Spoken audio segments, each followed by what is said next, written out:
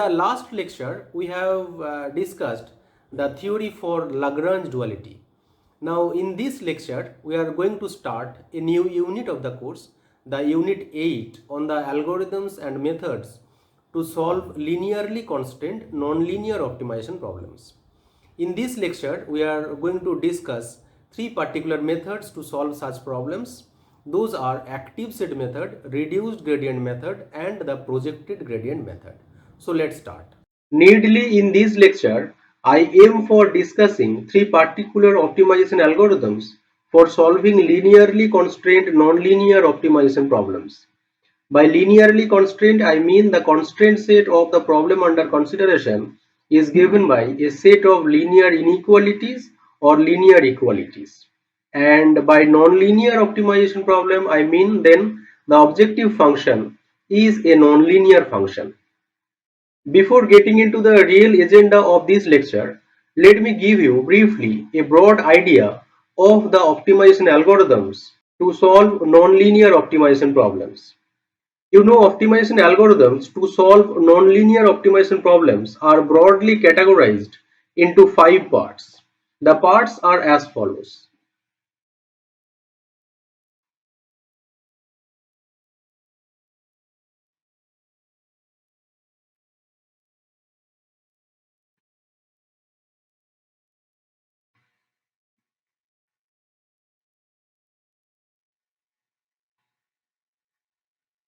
The first category of the optimization algorithms to solve constraint optimization problems basically aim for solving the system of nonlinear equations given by the KKT system of the optimization problem.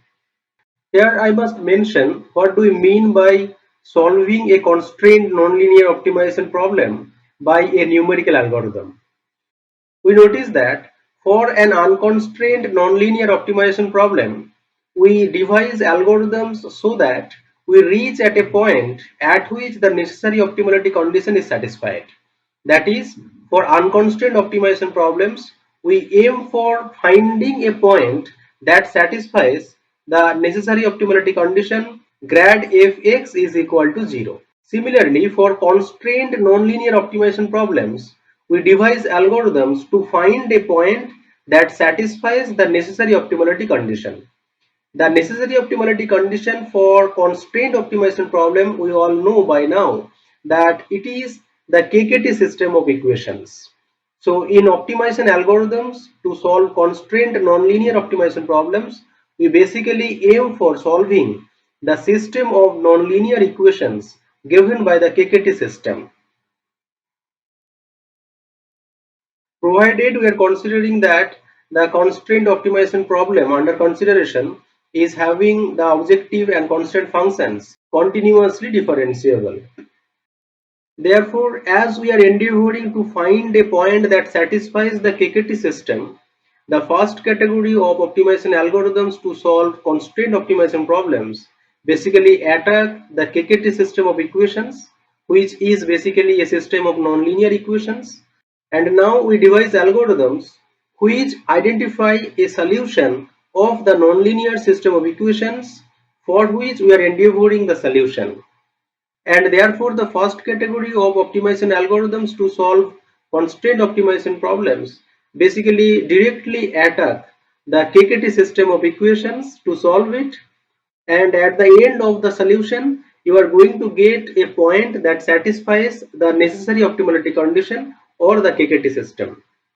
Two popular methods in this first category are the Newton-Raphson method and the interior point method. Here the Newton-Raphson method is basically the root finding method for a system of nonlinear equations. We notice that the KKT system is basically a system of nonlinear equations. Now you can employ the Newton-Raphson method which finds a root of this KKT system, and that is your Newton-Raphson method for solving constraint optimization problem. The another category is the interior point method. Interior point methods basically do not directly attack the KKT system to solve it, rather formulate an approximate KKT system. By solving this approximate KKT system, the interior point methods find a sequence of iterative points which at the end of the day converges to a point that is a solution of the original KKT system. Interestingly, interior point methods was originally developed for solving linear programming problems. And interior point method is a non-linear programming method for solving linear programming problems. Interior point methods basically brought a revolution, a complete revolution in finding a polynomial time algorithm to solve a linear programming problem. Later on, this interior point method has been devised for general convex optimization problems, and it is found that interior point methods require polynomial time complexity to find a solution of a general convex optimization problem. The second category of optimization algorithms to solve constraint optimization problems is the category of feasible point methods. In this category of feasible point methods, we basically aim for generating a sequence of iterates, say starting from x0, then x1, x2, and so on, so that all these sequential points are lying in the constraint set and finally gives us a sequence of iterates xk, which either converges to a KKT point or provides an accumulation point that is a solution of the KKT system. As here the sequence of points in xk are feasible points, we name this method as feasible point method. Here in this category of feasible point methods, two popular methods are the projected gradient method and the variable elimination method. In the projected gradient method, what we do at each and every iterative point, say xk, we consider to identify the negative gradient of the objective function, and then we aim for moving along this negative gradient because we know the negative gradient is the steepest descent direction. So along this negative gradient direction we aim for moving and decreasing the objective function, but by taking a step length of amount say alpha k along this negative gradient direction, if we find the next iterative point say xk plus 1 is going out of the feasible region, what we do? We project back this point xk plus 1 in the constraint set.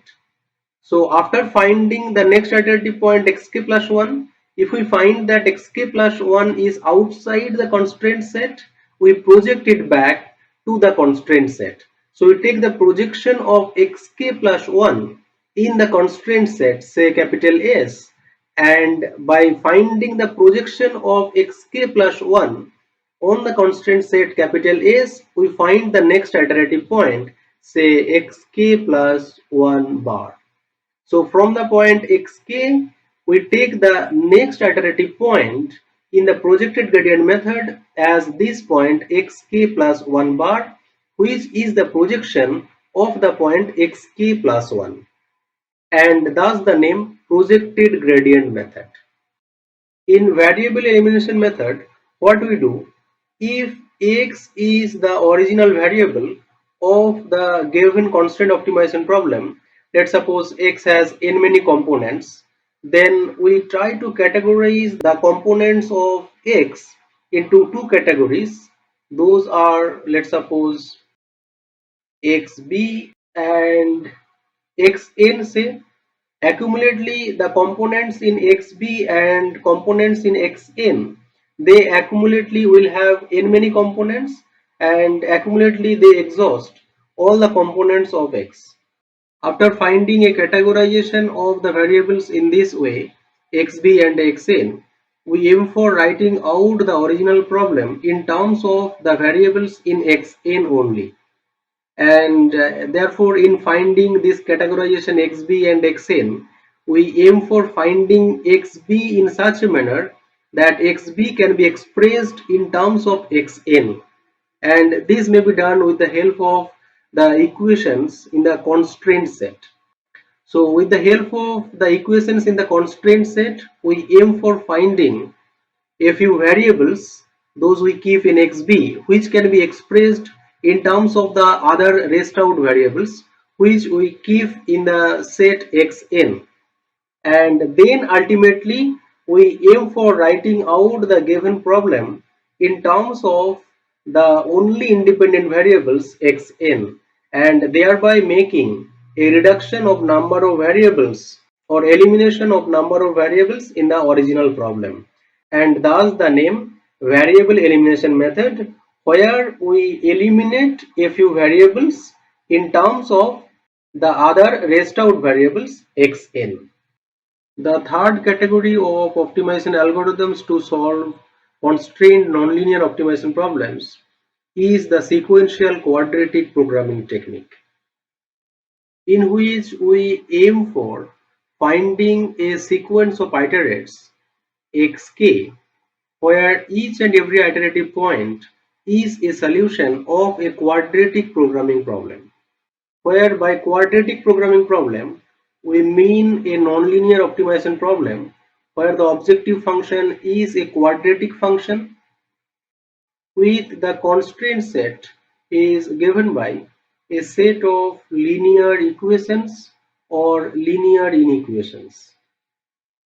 In sequential quadratic programming technique, what we do is that at each and every iterative point xk, we formulate a quadratic programming problem and solve this quadratic programming problem to find the next iterative point xk plus 1. Now, how do we find this quadratic programming problem at the point xk? To find a quadratic programming problem at the point xk, we consider a quadratic approximation of the objective function at the point xk and put that quadratic function as the objective function of the quadratic programming problem to be taken at the point xk, and you consider linear approximations of the constraint functions and take those linear approximations of the constraint functions as the linear equalities and linear inequalities in the quadratic programming problem at the point xk.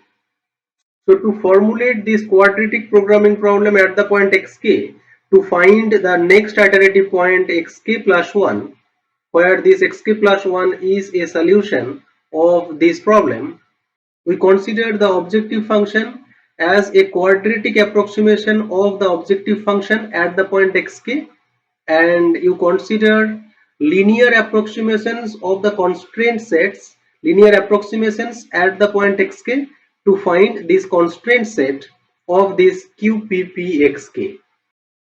Now by solving this QPPXK, you are going to get the next iterative point xk plus 1. So in this way, we generate a sequence of iterative points xk's in the sequential quadratic programming technique, where this sequence xk is expected to have the property that it is convergent and it converges to a point, or it has an accumulation point which is a solution of the KKT system of the original constraint optimization problem. The fourth category of methods to solve constrained nonlinear optimization problems is the sequence of unconstrained minimization technique, which is a penalty function based approach that is formulated in the following manner. That you notice that a given constrained optimization problem, let's suppose minimization of fx subject to a set of constraints, let us write in a compact manner by x belonging to some constraint set, say capital S. So here capital S is typically a subset of n-dimensional Euclidean space. Given this constraint optimization problem constrained by the set capital S, we can formulate an equivalent unconstrained optimization problem, which is minimization of fx plus the indicator function of the set capital S, where this indicator function of the set capital S is defined by Isx is equal to 0 when x is belonging to the set capital S, and it is positive infinity when x is not belonging to the set capital S.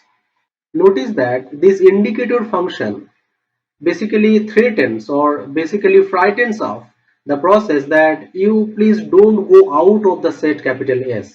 Otherwise, I will give you a huge penalty, that I will give you infinite penalty if you are moving out from the set capital S in devising the optimization algorithm to solve this problem. Now, as this is an unconstant optimization problem, you can go for employing any of the unconstant optimization technique to solve it.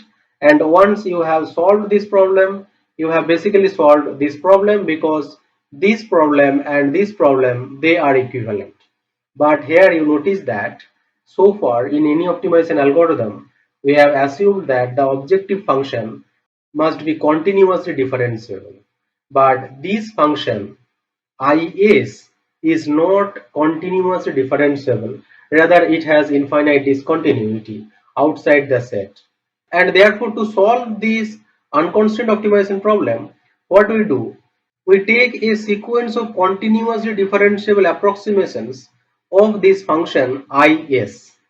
So if we suppose that Pkx is a continuously differentiable approximation of the function Is at the current iterate, say xk, then we go for solving this unconstant optimization problem, minimization of fx plus pkx, where pkx is continuously differentiable and it is an approximation of the function isx. Now you go for solving this unconstant optimization problem. By solving this unconstant optimization problem at the point xk, you are going to get the solution point, which we name as the next alternative point xk plus 1. So sequentially, by solving this unconstrained optimization problem, you are going to generate a sequence of iterates xk, which ideally expected to be convergent and converging to a point x bar that is a solution of the KKT system of equations of the constraint optimization problem. So this is how the sequential unconstrained minimization technique works, and this sequence of unconstrained minimization technique, which is popularly abbreviated by SUMT. These SUMT were devised in the late 1960s by two giants in optimization theory. Those are Fiaco and McCormick. Although this ACUMT technique was devised in 1960s, but they are still one of the most popular methods in solving constrained nonlinear optimization problems.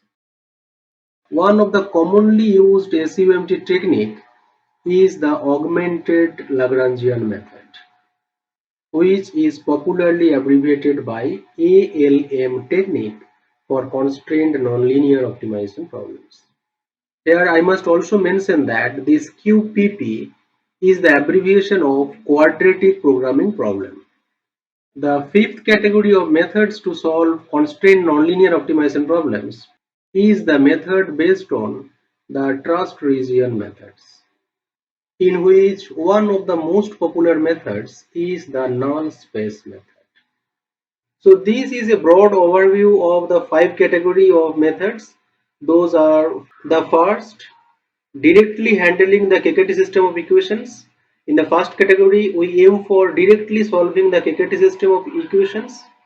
And the second category is the feasible point method.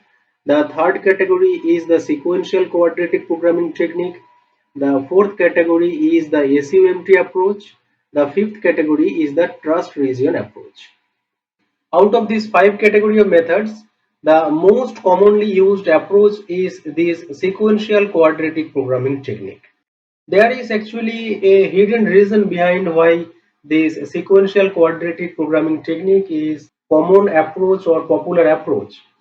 The hidden reason is a common perception about devising an optimization algorithm. You notice that in the optimization algorithms to solve unconstrained optimization problems, we find the next iterative point xk plus 1 by finding a minimum point of a quadratic approximation of the objective function. You recall here the quasi-Newton methods or the Newton method or even the steepest descent method. You notice that the next iterative point xk plus 1 was found by minimizing a quadratic approximation of the objective function at the current iterate xk.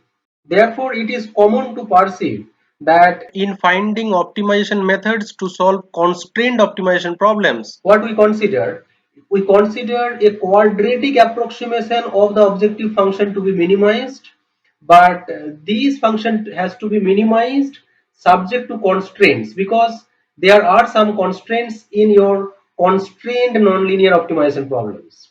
And in finding the constraints, then you consider a quadratic approximation or linear approximation of the constraint functions. So therefore, by taking up a quadratic approximation to be minimized subject to linear or quadratic approximation of the constraint functions, essentially gives us the idea of sequential quadratic programming technique.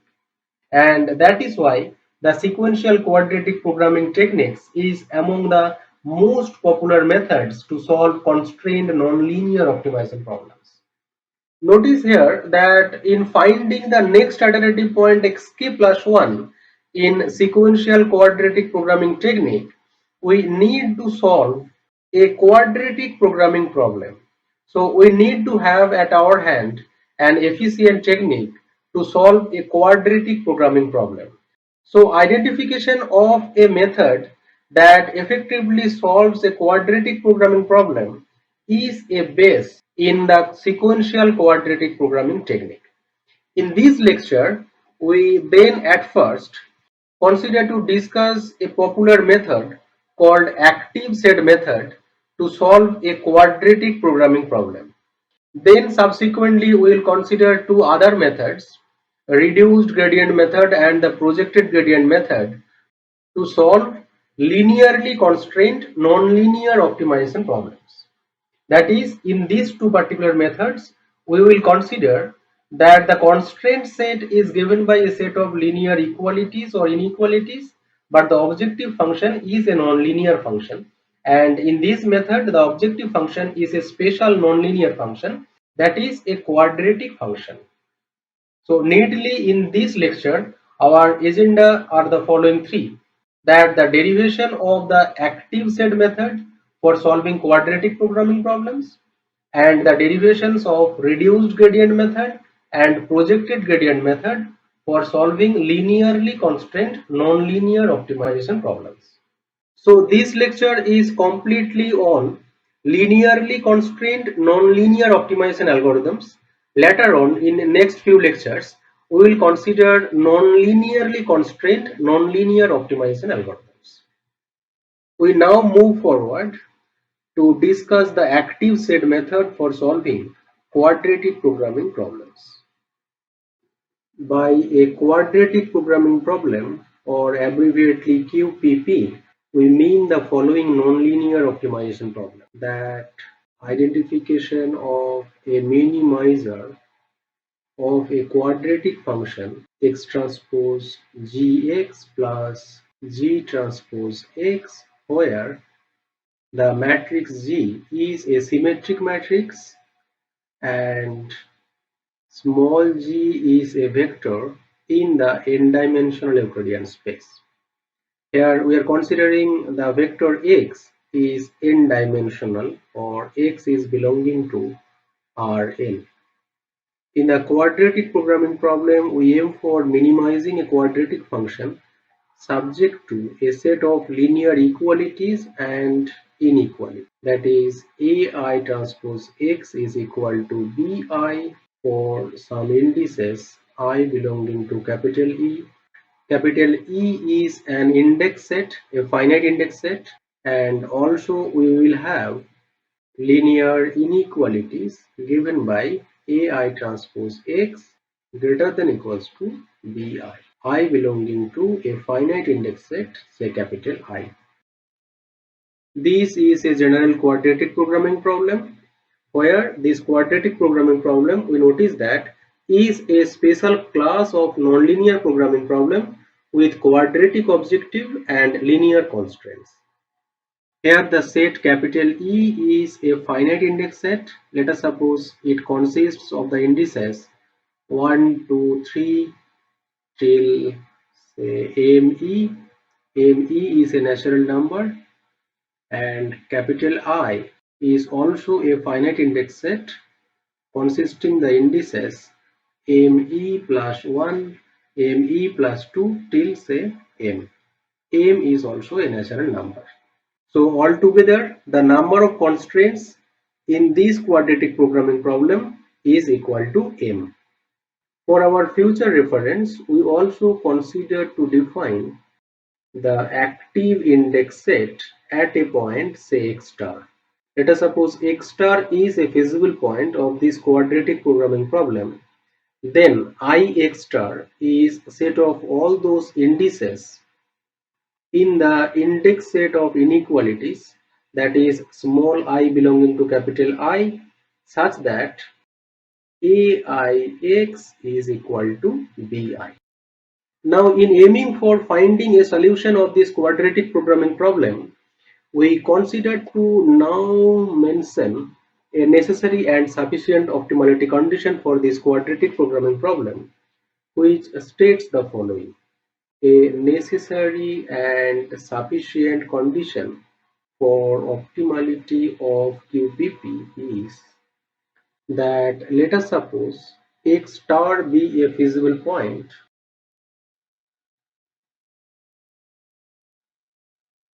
of the QPP that we have stated just now, that is this problem which we name as QPP. Let us suppose x star is a visible point of this QPP. Then this point x star is a local minimizer of this QPP if and only if there is a Lagrange multiplier vector, say lambda star, so that this pair x star and lambda star is a KKT pair such that we have the KKT equations to be true together with the Hessian matrix is positive semi-definite in the set that crudely consists of set of all feasible directions of the QPP, where the set capital G x star lambda star is the set of all non-null directions in the n-dimensional Euclidean space Rn, such that we have AI transpose D is equal to 0 for I belonging to the set of all equalities. AI transpose D is greater than equals to 0 for all I belonging to the active index set, together with this AI transpose D must be equal to 0 for those active indices for which we have the Lagrange multiplier lambda I star is positive.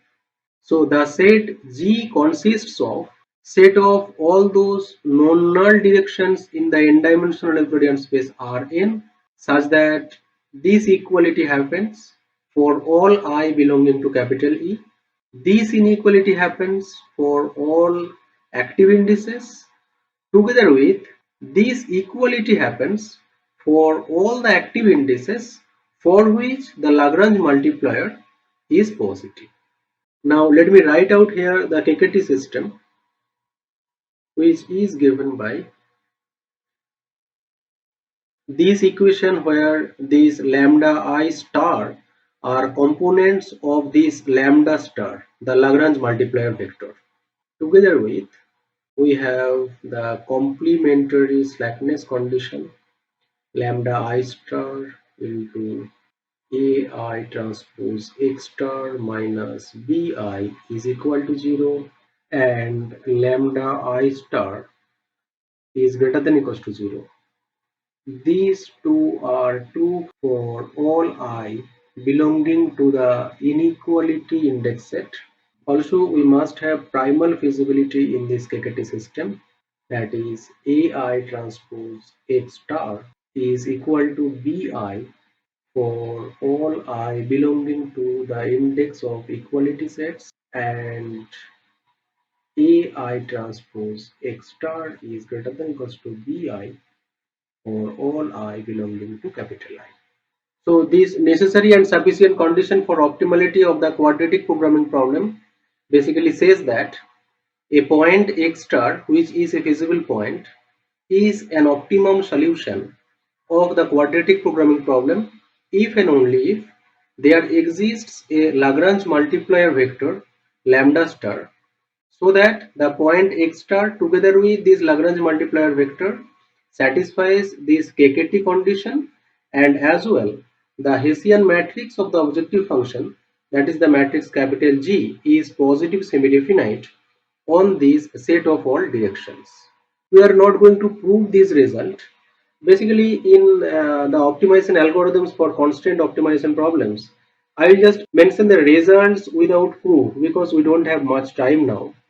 And I really don't like to state some results without their detailed proof. But as there is a time crunch, now I have to wrap up all the materials, and therefore I have to skip the proofs. But I will state the results. I will discuss the basic idea behind the optimization algorithms. But whenever I will be stating certain results, I will be also mentioning some pinpointed locations of some standard books from where you will get their detailed proofs. For instance, for this particular result, you please look at the proof of the theorem 9.1.3 on the page number 412 of the Sun and One's book. Now next I will go for discussing the active set method to solve quadratic programming problems. First, we will discuss how to handle quadratic programming problems with equality constraints, and later we will get to know how the idea of handling equality constraint quadratic programming problems can be generalized for solving quadratic programming problems with inequality constraints. So let us first discuss how to handle equality constraint quadratic programming problems. In the equality constrained quadratic programming problems, we consider neatly the statement of the problem is that minimization of half x transpose gx plus small g transpose x subject to certain equalities are given, and those equalities can be written in terms of matrix capital A, that Ax is equal to B. Or let me consider A transpose X is equal to B, where the matrix A transpose is the matrix consisting all these vectors AI transpose. We are considering only equality constraints, so we are just considering then these vectors A1 transpose in the first row of capital A, then A2 transpose in the second row, and so on. This A transpose is given by this A1 transpose, then A2 transpose, ending up with, let me just simply say, AM transpose. We are considering all the constraints equalities. We have m many equalities, and all these AIs are n-dimensional vectors because here x is n-dimensional. X is belonging to Rn. So this A transpose is a matrix of order m by n. The vector small g, as usual, is a vector in the n-dimensional Euclidean space. The vector B is in Rm. Here we consider a special name for this problem. Let us name it as QPP with equality constraint, QPPE. Here, without loss of generality, we assume that the matrix A transpose is rectangular, that is, the number of rows or number of equations here is less than equal to the number of variables. And we also assume that there is no redundancy of the constraints in this constraint set. By that I mean no equality out of the m equalities in this constraint set is redundant in nature. That is, no constraint out of the m constraints can be expressed as a linear combination of other constraints. Neatly here, we consider that the rank of the matrix A transpose is equal to the number of rows. Here you might think how the consideration m less than equal to n is not losing any generality. Here we observe that if m is greater than n, that is number of equations are more than the number of variables, then in this case what will happen? Certainly, as the number of variables are less and there are more number of equations than the number of variables, we can certainly eliminate m minus n many equations and accordingly reduce the system to an equivalent system having not more than n many equations, and therefore the consideration of m less than equal to n does not really lose any generality. Now here, as we have considered that the rank of the matrix A transpose is equal to M, there then certainly exists an M by N submatrix of the matrix capital A. Let us suppose this M by N submatrix of the matrix A transpose is this B transpose.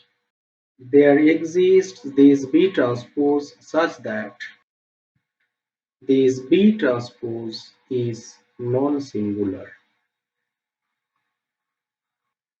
After finding a submatrix B transpose of the matrix A transpose where B transpose is non-singular, we consider to partition the matrix A transpose into two parts, where in the first part we have B transpose, then the rest out columns of A transpose are written inside this matrix, say capital N transpose. Now associated to the columns in capital B transpose, let's suppose the variables are xb, and associated to the columns N transpose, let's suppose we have the variables xn. Here in finding this xb and xn, we look at the equation here in the constraint set and we see that A transpose is consisting of n many columns, let's suppose alpha 1, alpha 2 till alpha n, where each of the columns alpha 1, alpha 2, alpha n are m vectors. They are m tuple vectors because the matrix A transpose is of order m by n. So explicitly if we try to write A transpose x is equal to B, then we have this A transpose x is equal to B is given by alpha 1 times the associated variable say x1 plus alpha 2 times the associated variable x2 till alpha n times xn is equal to B, where these x1, x2, xn constitutes the vector x, the variable vector x. It has n many components x1, x2 till xn, right? So we can write A transpose x is equal to B equivalently by this equation. Now you consider a partition of the matrix A transpose into this B transpose and then writing out N transpose. Now B transpose consists of columns of the matrix A transpose. So let's suppose B transpose consists of alpha 1, then alpha 3, then alpha 4, and then let's suppose till alpha n. So in xb then the associated variables are x1, then x3, x4, xn. So xb consists of these variables, these four variables x1, x3, x4 and xn, provided the matrix B transpose consists of only the columns alpha 1, alpha 3, alpha 4 and alpha n. After finding out this B transpose, you find the associated variables. Associated to alpha 1 we have x1, associated to alpha 3 we have x3 here, associated to alpha 4 we have x4 here in this equation, associated to alpha n we have here xn, and therefore you consider to partition the variables x in terms of writing out xb and then xn. Here in writing this x in terms of xb and then xn, you may need some reordering or renaming of the columns in the matrix capital A transpose. So after a reordering of the columns in capital A transpose, so that we can write A transpose is equal to B transpose and then N transpose, and accordingly this x can be written as at first the variables in xb and then the variable xn, so that you can write A transpose x is equal to B transpose xb plus N transpose xn. So we are basically partitioning off the matrix A transpose into two parts by B transpose and N transpose, so that this expression A transpose X can be written as B transpose XB plus N transpose XN. Accordingly, you go for taking up the partition of the variable X as XB and then XN, right? Now, after considering this partition of A transpose and X, we look at this equation A transpose X is equal to B. That gives us B transpose into XB plus N transpose Xn is equal to small b. And as B transpose is non-singular, it has inverse, and therefore the variables xb can be written as B transpose its inverse times B minus N transpose Xn. From this equation we see that for any given values of xn, if you compute this matrix, then you are going to get the values of xb's, so that this xn together with xb satisfies this equation, and hence that satisfies this A transpose x is equal to b. So then by this relationship xb is equal to this expression, this entire QPPE can be expressed equivalently by the following, that write the QPPE in terms of only the variables in xn. You go for writing out minimization of the objective function half of x transpose gx, where this x transpose is now partitioned into xb and xn. So we have here x transpose given by xb transpose xn transpose.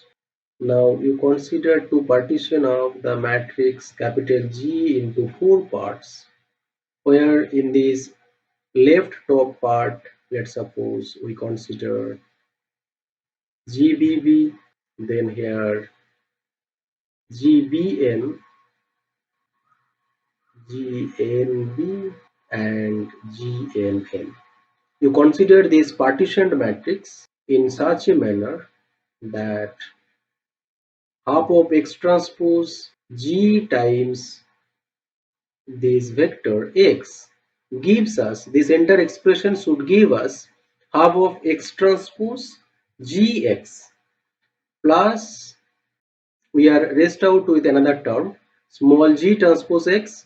Now you try to consider the partition of g by, let's suppose, gb transpose and gn transpose multiplied with xb xn. Fine. Now subject to, instead of writing A transpose X is equal to B, we go for writing out XB is given by B transpose inverse times small b minus N transpose Xn. Fine. Now, if we plug this expression of xb over in the objective functions expression, then we see that this problem equivalently is just an unconstrained optimization problem where the objective function involves only the variables xn, and let us suppose the objective function in terms of xn is given by half of xn transpose gn hat xn plus gn hat transpose xn plus up to a constant, let's suppose c hat, where this xn is unrestricted to lie in the Rn minus m space. Where, as a home task, I would like to give here that you find what are suitable matrices, these Gn cap, these small gn cap and c cap, so that this entire expression here is just this expression by plugging xb is equal to this entire expression. Fine. Here, as a verification, you please try to verify that if I am correct, that this gn hat is given by the matrix gnn minus this expression, the vector small gn hat is given by this vector, and the real number c hat is given by. You please try to verify if I am correct with all these expressions, so that this objective function is identical with this objective function by plugging the expression of xb into over here. Now here itself, let me give you another home task instead of giving at the end of the lecture, that in the special case when this gn hat is positive definite, then certainly if we consider a stationary point of this objective function, that will give us the global optimum solution of this particular problem, right? So if I just consider a stationary point, let's suppose this xn star is equal to minus gn hat inverse times small gn hat, is certainly the unique solution of this particular problem. And you saw that if this gn hat is positive definite, then the vector xb star given by this expression where xn is to be considered as xn star, this together with this xn star and xb star will constitute a solution of the original problem QPPE. That is the home task here, that if gn hat is positive definite, then so that the vector x star given by xb star and xn star, where xb star is given by the expression here that b transpose inverse times small b minus n transpose xn star, and here xn star, which can be further written as b transpose inverse times small b 0 plus b transpose inverse into n transpose minus I times gn hat, its inverse, into small gn hat. You saw that these x star together with the Lagrange multipliers lambda star given by b inverse into this expression, this x star and this lambda star together, they give us a KKT pair of the original problem QPPE. Therefore, in finding a solution of this original problem QPPE, what we have done here, we have attempted to eliminate the dependencies of the variables xb and xn. We noted here that xb can be expressed in terms of xn, and therefore we reduce the problem, the original problem QPPE, into this problem, an unconstant problem in terms of the variables xn, which are independent variables, xb are dependent, they are dependent by this equation. So this QPPE is expressed in terms of an unconstant optimization problem, and then you try to solve it.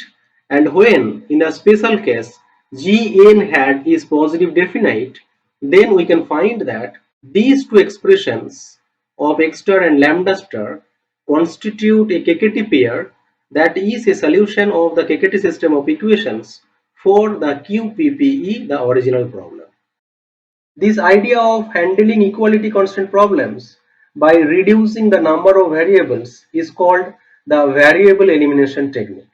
The idea is simple, but if this B transpose, this matrix is close to singular, then you notice that computing solution by this inversion of matrix, computing of this x star in terms of this expression, will lead to a numerically unstable case.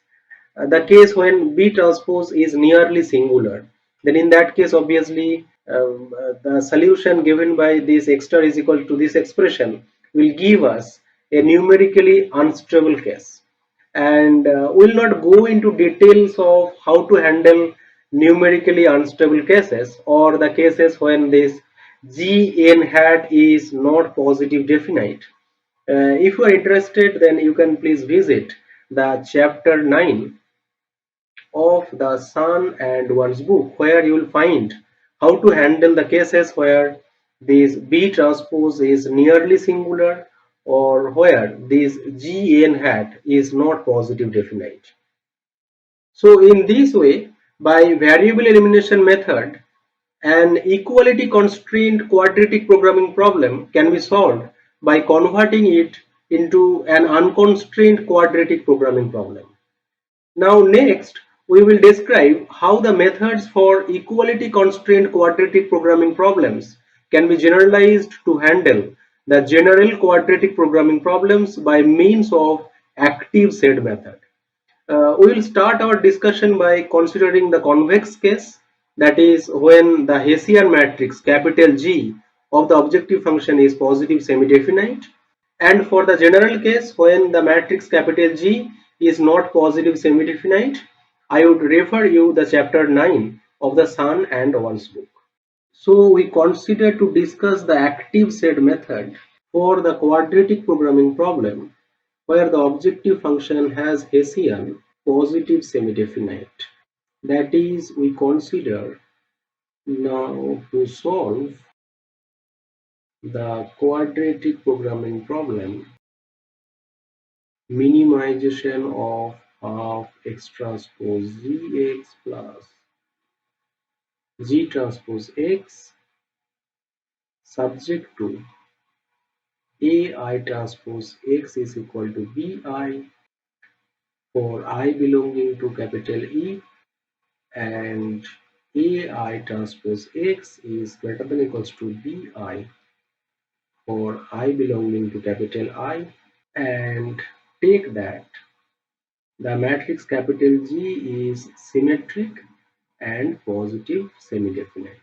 To solve this QPP problem, we are now going to discuss the active set method, where in the development of the active set method, we will seek the help of the variable elimination technique for solving quadratic programming problems with equality constraints that we have just described. Now, intuitively, we notice that inactive inequality constraints do not play any role near the solution. So they can be dropped, and you notice that the active inequality constraints appear with equality at the solution. and so they can be replaced by equality constraints at the solution point. So at the solution point, this idea of dropping out certain inequality constraints, inactive inequality constraints, and consideration of the inequality constraints that are active as equality constraints is the idea of active set method. Basically, the following straightforward lemma is a base for the active set method.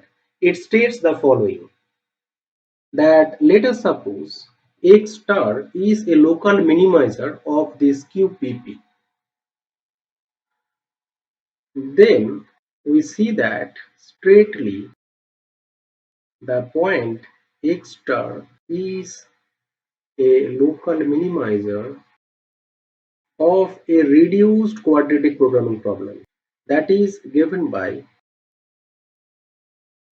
minimization of the objective function as it is, but in the constraint set you consider only the active constraints at the point x star. That is, you consider all the equality constraints together with all those inequalities which are active at the point x star.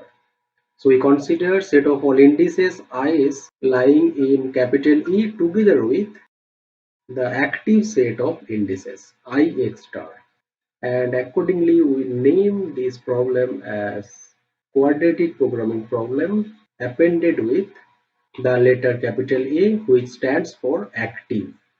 This is very trivial to realize, that if x star is a local minimizer of the original problem, then certainly x star is a local minimizer of this reduced problem. Here in this reduced problem, we have dropped out the constraints, the inequality constraints, which are inactive at the point x star. And here the result does not stop here. It states further, fascinatingly, that by solving this QPPA problem, you can also effectively solve the original problem QPP, which is the following, that conversely, if let's suppose x bar is a feasible solution of the original problem QPP, and this x bar is a KKT point of QPPA, where this x star has to be replaced by x bar. So better let me just consider here to write QPPA x star in order to emphasize that the problem definition of QPPA depends on the point x star. So in the converse part, we consider that x bar is a feasible solution to the original problem, and this x bar is a KKT point of QPPA x bar, and also consider that the Lagrange multipliers associated to x bar for this problem QPPA x bar, say the vector lambda bar, that satisfies the non-negativity restriction that lambda I bar is greater than equals to 0 for all I belonging to the active set of indices ix bar, then we can show that x bar is a KKT point of the original problem QPP. We see that this converse part is also very trivial, because in order to prove that this x bar is a KKT point of the original problem QPP, we notice that in QPP we have a few more additional constraints here, right? Those additional constraints are corresponding to the indices that I minus the active set of indices, right? Here, in order to make the discussion a bit uniform, let us not consider to write x bar. Let me consider here also x star, and accordingly here also lambda star, here also x star, here also x star, and here also x star. Now we see that the problem QPP is just the problem QPPA star together with additional few inequality constraints associated to these indices, right? And as the inequality constraints associated to these indices are inactive at the point x star, therefore just by enhancing these Lagrange multipliers by lambda star, that has in this lambda star in the converse part, we notice that we have components lambda I star, where I belonging to E union I x star. Now together with this lambda I star for I belonging to this set, you also consider the other Lagrange multipliers associated to these inactive inequality constraints to zeros. Then we see that these lambda star will act as Lagrange multipliers to satisfy the KKT system of the original problem QPP. So you consider the Lagrange multipliers lambda star given by the KKT system for QPP A x star, and then append a few zeros associated to the inactive constraints. That gives us Lagrange multipliers to satisfy the KKT system at the point x star for the problem QPP, right? So this converse part is again very trivial, just by augmenting of a few zeros in the Lagrange multiplier, right? So I am keeping then this part, the proof of both the parts, as they are straightforward. So I am keeping them as home task. You please write out the complete details of this proof. So therefore, what does this lemma says? That in order to find a solution for the QPP, the original problem under consideration, you go for solving this QPPA problem, which is a quadratic programming problem with equality constraints, right? And to find a solution of a quadratic programming problem with equality constraints, I have just now derived the variable elimination method. So we can employ here the variable elimination method to solve this QPPA problem, and by solving this QPPA problem, you find out a KKT point, and that KKT point gives us a KKT point of the original QPP problem with equalities and inequalities. And identification of a KKT point of QPP problem with the help of this QPP active problem is the basic approach in the active set method. So we write out here that in active set method, for solving QPP, we basically solve a sub problem or a reduced problem QPPA at the current iterate xk, where this QPPA xk is just the QPP, but by dropping out a few inequality constraints. And that's why this QPPA xk is called a reduced problem or a sub-problem of the original problem QPP. So in active set method, for solving QPP, we solve a sub-problem QPPA xk that has constraints that are active at the point xk together with equality constraints of the original problem, that is in the QPPA at the current iterate xk. We consider the constraint sets being AI transpose x is equal to BI for I belonging to the set of all equality constraints together with the active inequality constraints. We name this set of indices as the working set at the point xk and denote it by sk. This sk is named as the working set of indices for the problem QPPA-xk. Now to find the next iterative point from the point xk, what we do? We go for solving this problem QPPA-xk, and we will get a point, let's suppose x bar k, together with some Lagrange multipliers, let's suppose lambda bar k. Now after solving these QPP xk, you have found this xk bar associated to this lambda bar k. Now after finding this solution, you look at this lemma that if we see that the xk bar and lambda bar k, this xk bar is a feasible solution to the original problem QPP, and this lambda bar k is such that it has components non-negative for the active set of indices, then certainly this x bar k lambda bar k is a KKT pair of the original problem QPP. But what if this lambda bar ki is less than 0 for some I? Those are active constraints. For that we need to have some deeper analysis. Let me just write out two possible cases after finding this lambda bar k and x bar k. We can fall into broadly two categories, that either this xk bar is a feasible point or it may not be a feasible point of the original problem QPP. Now if it is not a feasible point, what to do?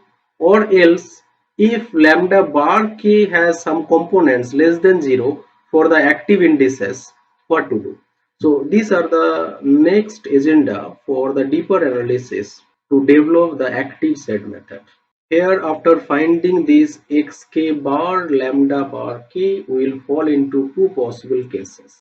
The first case is the case when x bar k is a feasible point of the original problem.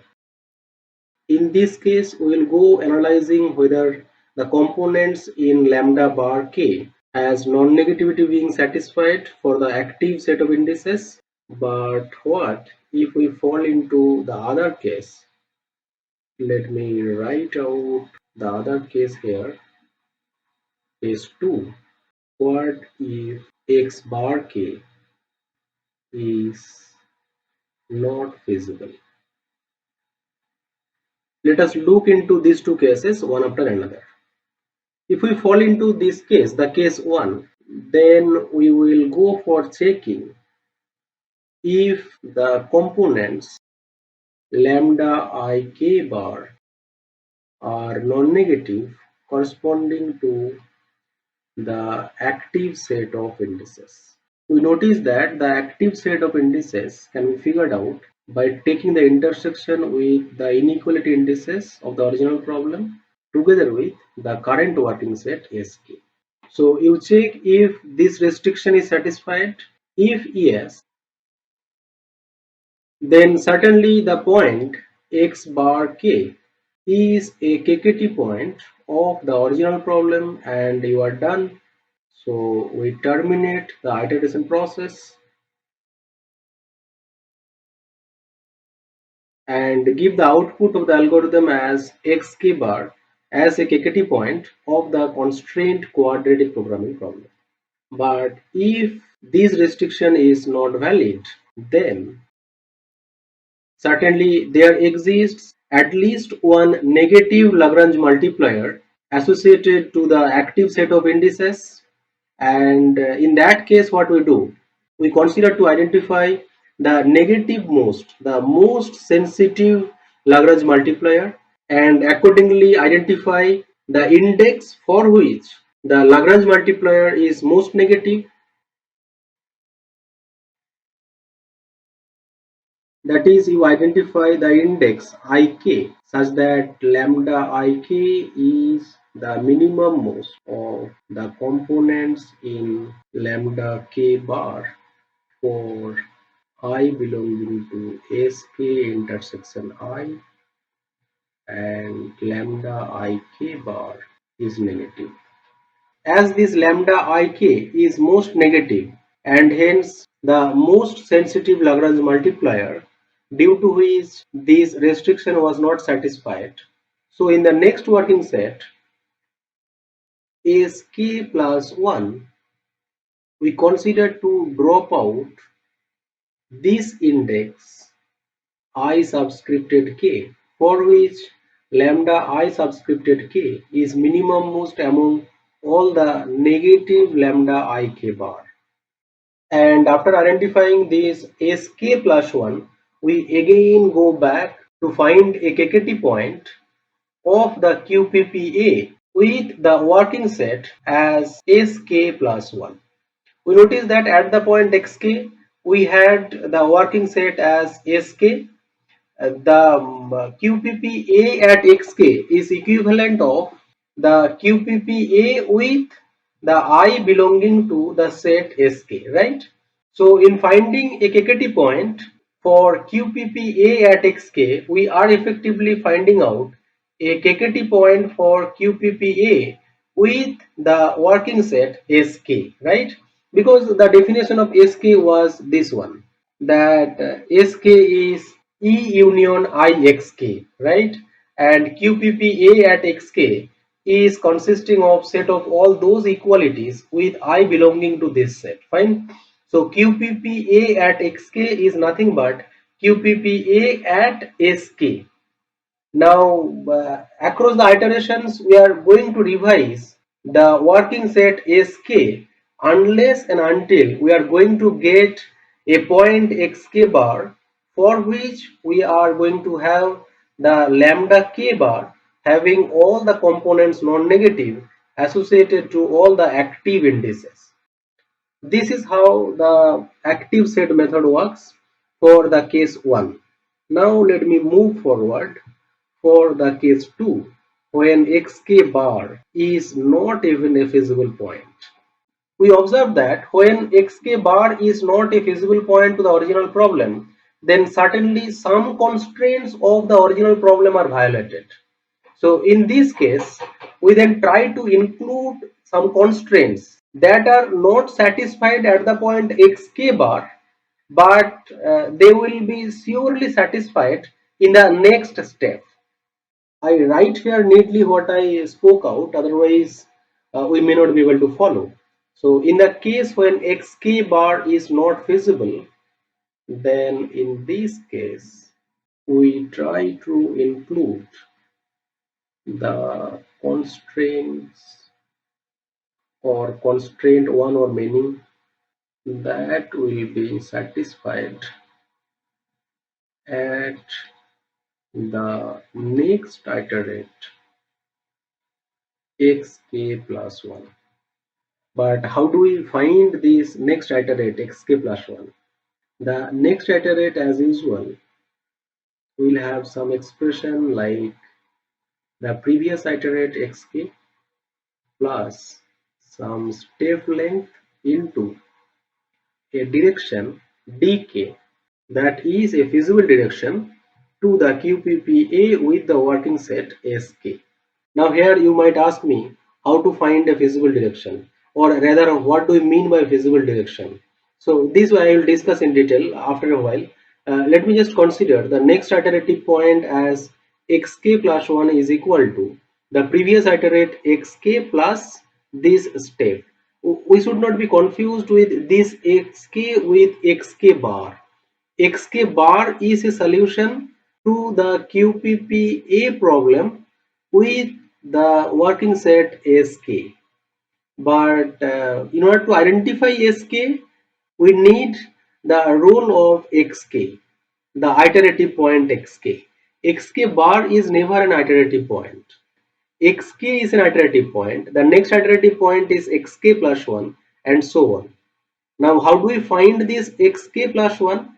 We consider this point xk plus 1 in such a manner so that this iterative point satisfies all the constraints in QPP, so that we will not fall into this case 2 over and again, that some constraints are not satisfied. Fine.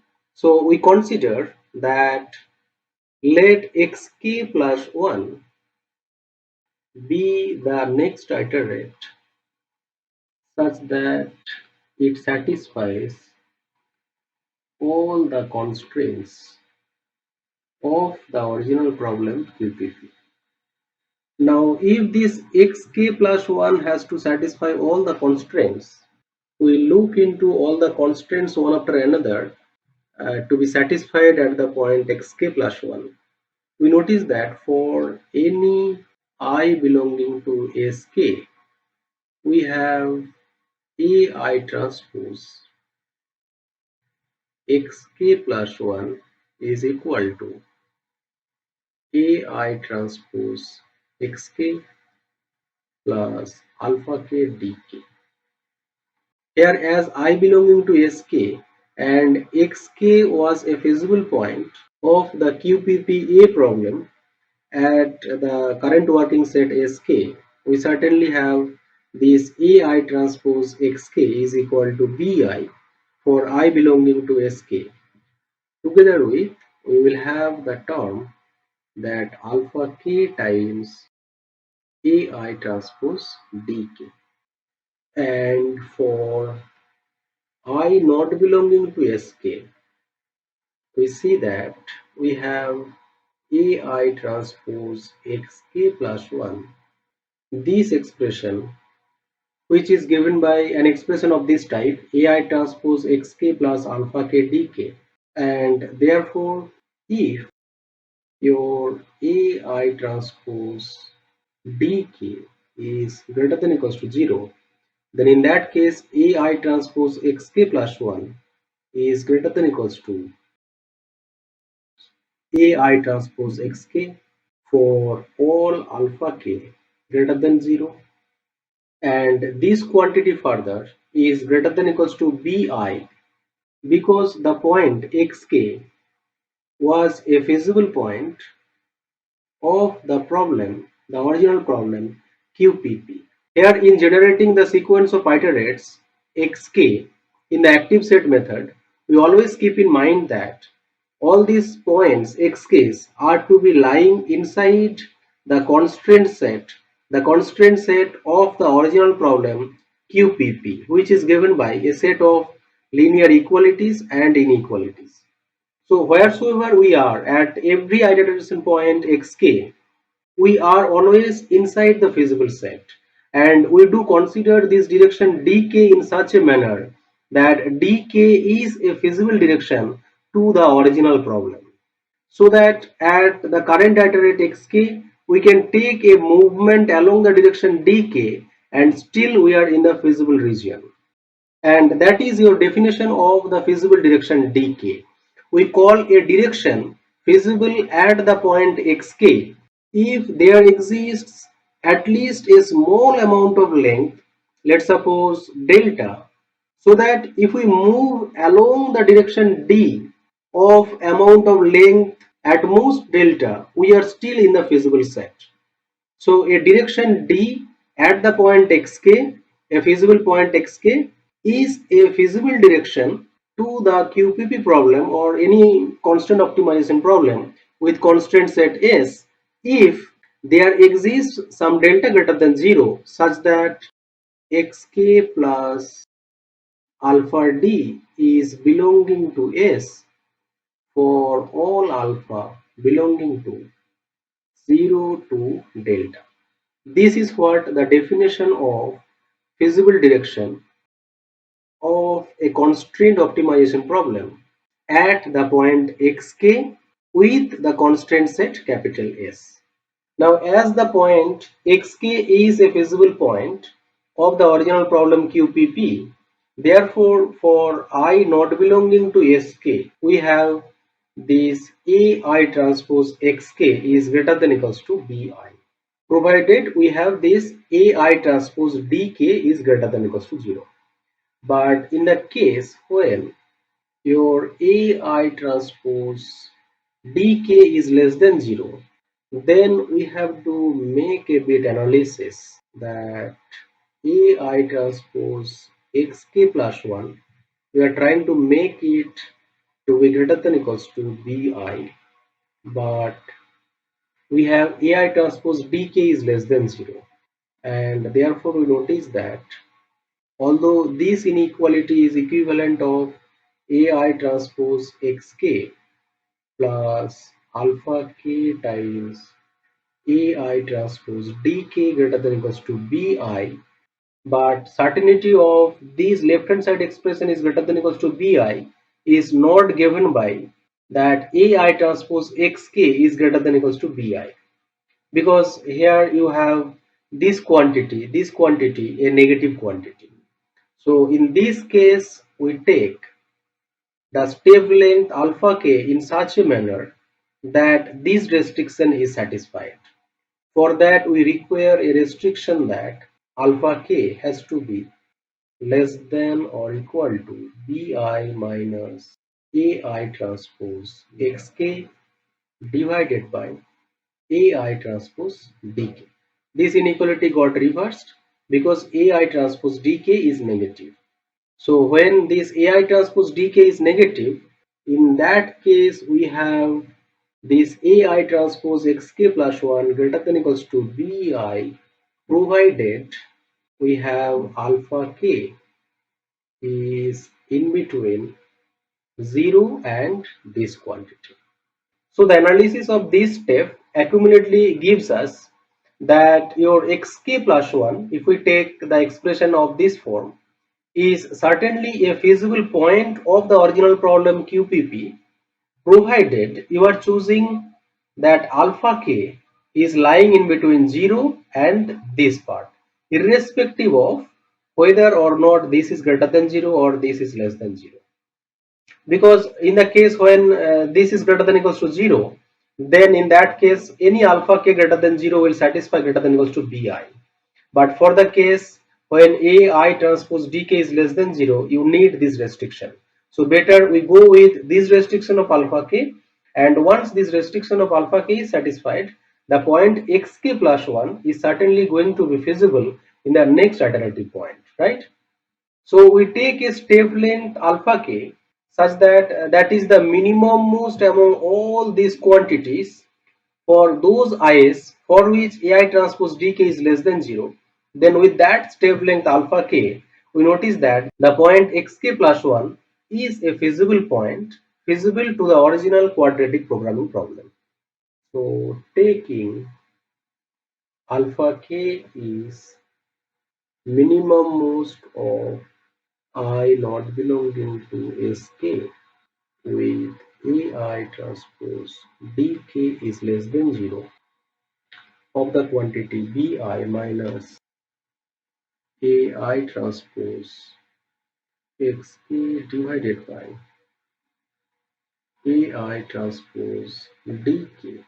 We see that the point Xk plus 1 is feasible to the original problem Qp. Now once we are going to employ this alpha k is equal to exactly this right hand side, the minimum most among all these right hand side for ai transpose dk is less than 0, then we see that there must exist some index not belonging to sk such that this alpha j is equal to bj minus ai transpose xj divided by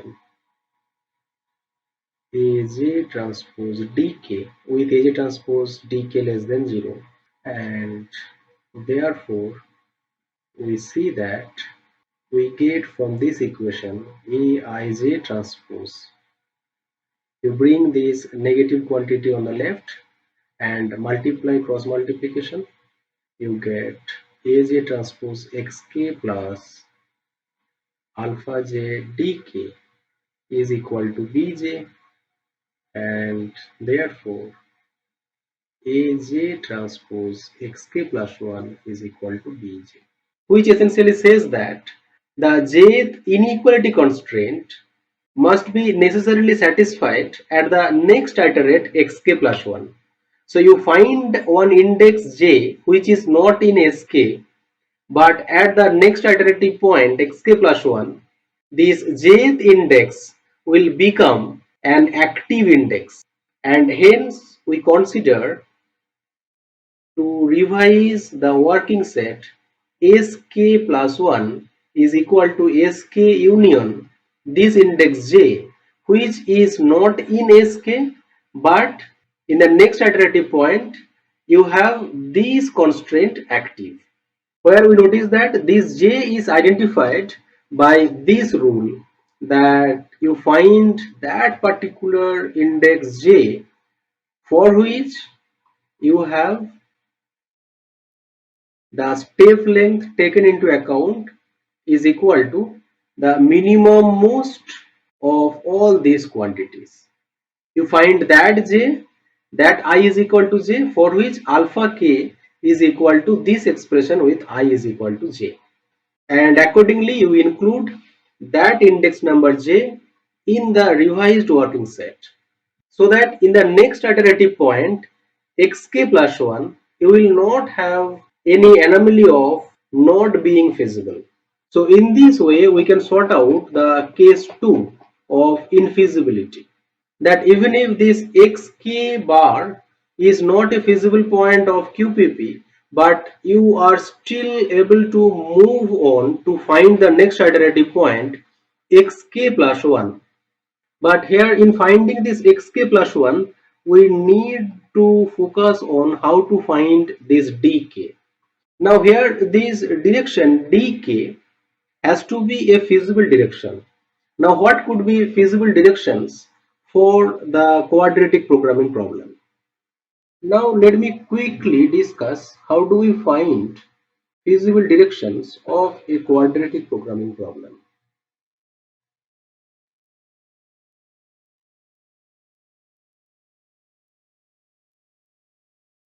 We see that the constraint set of the quadratic programming problem is given by the set of all vectors such that AI transpose X is equal to BI for I belonging to capital E, and AI transpose X is equal to BI for I belonging to the inequality index.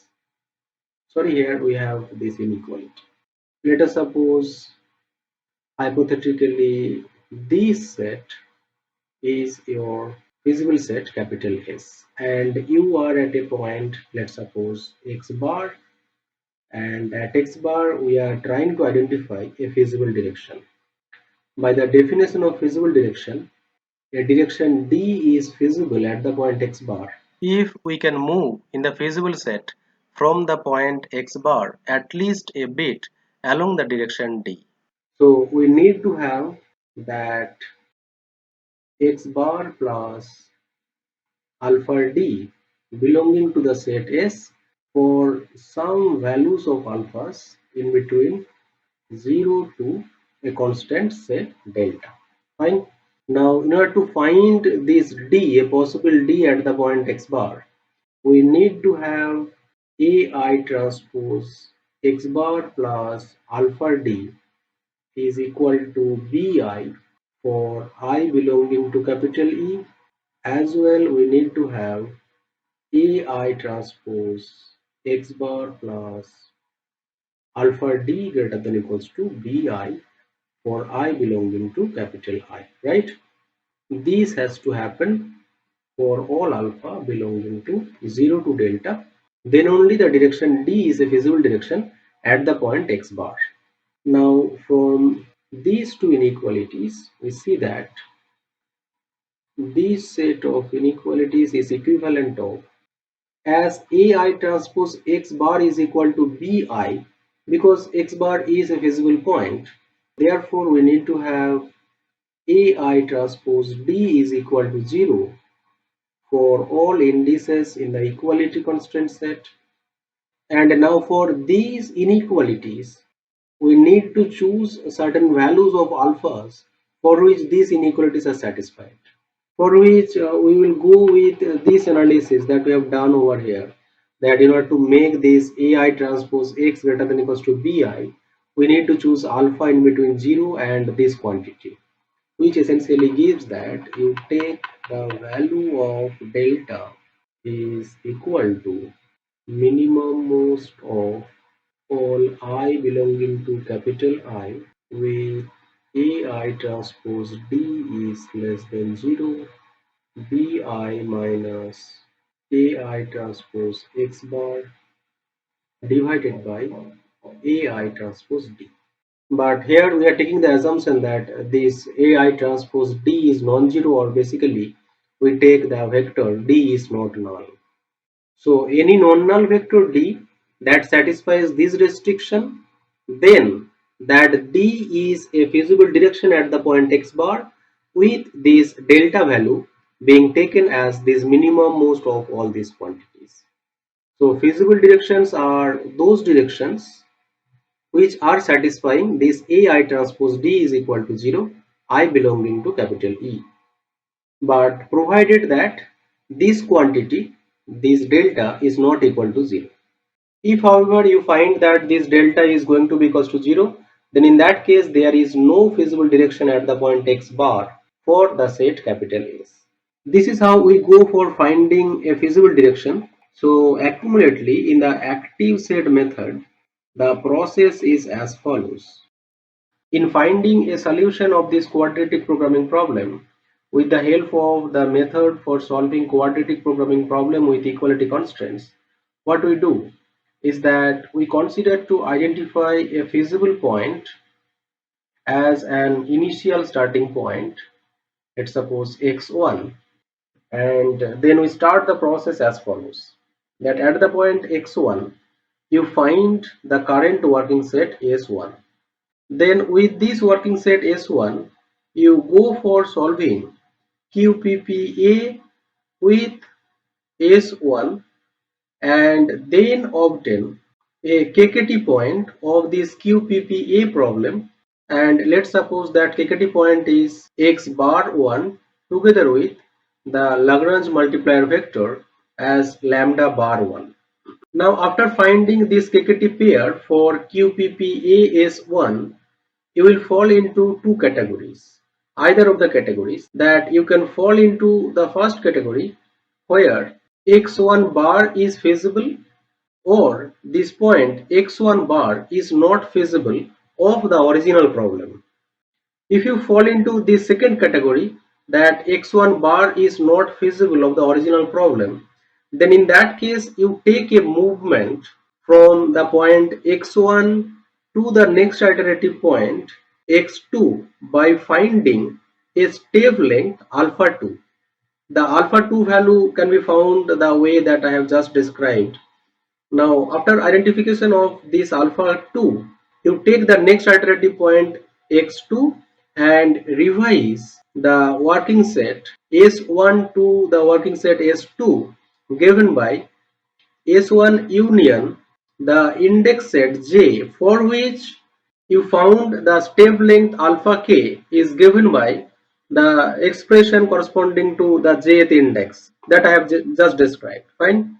Then again after revising this working set S2, you go for again finding a KKT point for the QPPA problem with S2 and proceed in this manner.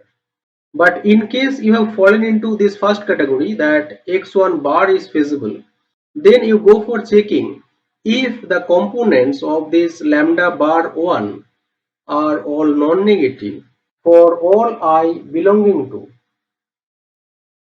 sk intersection I. If yes, then you have found a point x1 bar which is feasible to the original problem together with a Lagrange multiplier vector lambda 1 bar, and then you are done, that you have found a KKT pair of points that you are actually aiming for to find, and you declare that that is a KKT point of this original problem QPP, and you terminate your process. But in case if not all these lambda ik's are greater than equals to 0, then in that case you find the most negative component of this lambda bar, and then you revise the working set S2 as S1 dropping out this most sensitive index IK. Now after revising this S2, once again now you go for solving this QPPA with S2, then you find once again a KKT point of QPPS2 and proceed in this manner. You will fall either In this category, feasibility of all the constraints where the KKT point is a feasible point, or in the second category, not feasible. So in this way, we move forward in the active set method to find a sequence of iterative points unless and until we are reaching at a situation in which we are falling into this category. But what is the certainty that at one stage or at one iteration we will be able to reach at this particular point and hence finding a KKT point of the original problem? Yes, there is a certainty under a mild condition. I will mention the convergence result. But here I must mention that practically, actually, we do not go with this case 1 and case 2 identification, because these case 1 and case 2 identification are a bit tedious, because you notice that in order to check whether xk bar is feasible or not, then again we have to depend on the original problem and go for plugging xk bar at each and every constraint set and check whether all the constraints are satisfied or not.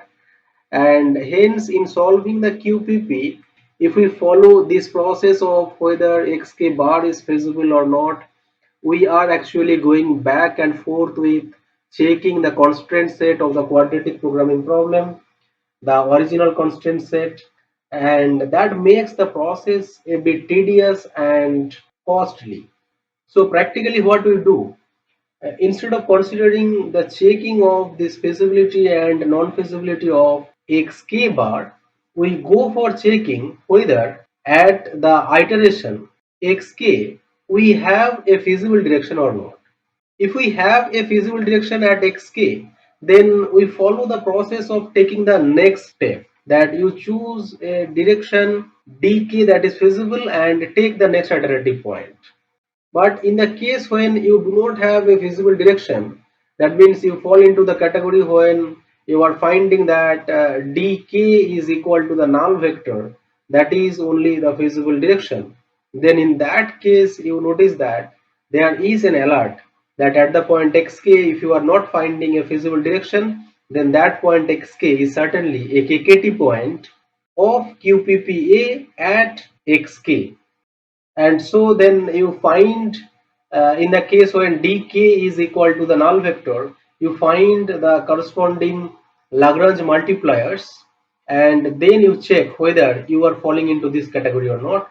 If yes, then stop. If not, then you drop a constraint by this rule and you move forward. So instead of all this process of checking feasibility of the KKT point and not feasibility of the KKT point for the QPPA SK, what we consider that we go for checking if there exists a feasible direction dk at the current iterative point xk. If dk is a node null vector, then take a step length and move forward, finding the next iterative point xk plus 1 given by xk plus alpha k dk, where the alpha k value is given by the rule that we have discussed so far in finding the alpha k by the minimum of the ratio rule. But if you are falling into the category that the dk value is equal to 0, we'll prove that once dk is equal to 0 at the current iterate, then the point xk is a KKT point of the QPPA problem with the current working set Sk. Now once this point xk is a KKT point of QPPA Sk, you go for finding the Lagrange multiplier lambda k associated to this xk and check whether this lambda k satisfies this restriction, that lambda ik is greater than equals to 0 for all I belonging to Sk intersection I. If yes, then you stop and give the output xk as a KKT point of the original problem. But if not, then you go for dropping out one index ik. The rule for finding ik is the corresponding index to the negative most Lagrange multiplier value. So here you will fall into two category at this stage, that either lambda k is having all the components greater than equals to 0 corresponding to sk intersection I, or otherwise this is not all greater than equals to 0. In this case, when not all greater than equals to 0, we revise sk plus 1 is equal to sk dropping out the index ik. So you have revised the working index set sk plus 1, and then again at sk plus 1 you go for taking the next iterative point xk plus 1 as the previous iteration xk, and then at this xk plus 1 with the revised index set sk plus 1 you check whether there exists a feasible direction or not. If yes, then you go for taking the next iterative point by this rule. If not, then you go for in this manner. So this is how we practically proceed in the active set method. Here in this rule, we notice that the rule that I have mentioned over here in the encircled green portion, notice that we do not have any involvement of the original problem but still able to solve the original problem. But if we go with this way, then we notice that we are making the involvement of the original problem in the iteration, and that makes the process bit tedious, bit costly, computationally not effective. So we practically follow this process. In this way, we notice that we essentially check at the current iterate xk if there exists a feasible direction dk or not. If yes, then you go for taking the next step by this rule. If not, then you follow this way. And when we are on this way, that means in this category dk is equal to 0, we notice that we need to identify the lambda k value. But how do we find this lambda k value? We were depending on dk, and then, well, somehow if you are able to prove that if dk is equal to 0, then xk is a kkt point of the qppask, that is fine. But in the next level you have to identify the Lagrange multiplier lambda k, then only you will be able to check this rule, right? So how do you find this lambda k? So here we need to then identify some way out, that in identification of dk, can we be able to identify the lambda k value as well. So next let me inform you how to find the value of lambda k without taking the dependence of xk. We consider to solve a quadratic programming problem in terms of feasible direction as follows. How do we practically find the value of lambda k, a Lagrange multiplier associated to the point xk, which is known to be a KKT point of QPPA with the current working set sk? To find a Lagrange multiplier lambda k, we proceed as follows. Let us suppose D be a step at the current iterate xk. By that we mean the next iterative point will be given by xk plus 1 is equal to xk plus d.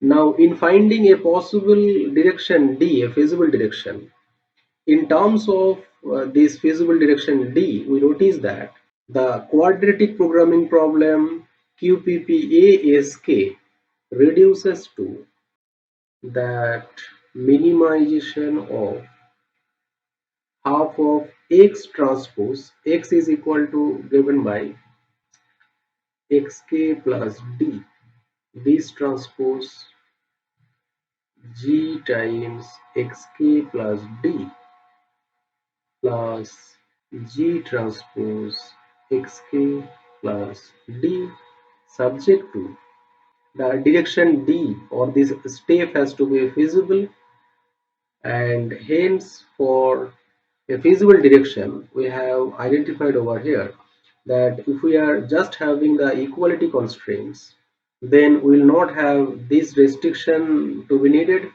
and therefore we will just need AI transpose D is equal to 0. That identifies a feasible direction for a quadratic programming problem with equality constraints. Now here you notice that QPPASK is a quadratic programming problem with equality constraints, and hence you will have here AI transpose D in the constraint set is equal to 0 for every I belonging to SK. You can actually find this AI transpose D is equal to 0 even from the constraint set of QPPASK. You notice that the constraint set of QPPASK is given by AI transpose X is equal to BI, I belonging to SK, right?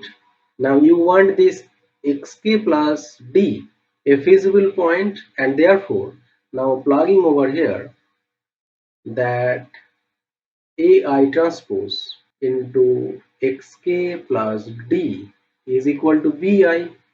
This is your constraint over here, but this constraint is equivalent of AI transpose D is equal to 0 because XK is a feasible point of QPPA with the working set SK, right?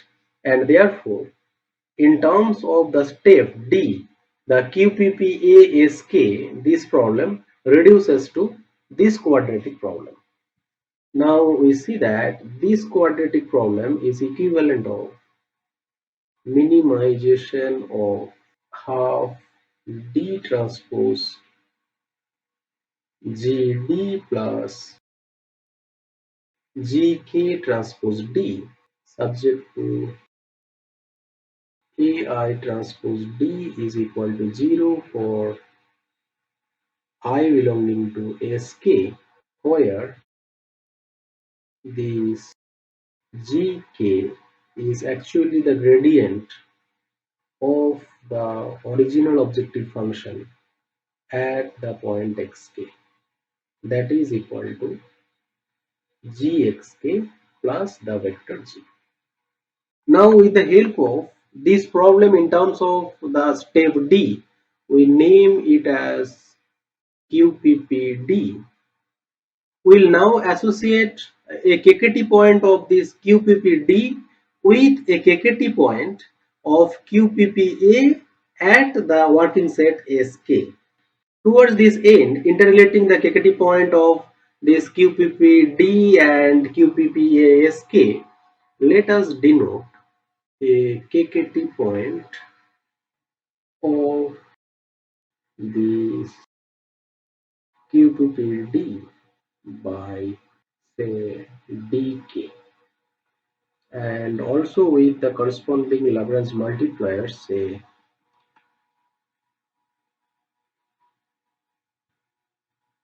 lambda k. Here you notice that in lambda k we have components lambda ik only for those I belonging to sk.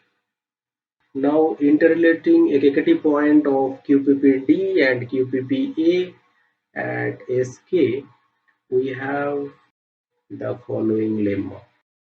The result states that if dk is equal to the null vector, that is a KKT point of QPPD is a null vector, then the point xk at which we have found this sk, this xk is a KKT point of the problem QPPA with the working set sk with the same Lagrange multiplier lambda k. A proof of this result is not that difficult. Let me quickly sketch out the proof of this result. Notice that if dk is equal to the null vector is a KKT point of the problem QPPD with Lagrange multipliers being this the vector lambda k, Then we have from the KKT conditions of QPPD that we have the stationary condition. The stationarity gives GDK plus GK is equal to AI times lambda IK, where I belonging to SK.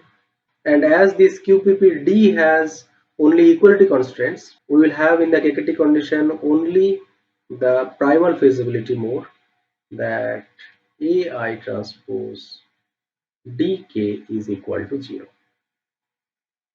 But due to the assumption that the dk, the null vector, is the KKT point of QPPD, therefore these conditions equivalently is simply gk is equal to ai times lambda ik summation over I belonging to sk, and ai transpose dk is equal to 0 is, we know, equivalent of ai transpose xk is equal to bi, right? Now this is further, we plug the expression of small gk. Small gk expression is the gradient of the original objective function. So this is your gxk plus small g, that gives them gxk plus small g is equal to lambda ik times the vector ai, I belonging to sk, together with ai transpose xk is equal to bi. Now you notice that this set of equations is precisely the KKT conditions for the QPPA problem with the working set SK, is not it? Here I have missed writing this I belonging to SK, I belonging to SK, I belonging to SK, because in the QPPD problem we have here this constraint set given by for the indices I belonging to sk. So here we see that then this xk together with the lambda ik, where this lambda ik is the same vector lambda k, which is Lagrange multiplier vector for this dk is equal to 0. So we see that with that Lagrange multiplier vector lambda k together with the point xk, we have this xk lambda k, a KKT pair for the problem QPPA for the current working set SK. So therefore, to find Lagrange multiplier vectors practically, then what we do? To find practically these Lagrange multiplier vectors lambda k, we just go for solving this simpler problem. By simpler, I mean you have only equality constraints with on the right hand side zeros and a simplified quadratic function. You go for solving this problem, you find dk. If you find that dk is equal to 0, then the point xk is a KKT point together with the Lagrange multiplier vectors given by this equation or just by this equation.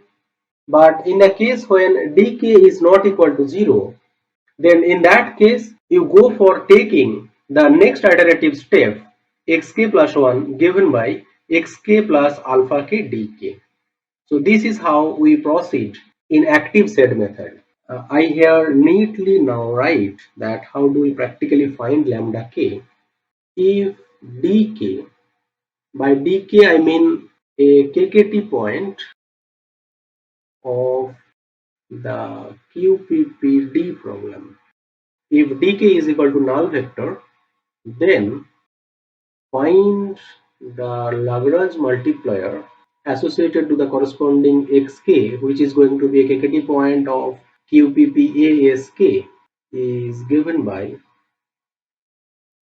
solving gxk plus small g is equal to summation I belonging to sk ai times lambda I. Therefore, instead of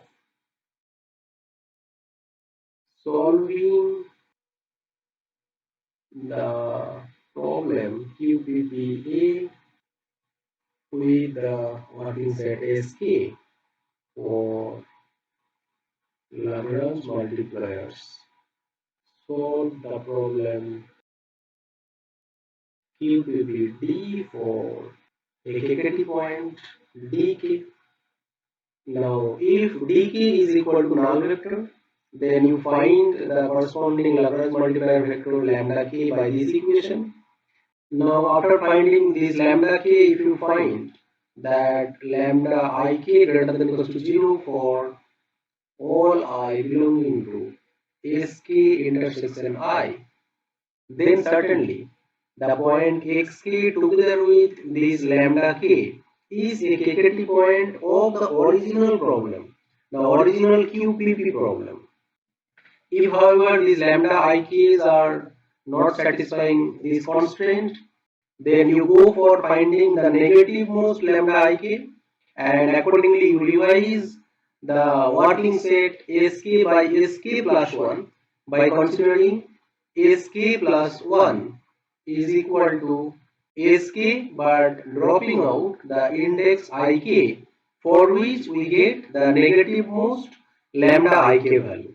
And after revising the working set sk to sk plus 1, you consider the next alternative point xk plus 1 as the previous iteration xk, because when you have fallen into this category, then in that case you don't have any direction, feasible direction. Dk is equal to 0, but unfortunately lambda k is not satisfying this condition, so we are not able to identify then a feasible direction to move on.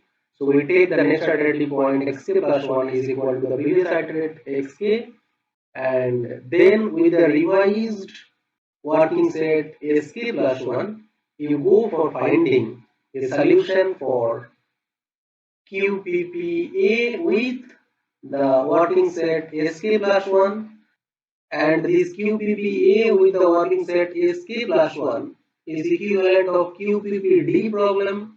Now you again solve the QPPD problem, find a KKT point dk, go for checking if it is 0, then once again you process in this manner. If dk is not 0, then in that case you take the next alternative point xk plus 1 is given by xk plus alpha k into dk, where alpha k is found by the rule that I have described earlier in this lecture. And in the case when dk is not equal to 0, once you are taking the next iterative point xk plus 1 given by xk plus alpha k dk, you go for revising the working set by sk plus 1, which is sk union the index j, for which you have gotten this step alpha k by the minimum of certain ratios. Look at the formula for this alpha k that I have described earlier in this lecture. So this is how we move on unless and until we reach at a situation when we have these conditions satisfied. Now let me write out the algorithm for the active set method and then the convergence result. That what is the certainty that at the end of the day you will be able to realize that this condition, that lambda ik is greater than or equals to 0 for all I belonging to sk intersection I is satisfied. Yes, there is a certainty under certain mild condition on the QPP problem under consideration. That also I will state and locate you the proof after writing out the active set algorithm. In the active set algorithm, we aim for solving the quadratic programming problem that I have stated at the beginning of this active set algorithm. We have considered a quadratic programming problem with positive semi-definite Hessian and with equality and inequality constraints.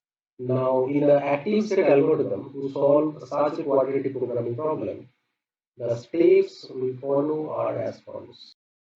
The first step is the initialization step, that you provide a feasible point x1 feasible to the original problem QPP, and you set the working set S1 as the set of all equality constraints together with the set of all active inequality constraints at the point x1, and also we initialize the iteration counter k2 is equal to 1. Then in the next step, in the step 2, we go for finding a solution, a KKT point dk of the problem QPPD with the current working set. Now you may fall into one of the two categories, that if dk is equal to the null vector, then you compute the corresponding Lagrange multiplier vector lambda k for the problem QPPD from the equation that gxk plus small g is equal to summation over I belonging to sk times lambda ik into the vector ai, and then go for checking if your lambda ik's are satisfying greater than equals to 0 for all I belonging to sk intersection I. If yes, then stop and give the output as the point xk together with lambda k as a KKT pair of the original problem. If, however, that you have this sum of the lambda ik is less than 0, then we go for identifying an index ik such that lambda ik is your minimum among all the lambda ik's, for which lambda ik is less than 0 and I belonging to sk intersection I, and revise your sk plus 1 by sk dropping out the index ik. Take the next iterative point identical to the previous one and increase the counter k by k plus 1, and further go to the step 2 once again to find a KKT point dk with the revised working set as sk plus 1. So these goes the cases for dk is equal to 0. But you may fall into the other category that dk is not equal to 0. Then in that case, we find a step length alpha k given by the minimum most value of I not belonging to sk and ai transpose b less than 0 of the ratio bi minus ai transpose xk divided by ai transpose dk. Take the next iterative point xk plus 1 given by xk plus alpha k dk and find the index j which will be surely satisfied at the revised iteration point xk plus 1 and include that index number j in the revised working set. So we find j such that aj transpose xk plus 1 is equal to bj, and revise your working set sk by sk plus 1, which is union of sk together with this index j. If you have a tie, that means if you have multiple j's for which this equality is satisfied, that is for which you have found this minimum most ratio, then you can include all those indices in this working set sk plus 1, and that does not harm your convergence result. So when you are under the case that dk is not equal to 0, you take the next alternative point xk plus 1 and revise your working set by sk plus 1 and increase the counter, iteration counter, and go to your step. So in this way you proceed, you will fall into either dk is equal to 0 or dk not equals to 0. When dk not equals to 0, you take your iteration steps this xk plus 1 equals to xk plus alpha k dk. And when your dk is equal to 0, then go for checking this greater than equals to 0 or not. If not, you revise sk plus 1 and accordingly go to the step 2 once again. In this way, you proceed further and generate a sequence of iterative points xk unless and until this stopping condition here, this is satisfied. Now I will state a condition satisfying which there is a certainty that at finitely many iterations you will be able to realize the stopping condition being satisfied. The convergence result of this algorithm states the following, that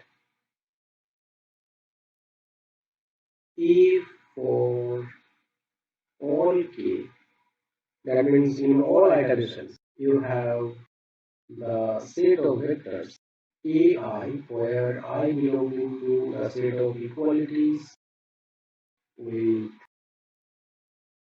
ixk is a set of linearly independent set of vectors, then either the sequence generated by the active set algorithm, the algorithm that just now I have mentioned over here, algorithm converges to a KKT point of the original problem QPP in finite iterations, or the original problem is unbounded below. The proof of this result is a bit tedious and it requires several derivations of few lemmas. I would like you to refer the proof of the theorem 9.44 of the Sun and One's book on the page number 434. Now this gives your convergence result and the active set method for the quadratic programming problems where we consider that the Hessian matrix of the objective function is positive semi-definite. Now what would be the case when the Hessian matrix is not positive semi-definite? I will not go into some more deeper details because I have already taken you with lots of tedious and boring derivations for this quadratic programming problem with positive semi-definite Hessian. And when the quadratic programming problem is not having positive semi-definite Hessian, I would like you to visit the chapter 9 of the Sun and One's book. You will find the possible way outs when the Hessian matrix is not positive semi-definite. Now next I will move forward in discussing reduced gradient method for a nonlinear optimization problem with the constraint set given by linear equality constraints. Now next let me move forward to the algorithm named the reduced gradient method for linearly constrained nonlinear optimization problems. This reduced gradient method is also a variable elimination method, and the variable elimination here is also done in the manner that I was describing while solving a quadratic programming problem with equality constraints. You notice that in solving a quadratic programming problem with equality constraints, Ax is equal to b, we have considered to categorize the variables x's in terms of two parts. xb and xn. A similar process is also followed in the reduced gradient method, that we reduce the number of variables and accordingly we reduce the gradient of the objective function in terms of the reduced variables xn, and hence the name reduced gradient method. This reduced gradient method was developed by one of the giants in optimization theory, the Persian Wolf, who developed this method in the year of 1963.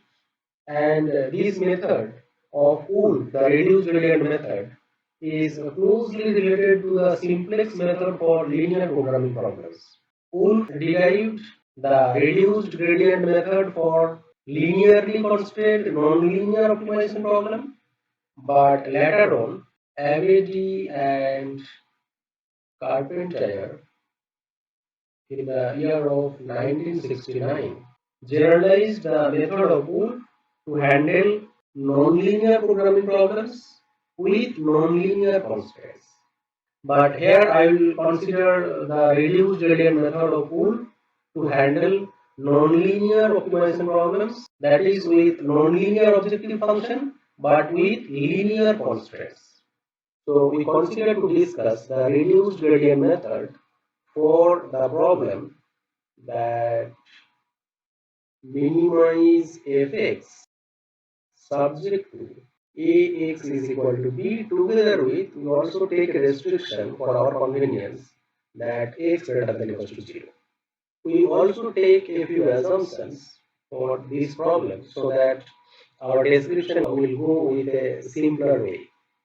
Here, as usual, the vector x, the generic variable vector x, is n-dimensional. X is belonging to Rn.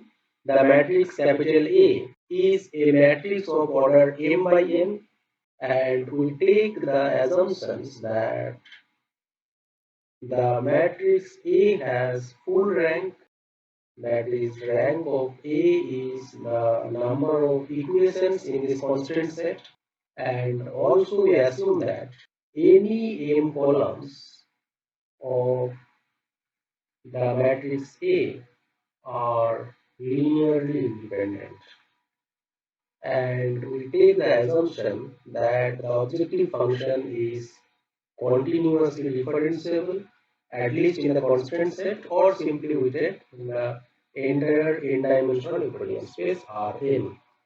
We take the third assumption that every extreme point or every vertex of the polytopic region given by this constraint set ax is equal to b together with x greater than equals to 0, every vertex of the feasible region has m strictly positive components and at most n minus m many zero components. Here, by this assumption, the third assumption, we mean the following, that if we have in this constraint set a set of, let's suppose, two constraints, two equations, and let's suppose with three variables, then the value of m is equal to 2 and the value of n is equal to 3, right? Now, if we consider to draw out the feasible region given by the set of all x's satisfying x is equal to b together with x greater than equals to 0, where x is in the R3 space, then we notice that the third assumption says that any extreme point or any vertex of the polytopic region given by this constraint set has at least two components out of this x1, x2, x3 with positive values. That means none of the vertex of the polytopic region that identifies the feasible set of this problem is lying on the axis of this three-dimensional space. And also, due to this restriction that x greater than equals to 0, we have this polytopic region lying in the first octet on the three-dimensional space, right? So, a feasible region that typically identifies this restriction is somewhat like a region of this kind where these vertices or the extreme points of the feasible set are not lying on the axis of the three-dimensional Euclidean space. Here I must also mention that this rank of A is equal to M is eventually hidden inside of this restriction that any M columns of A are linearly independent. So we can drop out this condition that rank of A is equal to M inside the assumption. We can just go with this restriction. I must also mention here that this condition, the assumption 3, is named as non-degeneracy assumption. Here the term non-degeneracy is associated to non-degenerate solution. By this assumption, we are meaning that none of the extreme points of the feasible set is a non-degenerate solution. What do we mean by non-degenerate solution? By a non-degenerate extreme point or a non-degenerate basic feasible solution, we mean a feasible point x which has at least one component of the basic variables is equal to 0. By basic variables, we mean the variables associated to any m columns, those are linearly independent, any m columns of the matrix A. As the matrix A here is assumed to be having any m columns linearly independent, so you go for choosing any m columns from capital A, then write the matrix A in terms of the matrix capital B formed by m columns of the matrix A, and then the rest out columns, let's suppose capital N, then the matrix A can be written in terms of this categorized matrix B and then N. Now you notice that inside of this equation we have corresponding to every column of capital A, we have one variable in X, one component in X. Now associated to the columns in capital B, you try to identify the components of X, and those components are your this XB. Then rest out components of X, we are writing them out together in the vector form by Xn. So this equation Ax equals to B is effectively by this categorization of the columns in capital A or the variables in X, we have Ax is equal to given by Bxb plus Nxn is equal to small b. Now to find a point x that satisfies this Ax equals to B, what we do? We consider to put some values of xn, those are satisfying this restriction, the non-negativity restrictions, and then finding out these xn's, you go for finding xb by b inverse times b minus nxn. Now, if we see that all the components in XB are non-negative, then the Xn value that you have assigned here and the XB values that you have computed by this equation, together this Xn and XB will constitute a point X that satisfies Ax is equal to B. These variables in XB are called basic variables because associated to XB we have the matrix capital B, where capital B has dimension m by n, which consists m many columns from the m dimensional Euclidean space Rm, and as this matrix capital B is non-singular, therefore the columns in capital B will form a basis of the m dimensional Euclidean space Rm, and hence the matrix capital B is called as basis matrix or basic matrix. And as the variables in XB they are associated with the matrix capital B, we call the variables or the components in XB as basic variables. Now we notice that if we have a feasible point X that satisfies both of these restrictions, these and these, then all the components in XB and Xn are non-negative, and you might have a case that some of the components in XB are equals to 0. If any of the components in xb is equal to 0, we call the feasible solution x a degenerate feasible solution. And you know there is a fascinating result in linear programming problems that states the following, that any extreme point of the feasible region, that is the set of all points satisfying this restriction, any extreme point of the feasible set is a basic feasible solution. By basic feasible solution, I mean you choose a basic matrix capital B of dimension m by m, which is a submatrix of the matrix capital A. Then associated to this matrix capital B, you go for finding the variables xb and xn. You choose the values of xn to be equals to zeros, and then go for finding xb by this equation, and accordingly you get a solution of this type xb together with 0 components in xn. Such a solution x given by xb together with zeros with the non-basic variables is called a basic solution if all the components in xb are also satisfying this greater than equals to 0. Then we notice that this x is a feasible point. Once this x is a feasible point as well as it is a basic solution, then we call this point x a basic feasible solution.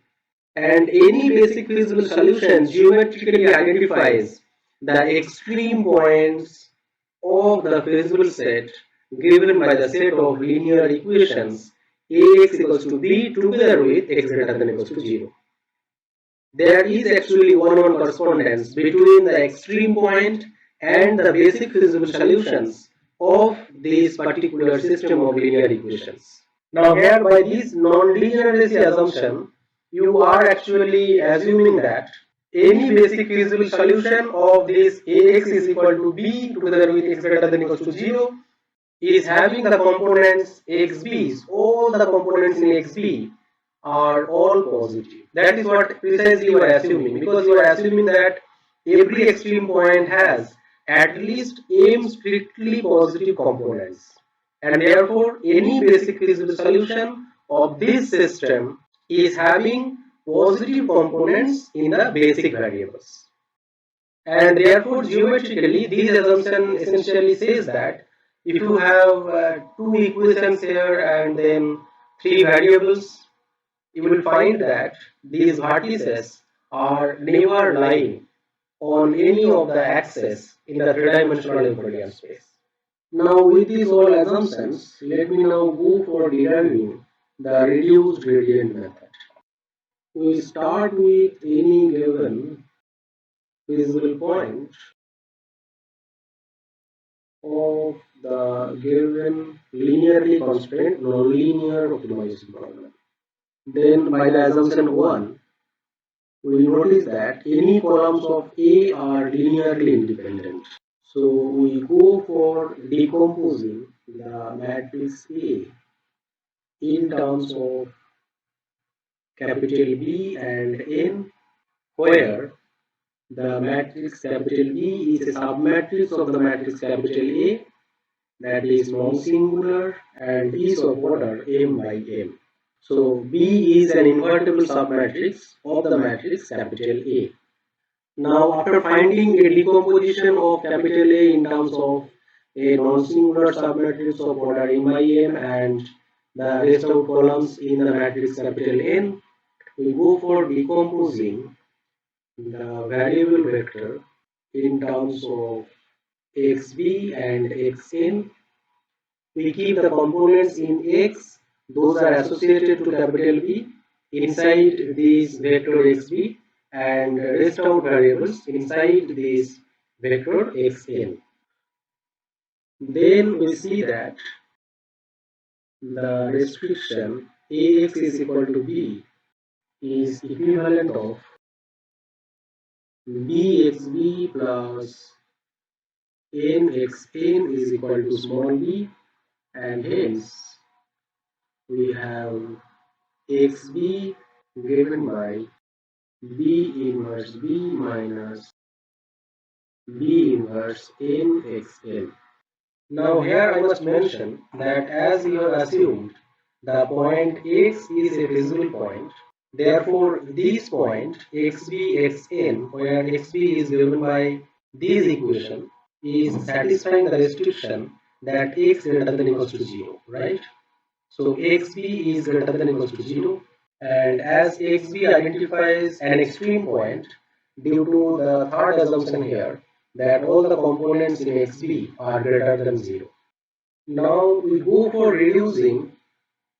Now with this decomposition of the variables in X and as well as the matrix in capital A, let us now go for identifying a descent direction of the objective function f of this problem, where the descent direction must be such that that is a feasible direction. Because if we don't consider a descent direction that is feasible, then by the movement along that descent direction which is not feasible, we will not be able to be inside the feasible set, right? And therefore, in a constraint optimization problem, whenever we aim for taking a descent direction and accordingly the next iterative point xk plus 1 from the point xk, we always go for choosing a direction dk that is not only descent for the function f at the point xk but also a feasible direction. Notice that for this constraint set, a feasible direction is given by, we have already derived earlier in this lecture. Let me just write out here that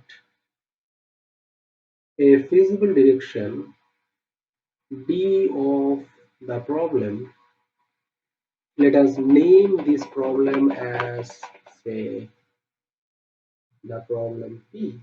For this problem P, a direction D is feasible at a given point, say x, if it satisfies ax plus alpha d is equal to b together with x plus alpha d greater than equals to 0 for certain values of alphas in between 0 and delta. If there exists a delta greater than 0 such that these two restrictions are satisfied for all alpha in between 0 to delta, then only the direction D is a feasible direction for the problem P at the point X, right? Now these two restrictions are equivalent of, as the point X is already a feasible point, so the first restriction here will give us that AD is equal to 0. But what about the second restriction? We notice that this second restriction is automatically satisfied for any value of D for those components xj of x which are positive.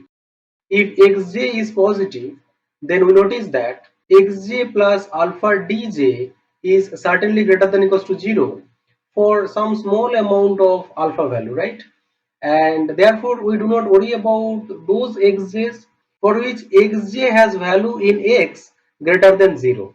But for those xj which are 0, we see that unless we have this dj greater than equals to 0, we cannot have this restriction being satisfied. Fine. So the set of all those d's which are satisfying AD is equal to 0 together with the components of dj has to be greater than equals to 0 for those xj's in x that are with 0 values. So we write here a feasible direction of the problem P at x is identified from an element of the set, that set of all d's non-null vectors in the Rn space such that AD is equal to 0 together with the jth component of D, that dj has to be is equal to 0 for all j's with xj is equal to 0. You look at the values of the components in x and then go for identifying which are with 0 values. Now associated to those components you should have dj greater than equals to 0 and also AD is equal to 0. Then only such a non-null D is a feasible direction of the problem P at the point x. Now if you are at a current iterate say xk, and then if you are aiming for identifying a decrement of the objective function value, you go for identifying a descent direction at the point xk for the function f, but that descent direction dk has also to be feasible. Such a direction dk that is feasible as well as that makes a decrement or that is a descent direction, we call it is an improving feasible direction.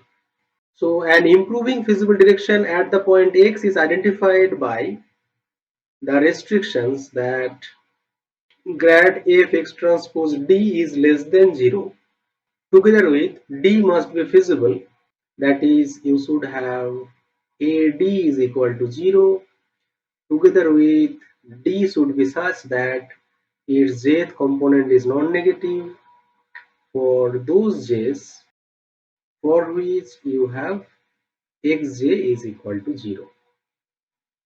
An improving feasible direction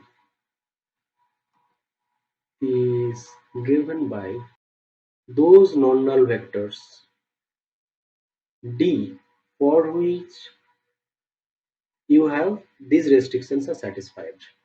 We call the direction d an improving direction because the direction d is a descent direction, and hence by the movement along the direction d you can make a decrement of the objective function value, and a decrement of objective function value is essentially an improvement when we talk about a minimization problem, right? And thus such a direction d is called an improving direction together with the feasible direction because of this restriction. Now next we go for finding an improving feasible direction in terms of this decomposition, that x in terms of xb and xn. You also then decompose d into two parts, that db and dn, where db is associated to those components of x that are in this xb. So this xb is associated to db and xn is associated to dn. Now we go for identifying a d that is a feasible direction as well as an improving direction. First, we look after identifying a D that is a feasible direction. Then we will go for finding a D that is feasible as well as improving direction. Now, to find a feasible direction, we notice that we need to solve AD is equal to 0. And AD is equal to 0 is equivalent of, notice that BDB plus NDN is equal to 0, and hence dB is given by B inverse dN. Now after identifying this dB in terms of this expression, we will look after later about this case, that dj has to be greater than 0 for all those j's with xj is equal to 0. We will look after this matter later on. Now by looking at this expression of dB, we notice that once you are giving certain values of dn, db can be quickly identified by this equation. Here also we have seen that if xn is given, then xb can be identified by this equation. Fine. And therefore, why not to reduce the variables, n number of variables, by just simply dropping out all xb's, because xb's can be expressed in terms of xn, db's can be expressed in terms of dn. So after identification of a decomposition of capital A, we notice that we can drop out all these variables xb from the given problem, and we can effectively reduce the problem in terms of the variable xn. And then you go for solving the problem in the reduced variable space xn and identify a solution in terms of xn. Once the solution in terms of xn is identified, you go for plugging the values of xn in this equation and get a solution x in terms of xb identified by this equation and plugging here the values in xn. Therefore, by looking at this expression of xb and this expression of db, we can reduce the given problem in the following manner, that the objective function of the problem can be written as, which is further, xb can be written in terms of xn, which is given by b inverse small b minus b inverse xn together with xn. We let this expression as f hat in terms of xn. We notice that this entire expression is an expression in terms of the variables in xn. So this can be just treated as a function of xn, and that is what we have written here. So the objective function f in terms of x is simply f hat xn, and the constraint set is given by xb is equal to b inverse b minus b inverse nxn, together with the restrictions that xb's are to be greater than equals to 0 and xn's are also greater than equals to 0. So the reduced problem in terms of xn is given by the minimization of this function subject to the constraints given by this set of restrictions. We notice that this reduced problem is basically a problem in terms of the variable xn. Now then we go for identifying a descent direction of the objective function f hat in the xn space. In the xn space, then we will go for identifying a direction dn that is an improving feasible direction. Now to find an improving feasible direction, we notice that we need to have this condition to be satisfied. Now what would be this condition, or rather what would be the gradient of the objective function in terms of xn? What would be the gradient of the reduced objective function in terms of xn? Let us go for finding first the gradient of the revised or reduced objective function. We see that in terms of the original variables x, the gradient of f is given by the partial derivatives of the function f with respect to all the components in x. In x, we have two category of components, xb and xn. First, we write here the gradient of f with respect to the variables xb, and later then we consider to write the gradient or the partial derivatives with respect to the components in xn. Now we see that in a reduced space we have this gradient with respect to xb of the function f hat xn is certainly equals to 0, and with respect to xn, now we have to identify the partial derivatives of the function f in terms of xb and xn, which further gives us, here in the lower part you will have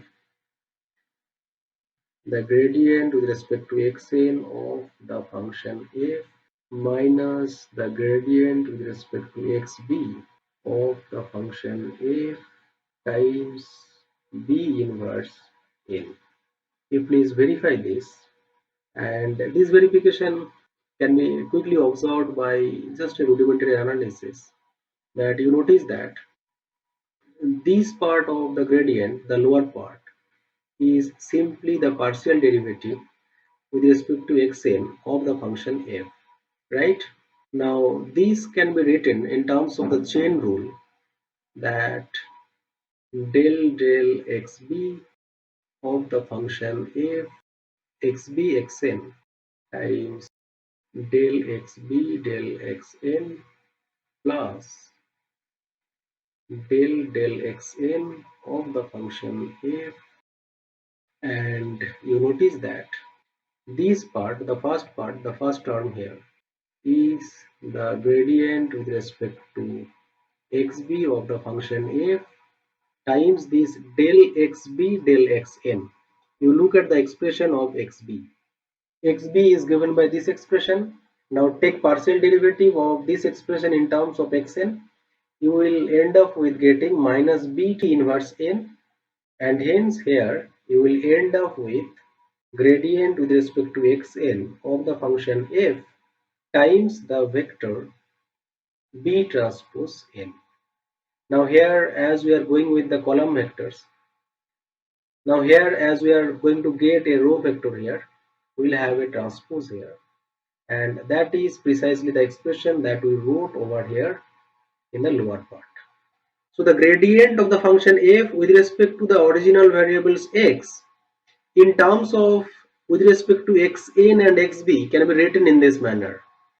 This expression in the lower part is called the reduced gradient of the function f, because this lower part is basically the part here, the gradient of the function f with respect to the variables xn, which is basically nothing but, we can write simply, gradient with respect to xn of the function f hat, and f hat is the expression of f in terms of xn. We notice here that this fx is equal to f hat xn, right?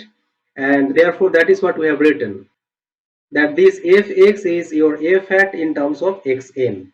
So for the reduced problem, the gradient with respect to the reduced variables xn is given by this expression. This expression is called the reduced gradient of the function f. We write here that this portion is called reduced gradient. Now with this reduced gradient, let us now go for examining this condition of improving feasible direction. The improving feasible direction is given by a direction that satisfies this restriction with these feasibility restrictions, right? Now we notice that this improving or this decency of the direction D is identified by the condition that grad fx transpose D is less than 0. We notice that grad fx is given by gradient of f with respect to xb and gradient of f with respect to xn. And in the reduced space, we have already identified that this component, gradient with respect to xb, is equal to 0 in the xn space, and this gradient with respect to xn is given by this reduced gradient. Let us name this reduced gradient as Rn, say. So we write here Rn transpose times the vector D. D has components dB and dn. So here we multiply with dB and dn. So in the xn space, this expression is given by, in terms of dn, the expression Rn transpose dn. So in order to make the direction D in the xn space, we must choose the values of dn in such a manner that this expression Rn transpose dn is less than 0. And also, if you now aim for a feasible direction, you must also choose the restriction that you must have AD is equal to 0 together with dj is greater than equals to 0 for those j's for which xj is equal to 0. Fine. So in order to make the direction D an improving direction as well as a feasible direction, we must choose Dn such that you have Rn transpose Dn less than 0 together with the dj values greater than equals to 0 if xj is equal to 0. Now after identifying a particular value of dn, you go for choosing the value of db given by the expression that we wrote over here, that minus b inverse dn, then certainly the vector d given by dbdn becomes a feasible direction, because this db is equal to b inverse dn essentially certify that we have ad is equal to 0, and that is the restriction in the feasibility of the direction d, right? And therefore once you look after this Rn transpose Dn less than 0, you choose some values of Dn so that Rn transpose Dn is less than 0, and this restriction is satisfied, then certainly with this expression of dB, the direction d is going to be an improving feasible direction of the original problem. Here we are going to find the direction dn in the reduced problem. By finding a dn in the reduced problem, in a reduced variable space, in the space of xn, you are essentially going to get a direction d that is an improving feasible direction of the original problem. Here you might ask that this condition, this dj greater than equals to 0 if xj greater than 0, that might be also needed for basic variables, the variables in xb. But we notice that in xb we are certainly having greater than 0 values, because of the third assumption, the assumption 3. There we have assumed that all the components in xb are greater than 0, because that is essentially certified by the assumption that all the vertices or the extreme points of the feasible set are non-degenerate basic feasible solutions. So this restriction essentially, this here once I have written this dj greater than equals to 0 if xj is equal to 0, these restriction is needed to be satisfied for those j's those are non-basic. So accumulately with all this discussion so far, we notice that you can just go for finding and improving feasible direction in the xn space, and then you go for solving this reduced problem in the xn space. So the entire problem is then reduced to solving this particular reduced problem in the xn space. In the xn space, you identify a solution of this problem, and then by plugging of the values of xn in this xb is equal to this, you are going to get a solution to the original problem. So then why not to consider identification of a dn in the reduced space that satisfies these two restrictions, and that dn is going to give us an improving feasible direction of the reduced problem. Now here to find a possible value of dn, we adopt the following rule, that we can crudely see this inequation, and we see that if I just go for taking off dn is equal to minus rn, then certainly this restriction is satisfied, right? But while taking dn is equal to minus rn, we must be a bit careful, because we need to have dj greater than equals to zeros if one or more xj values is equal to 0. So we adopt the rule in the following manner. Now, in order to satisfy this crucial factor that dj has to be greater than equals to 0 if xj is equal to 0, we adopt the following rule, that we aim for taking the value of dn is equal to minus rn, but this restriction is deviating us to exactly taking up this dn is equal to minus rn. So we at least take dj values, the components in dn is equal to minus Rj, the jth component of Rn, if the Rj value is less than equal to 0. You notice that if Rj is less than equal to 0, then Dj is certainly greater than equals to 0. So irrespective of whether the corresponding xj is positive or is equal to 0, you are satisfying dj is greater than equals to 0. So there is no harm if you are just going to take the dj component is equal to minus rj if rj is less than equal to 0, right? But what if your rj is greater than 0? In that case, if we are going to take off minus rj, then we see that the minus rj value is negative, and then if the associated xj is equal to 0, then you are violating this restriction. So what we do here safely, the case when rj is greater than 0, we multiply with xj, so that if xj is equal to 0, then you are at the safe side that dj is equal to 0, and hence this restriction is satisfied. But if the value of xj is positive, then in that case you notice that this dj is going to be a negative quantity.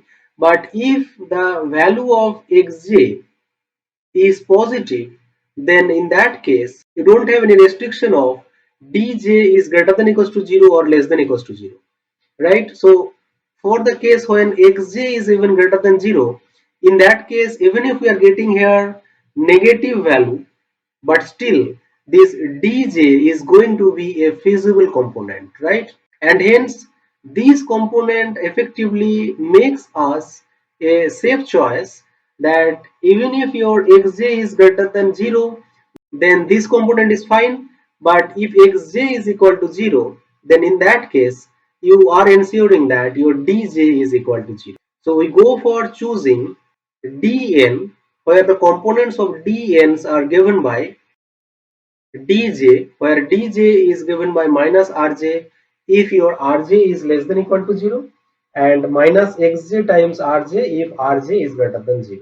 So with this choice of dj, we see that this Rn transpose Dn is certainly a negative quantity, because we have Rn transpose Dn explicitly is equal to minus Rj square for Rj less than equal to 0, together with minus Xj times Rj square for Rj greater than 0.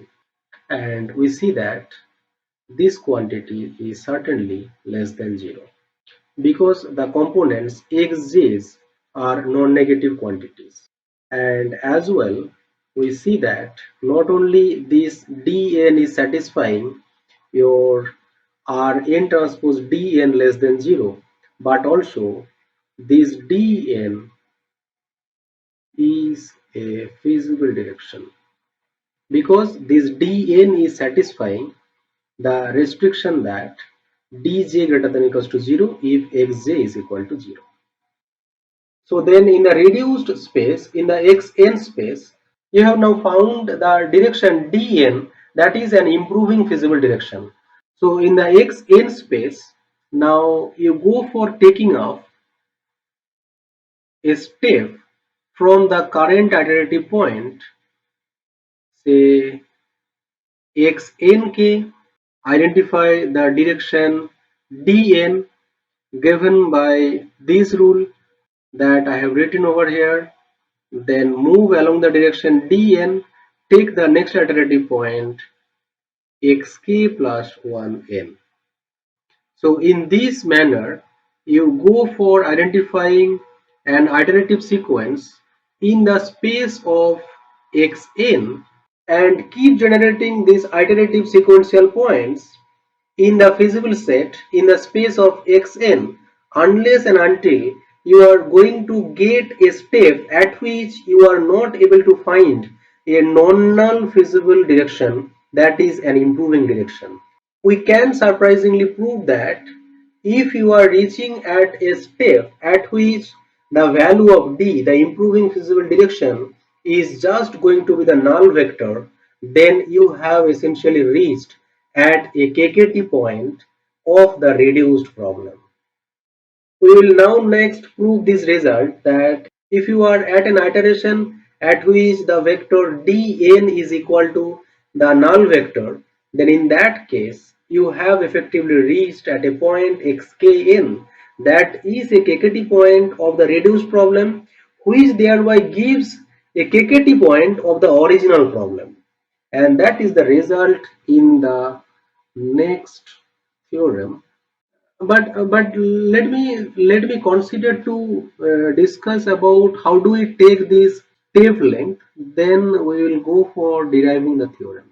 That after identifying a descent direction dkn, how do we take the step length alpha k so that the next iterative point xk plus 1n is equal to given by xnk plus alpha k dkn.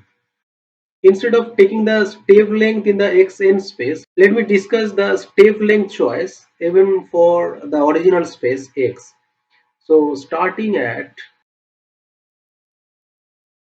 a given initial iterative point x naught, you go for finding the next iterative points in the following manner: that if you are at the general iterative point xk, we find an improving feasible direction of the original problem P, that is after finding a direction given by dk, where dk is given by this rule of dj for non-basic variables, this dn by this rule, let's suppose star, you find the db components by minus b inverse dn.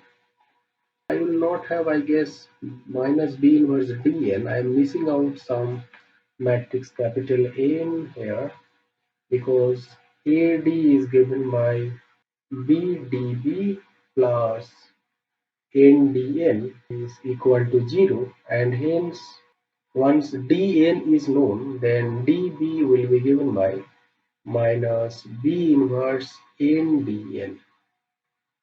Here a multiplication of N I have missed. I'm really very sorry for my mistake here, and now I have to take here in dk b inverse n times dn. Let me neatly write it here, that it is minus b inverse n dn, and after finding an improving feasible direction dk, we take a step length alpha k by minimizing the function f along the direction dk. You notice that if this is my feasible set,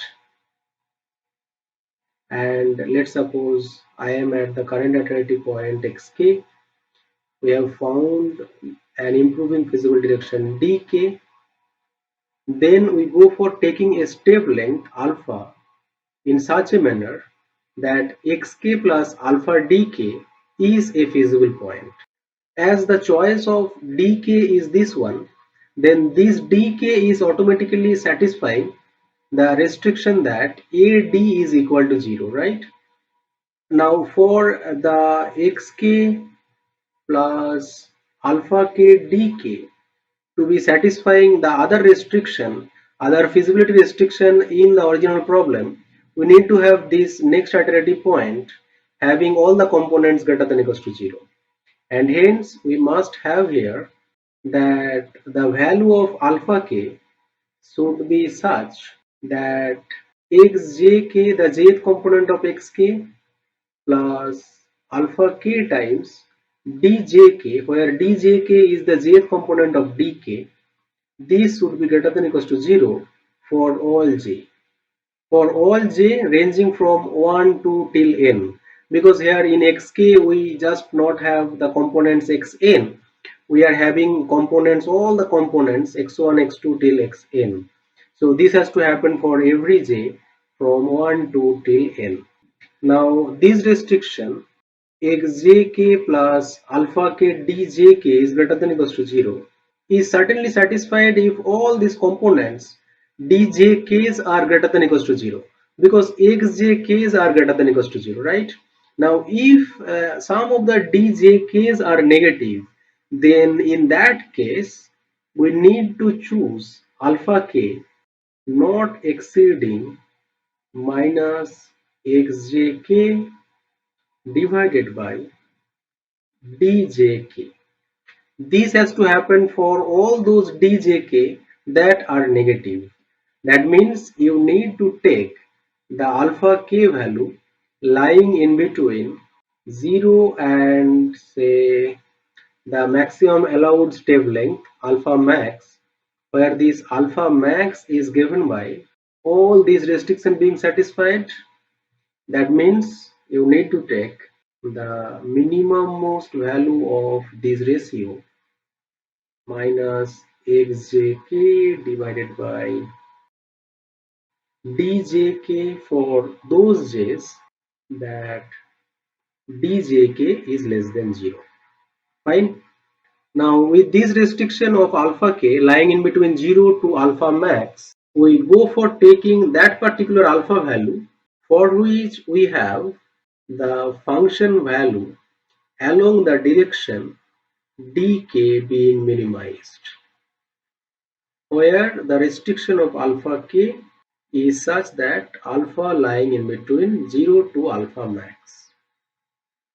You go for solving this minimization problem, try to minimize the function value and accordingly try to get the value of alpha, and that you assign as the value of alpha k, and then take the next iterative point xk plus 1 is equal to xk plus alpha k dk. We notice that at these steps I have discussed the material in terms of the variable space, the original variable space consisting in many components. But we notice that inside of this calculation even we are just considering to evaluate dn, and with the help of the dn is the direction in the xn space at the iterative point xkn. So after evaluating this dn in the xn space, you go for finding this dk, and for this dk you now find the next iterative point xk plus 1 is given by this iterative formula. And accordingly, after identifying dn in the xn space, if you take the update iterative point xk plus 1 by this formula, effectively your method is going to generate a sequence of points xk in the original variable space. And now we will next prove that if the direction dk is the null direction, then the point xk in the original variable space is a kkt point. So I just write out here that by the above construction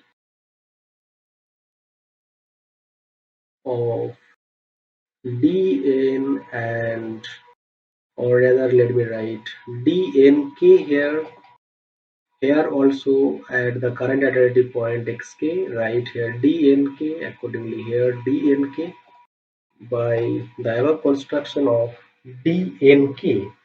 By above construction, I mean that dnk is chosen by this formula star. With this dnk, if you find that the corresponding dk in the original variable space given by b inverse in dnk together with dnk, if your dk is the null vector, then the point xk is a kkt point of the original problem capital P. So we can take up this dk is equal to 0 as a stopping criterion.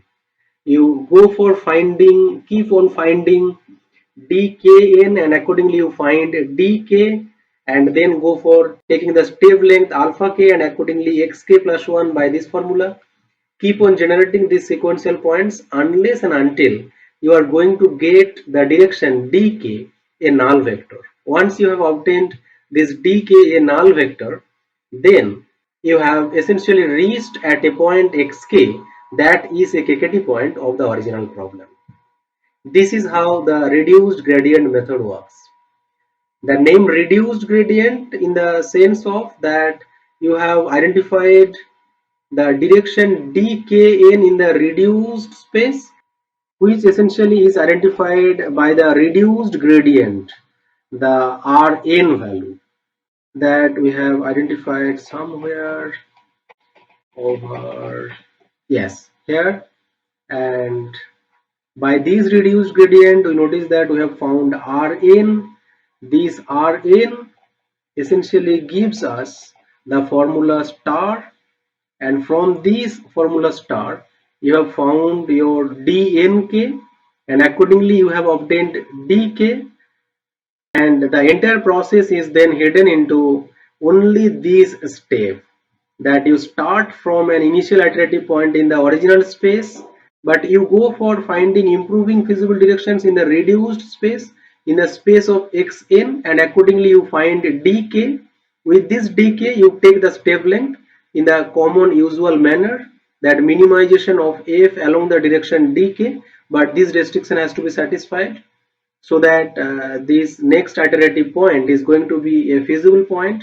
By this computation of dkn in the reduced space, you are essentially able to move on in the original space by this iterative formula. This is truly fascinating, right?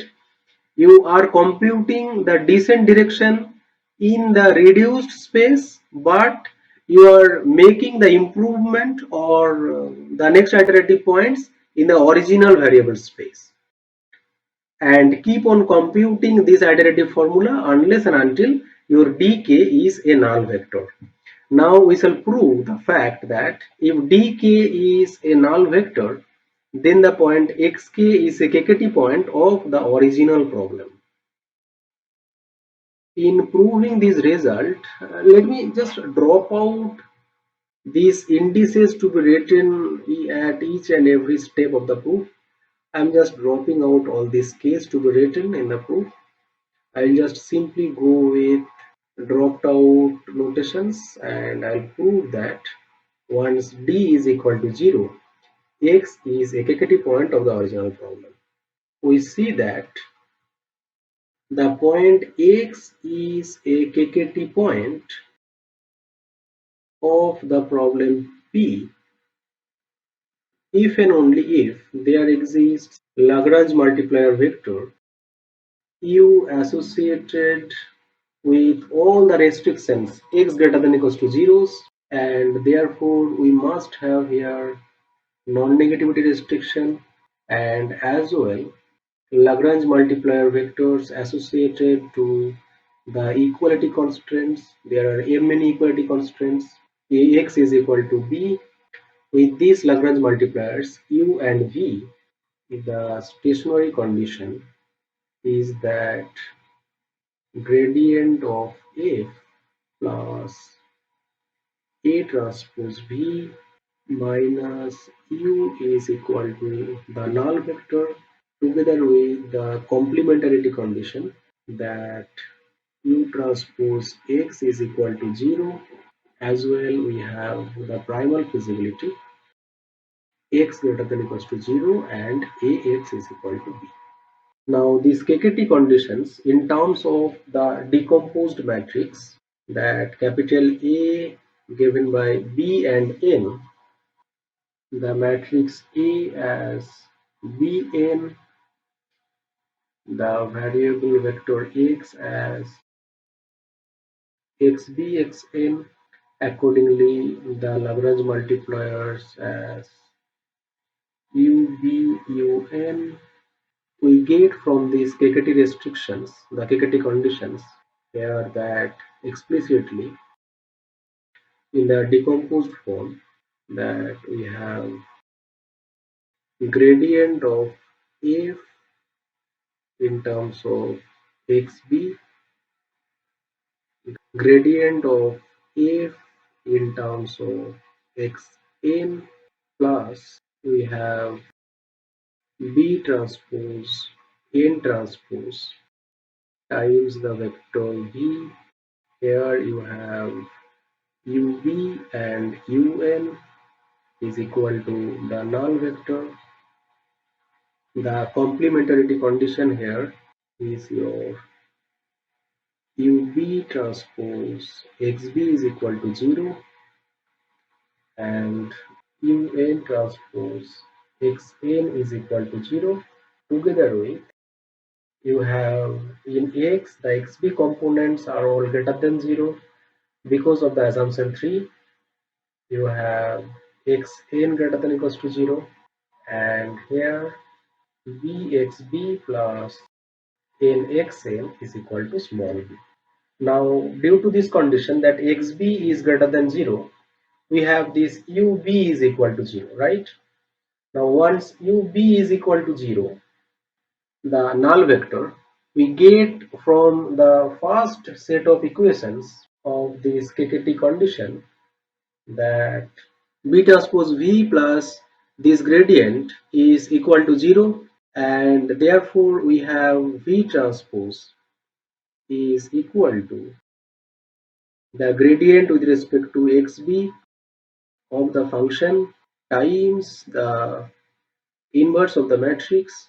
The next set of equations here gives us u is equal to gradient with respect to xn of the function f plus n transpose v. Here we must have un. Un is equal to this expression, then rest out with un transpose xn is equal to 0 together with xn greater than equals to 0, and here bxb plus nxn is equal to b.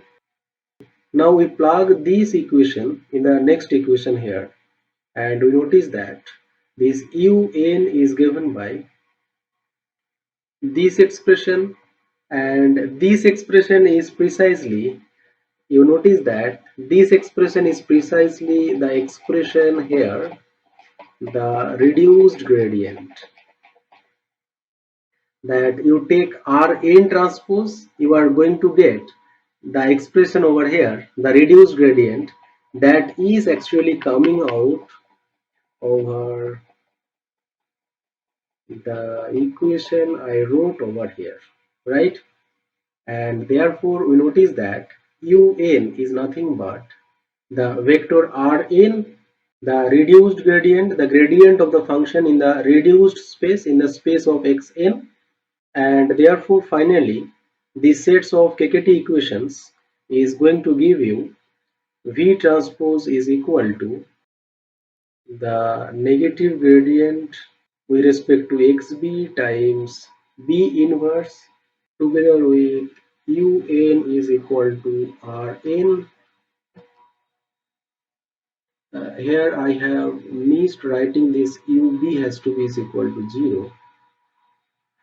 So here ub has to be equals to the null vector here, where this un is equal to Rn. Un has the restriction that u greater than equals to 0, right? So here if I write that u greater than equals to 0, then we have here that these Rn values are all greater than equals to zeros, and as well you need to have this un transpose xn is equal to 0, and hence you reduce this un equals to xn by just the condition that Rn transpose xn is equal to 0 together with the condition that the point x is a feasible point, that you need to have all these restrictions being satisfied. So x is a feasible point. Now here we see that all these restrictions, the V transpose is equal to this expression, UN is equal to Rn, UB is equal to 0, the point xk is a feasible point. All these four restrictions are at your hand. By at your hand I mean you consider the decomposition of the matrix A in terms of B and N, and you consider The variable vector x has to be decomposed into xb and xn, and with all the construction, the decomposition and the reduced gradient construction Rn, we notice that if you take the vector u given by ub is equal to 0 and un is equal to Rn, v is equal to this expression, then with this u and v, we have all these restrictions being satisfied, provided you have this Rn greater than equals to 0 and as well this Rn transpose Xn is equal to 0. So we rest out with the conditions here that Rn transpose Xn is equal to 0 together with Rn has all components greater than equals to 0. Then rest of the restrictions here, all these four restrictions are just defining equations for ub, un and v, right? And now we notice that this restriction is essentially meaning that rj is equal to 0 or your xj is equal to 0 for all non-basic xj, which is further giving us that the vector dn is equal to the null vector. You look at the expression of dn, the defining equation, and you will find that this rj is equal to 0 or xj is equal to 0 essentially mean that dn is equal to the null vector. And dn is equal to the null vector essentially mean that the vector d must be 0 because db is defined by minus b inverse n times dn, and therefore we see that d is equal to 0 is essentially equivalent of this entire KKT system, and hence the point xk is a KKT point of the problem P if and only if the direction dk is nothing but the null vector. So we take the opportunity of applying this theorem here as the stopping condition. The entire process that I have mentioned here, the reduced gradient algorithm, is hidden into this step. You keep on finding dkn in the xn space, in the reduced space, and take the steps xk plus 1 given by this iterative equation, and this iterative equation is in the original variable space. By taking direction in a reduced space, you are effectively taking steps or movement in a original variable space, and you keep on continuing identification of the iterative points unless and until you find a direction dk that is the null vector. Now here you might ask me that what is the certainty that at certain iteration number you will get that the direction dk a null vector. Here the answer for your question will be as follows, that the conditions that we have assumed in the assumptions, we have taken up the assumptions in such a manner that you will be able to generate the sequence xk, so that if dk is not null at certain iteration number, but you will be able to generate the sequence xk so that any accumulation point of the sequence xk generated by the reduced gradient algorithm is a KKT point. That we can prove, and that is the convergence result. Now let me neatly write out the steps to be followed in the reduced gradient algorithm to generate the sequence xk.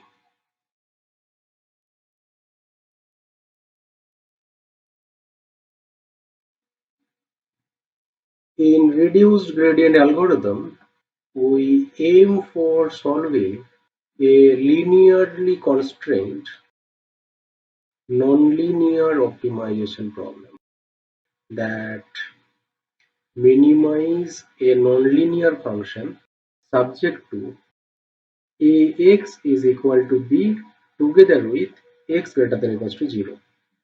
And we also assume that the problem under consideration, this problem satisfies the three assumptions that we have taken at the very beginning of the discussion of the reduced gradient algorithm. Now to solve this problem, we initialize the process by providing an initial point, say x1, that satisfies the constraints ax is equal to b together with x greater than equals to 0. And you set the iteration counter k is equal to 0. Then you move to the main steps. The main steps are as follows, that unless you get the direction dk a null vector, you go for computing the following steps. That instead of considering an arbitrary matrix capital B, a submatrix of the matrix A that is non-singular, what we do, we consider to define the set of all indices ik that consists the indices of the components xj's with m largest components. That is, ik is the index set of m largest component of the current iterate xk.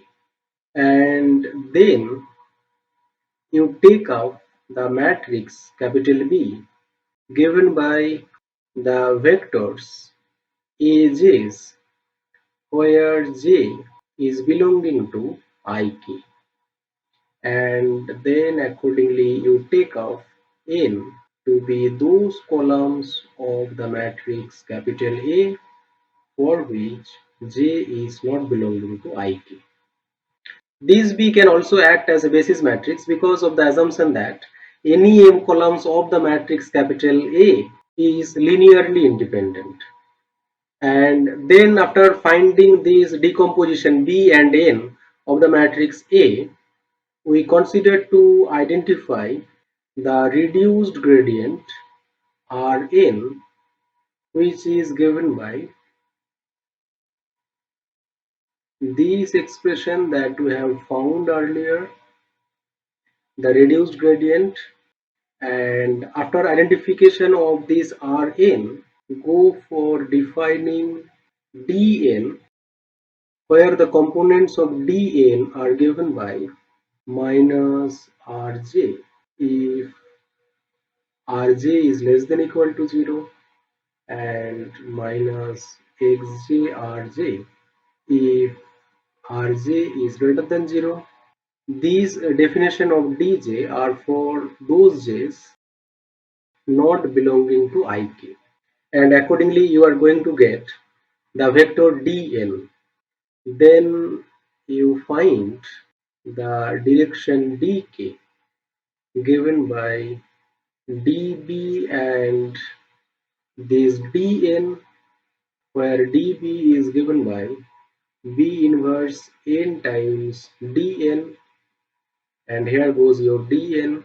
And afterwards, as this direction dk is going to be an improving feasible direction, we go for solving the minimization problem.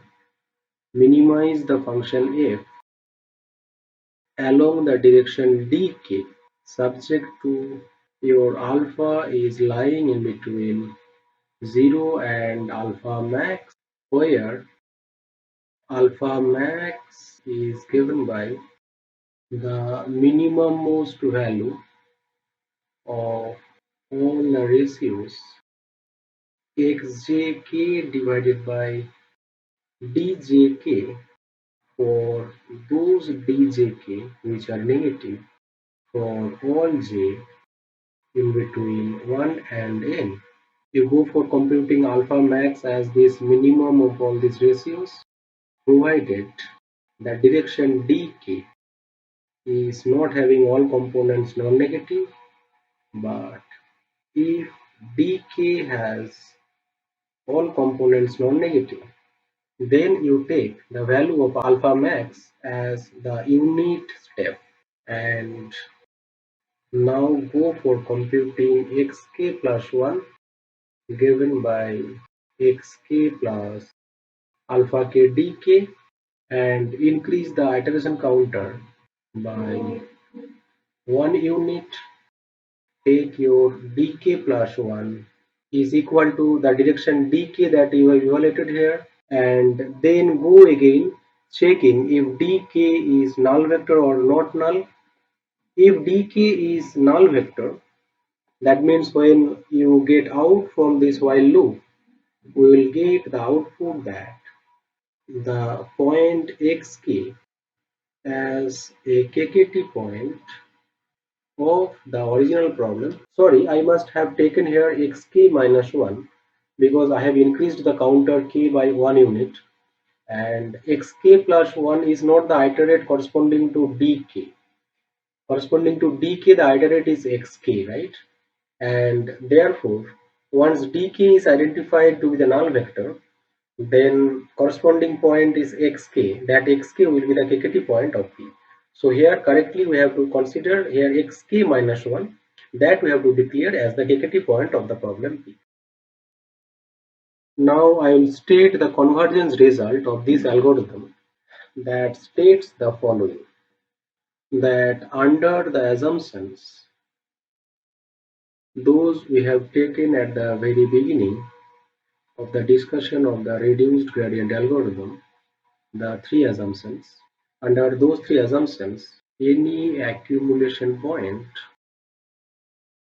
by accumulation point we mean a subsequential limit of the sequence xk generated by the reduced gradient algorithm, is a kkt point of the problem P.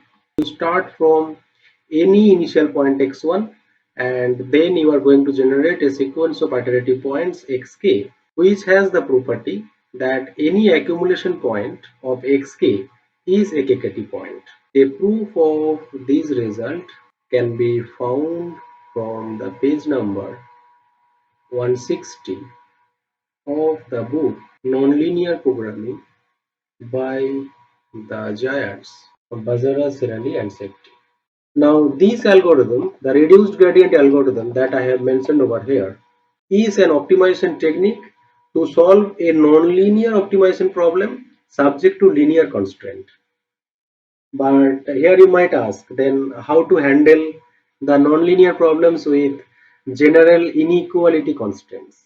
For that, I would like to refer you here two particular methods. Those are called as generalized variable elimination method. That is a method for tackling nonlinear optimization problem with nonlinear constraint, very similar to this reduced gradient algorithm. For this generalized variable elimination method, you please look at the page number 502 of the Sun and One's book. And a similar method is also generalized reduced gradient method. For this generalized reduced gradient method, I also would like to refer you the book by Sun and One. You please look at the section number 11.3, and for this method you please look at the section number 11.2. Now next I will consider a numerical problem in which this reduced gradient method will be employed. I will consider to execute a complete one step, and I will give home task to execute the next iterative steps. As an example, consider the following problem: to minimize a quadratic function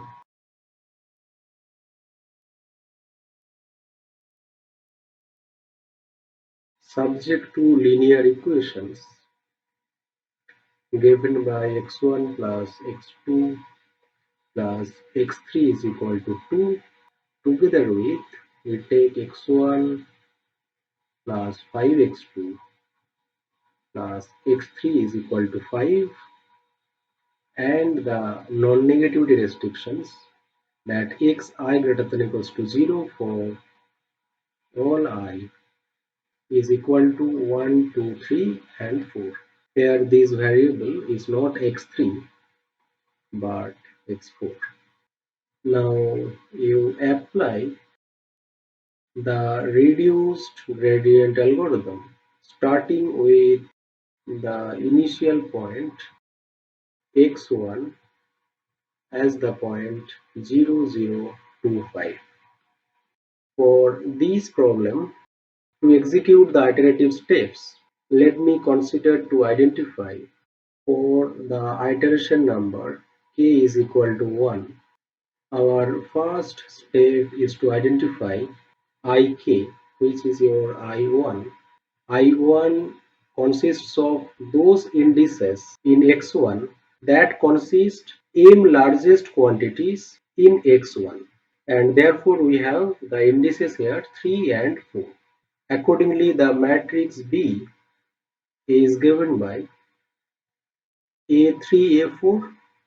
A3 is the column in the matrix capital A associated to the variable x3. A4 is the column associated to x4. So here we get the matrix B as 1 0 0 1. Accordingly, the matrix N is given by A1 A2. The column corresponding to the indices I, those are not in I1, and therefore you have here A1 A2, which is the matrix 1 1 1 5. Then next we go for identifying the reduced gradient Rn. Rn is consisting of the gradient of f at the current iteration with respect to xn minus the gradient with respect to xb of f x1 transpose times b inverse into L. To compute this vector, then we have to compute the gradient vector grad f at the point x1, which you please check that is given by -4 -6 0 0, and here you have xb associated to your x3 and x4. So here goes your gradient with respect to xb of the function f, and here is your gradient with respect to xn of the function f. And accordingly here you get this gradient with respect to xn is the vector -4 -6, but as this vector is the null vector, the 0 0 component, so we end up with getting minus the null vector.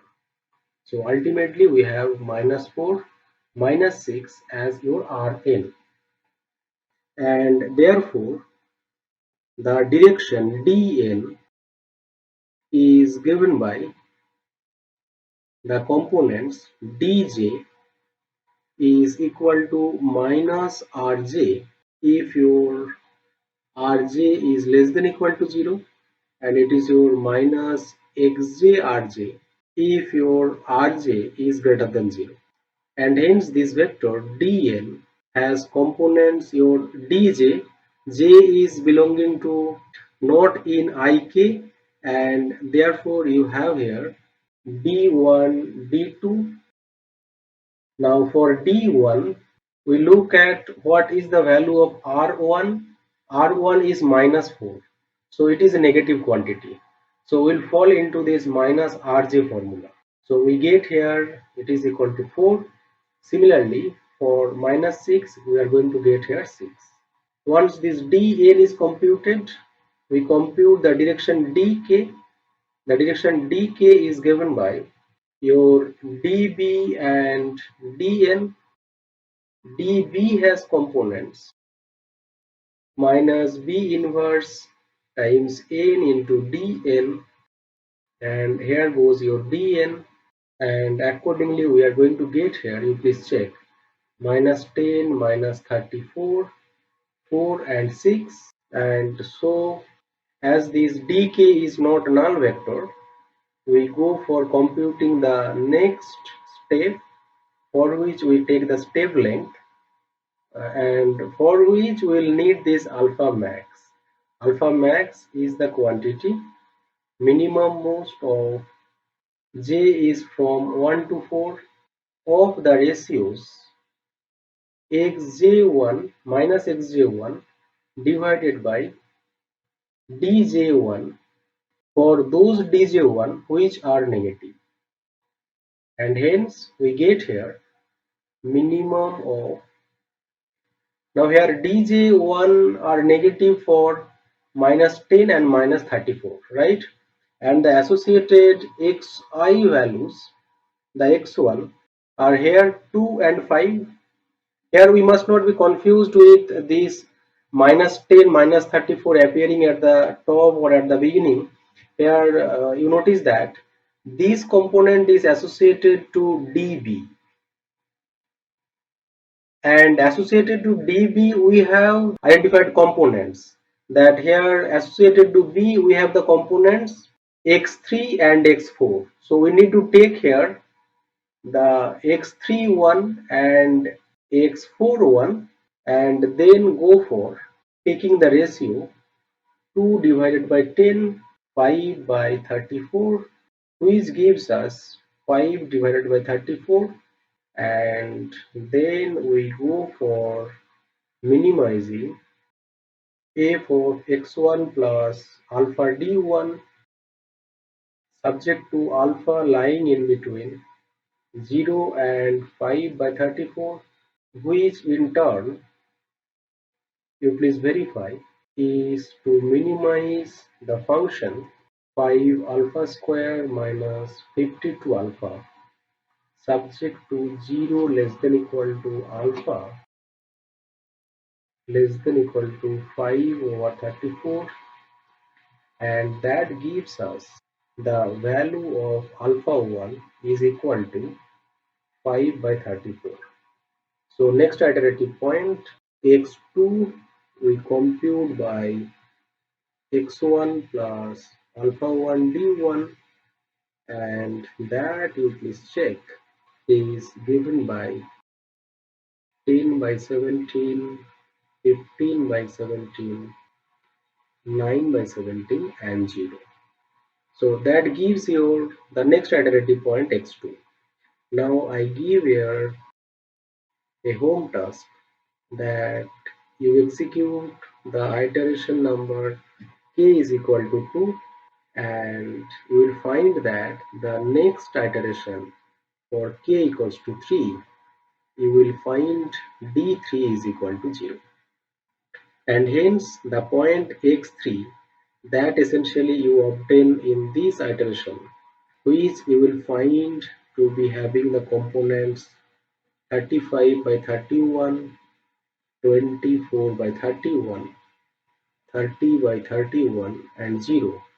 This x3 is your optimum solution, a KKT point of the given quadratic programming problem.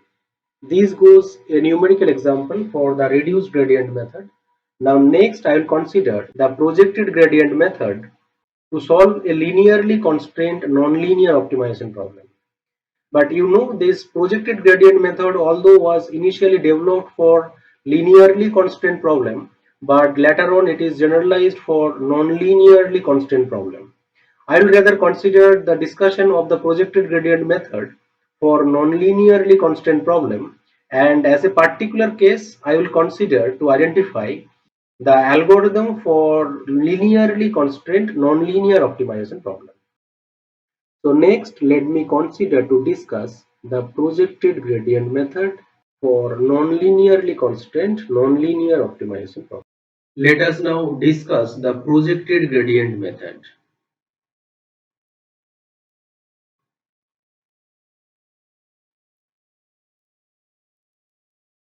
We shall discuss this projected gradient method for a very special constraint set, where the constraint set is given by a set of linear equalities. That means a constraint set C, where C is the collection of all points in the n-dimensional Euclidean space, such that we have Ax is equal to B.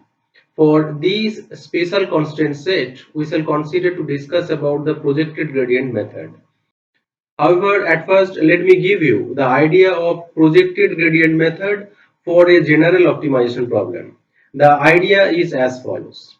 Notice that in solving unconstrained optimization problems, The unconstrained optimization algorithms are broadly as follows, that they follow the general sequence of iterative points given by xk plus 1 is equal to xk plus alpha k dk, where dk is a descent direction of the objective function at the point xk, and alpha k, as you know, is an appropriate step length. And commonly this dk is typically a function of the gradient of the function f at the point xk. We all have seen that this dk is either negative gradient or a positive definite matrix multiplication of the negative gradient of the function f at the point xk.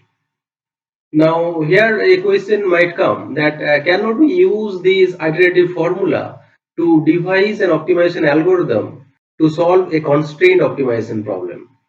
The answer to this question is as follows. We notice that if we directly use this formula, this iterative formula to solve a constraint optimization problem, say we are going to find a solution of this optimization problem where x is constrained to lie on a constraint set, say C.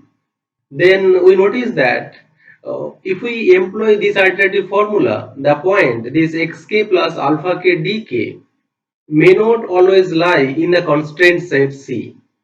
That means the point xk plus 1 might not always be a feasible point for this constraint optimization problem. We may start our process from an initial point x naught which might be feasible, but next and the consecutive iterative points might not be feasible if we follow directly this iterative formula. Therefore, we need to modify this iterative formula to take into account the presence of the constraint set C. Earlier, we have used this iterative formula to solve an unconstrained optimization problem. But here, when we are going to employ this iterative formula for the constraint set, obviously we need to take care of the presence of this constraint set capital C. A simple way out to take care about this constraint set C is as follows, that after computing this xk plus alpha k dk, check if this xk plus alpha k dk is inside capital C. Then you take the next iterative point xk plus 1 as it is, because this is a feasible point then. But if this is not a feasible point, if this point xk plus alpha k dk is not lying inside C, then you project this point xk plus alpha k dk on the set capital C. That means you take the next iterative point xk plus 1 given by the projection of the point xk plus alpha k dk on the constraint set capital C. Here we recall that the operator, the projection operator on the set capital C is given by the argument minimum of the distance from y to the points x's where x is lying inside the set C. Therefore, geometrically, what we are doing in this taking up the projection of this point xk plus alpha k dk on the set capital C, accumulately the process is as follows, that let's suppose our constraint set is this set hypothetically, and let's suppose we are at the current iterative point over here. Let's suppose xk is here. Then at the point xk, you consider a descent direction, say dk, and then take a step length alpha k by one of the exact or inexact line searches. Then you compute this iterative point, let's suppose xk plus alpha k dk. Now if this point is inside the set C, then you consider this point xk plus alpha k dk itself is the next iterative point, that is your xk plus 1. But if this point is outside the set, then what we do? We project back this point on the set capital C. That means when the point xk plus alpha k dk is outside the set C, we take the next iterative point as this point, which is the projection of this point xk plus alpha k dk on the set capital C. So we may name this point as an intermediary or auxiliary point yk plus 1, and then the next iterative point xk plus 1 is given by the projection of the point yk plus 1 on the set capital C.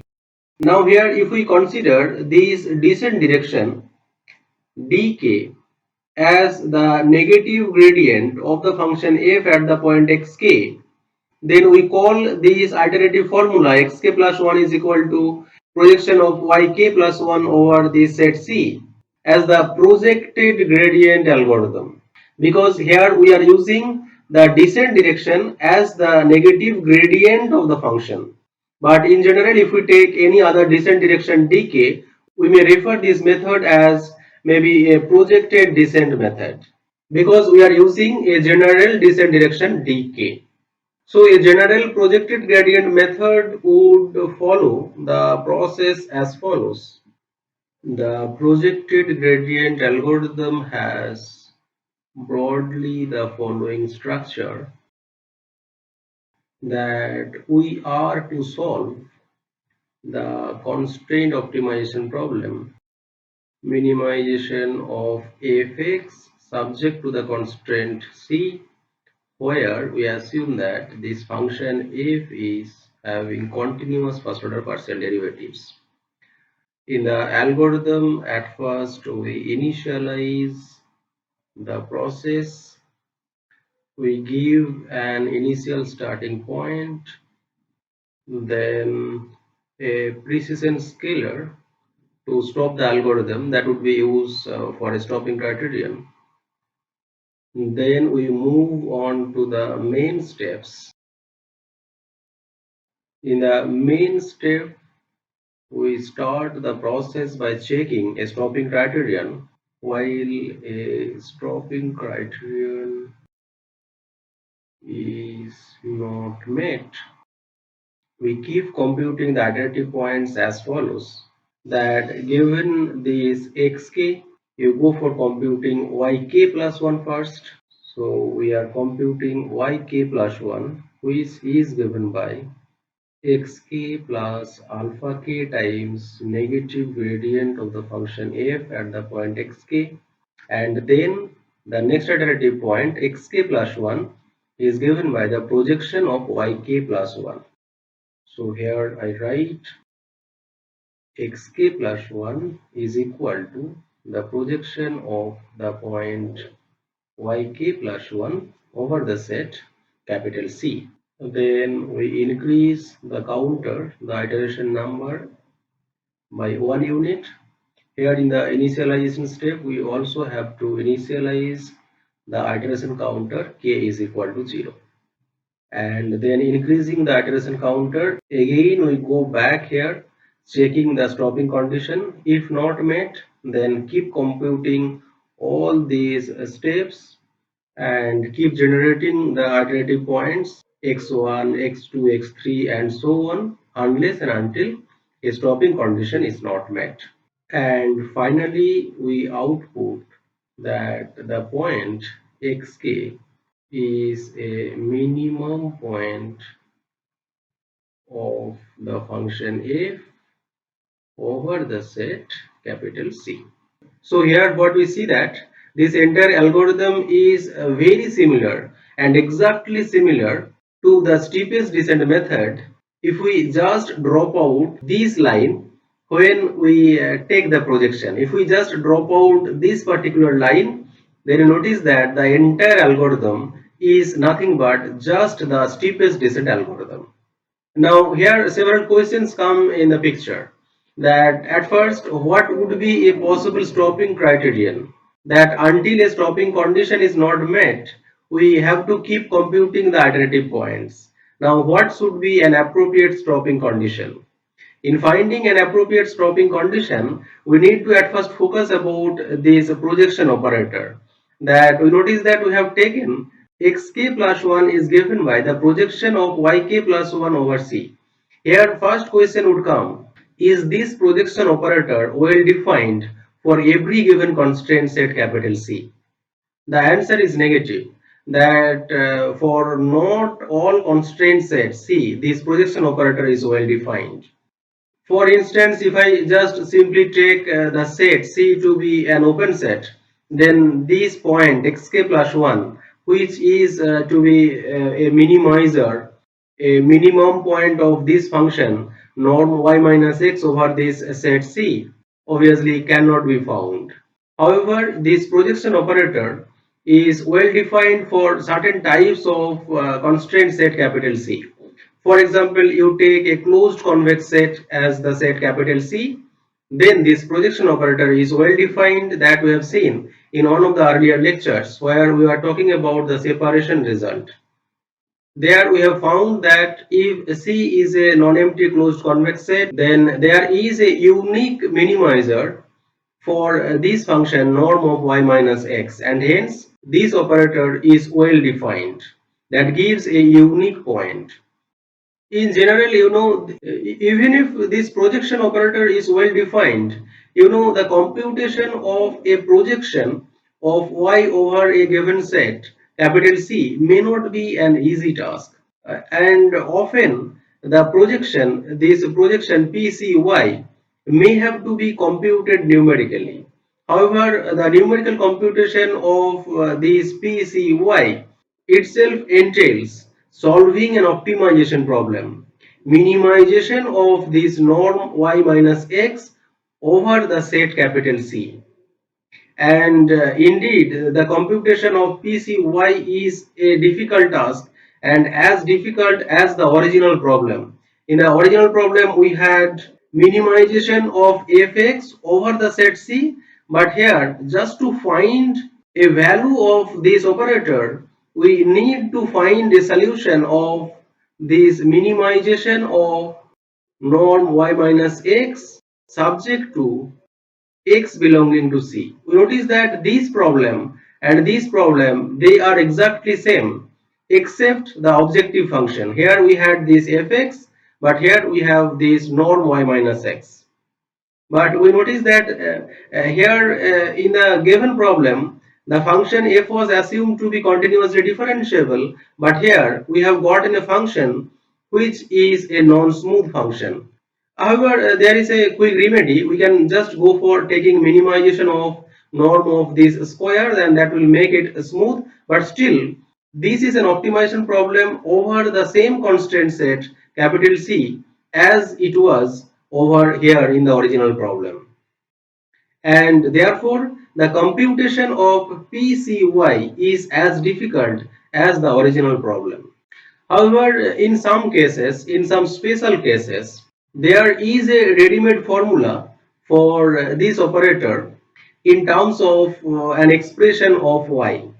For example, if I consider the set capital C is, let's suppose, a box constraint. By box constraint I mean where the constraint set is given by just lower bounds and upper bounds of the component of the variable vector x. That means xi is lying in between li and ui for some given values of li and ui for I is equal to 1 to till n.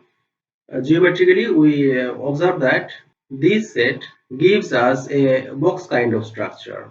That if I just go for drawing out this constant set, for the case when n is equal to 2, that means we consider set of points in the R2 plane for which x1 is lying in between L1 to U1 and x2 is lying in between L2 to U2.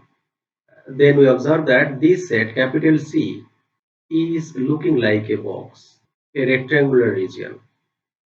If C is this box constraint, then we can quickly figure out the projection of y over this set C, where y has n many components, y1, y2 till yn. That means you pick up a point, let's suppose y over here, which has two components, y1, y2.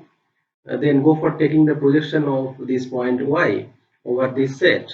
you can quickly find that this projection will give us the point P1, P2 till Pn, where Pi is given by Ui if your Yi is greater than Uy. It is Yi if Yi lies in between Li and Uy, and if Yi is less than Li, in that case Pi will be given by Li. This formula you can quickly figure out just from looking at the geometrical perspective of the location of Y with respect to this rectangular set, this rectangular region.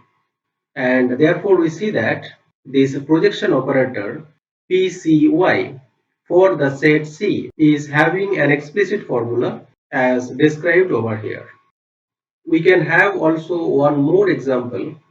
For instance, if I consider the constraint set C is given by a set of linear equalities, that means in the matrix form Ax is equal to B, then the projection operator will be given by a matrix multiplication with the vector y, where this capital P has the expression In minus A transpose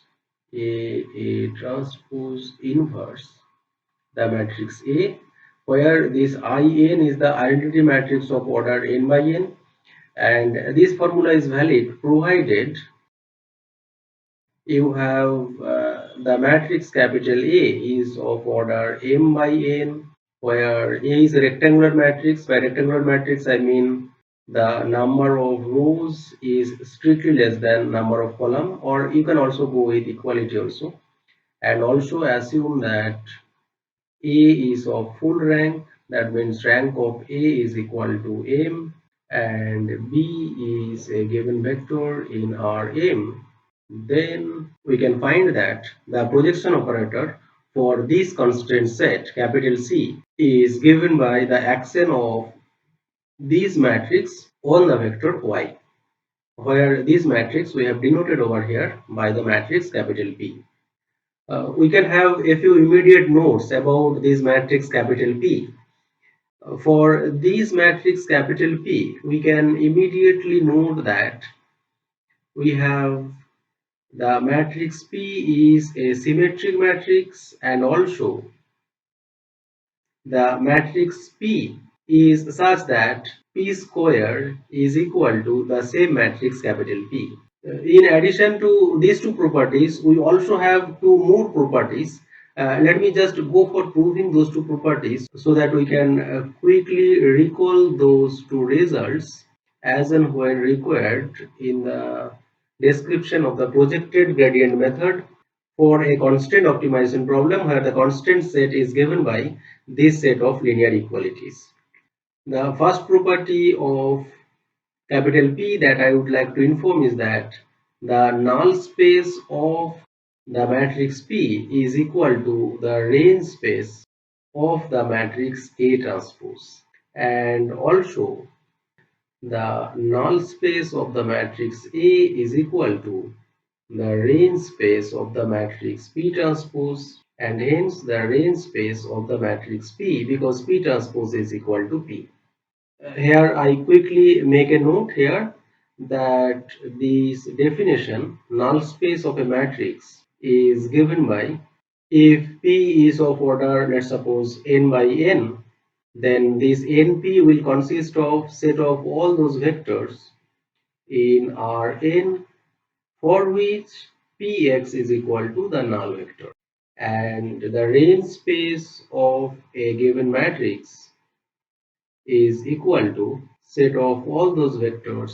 Those are given by the action of this matrix A transpose over the vectors where V is belonging to, if A is of dimension of, let's suppose, m by n as usual that we have taken here, and therefore A transpose will have order n by m, and therefore in order to make this computation compatible we need to take here V is belonging to Rm.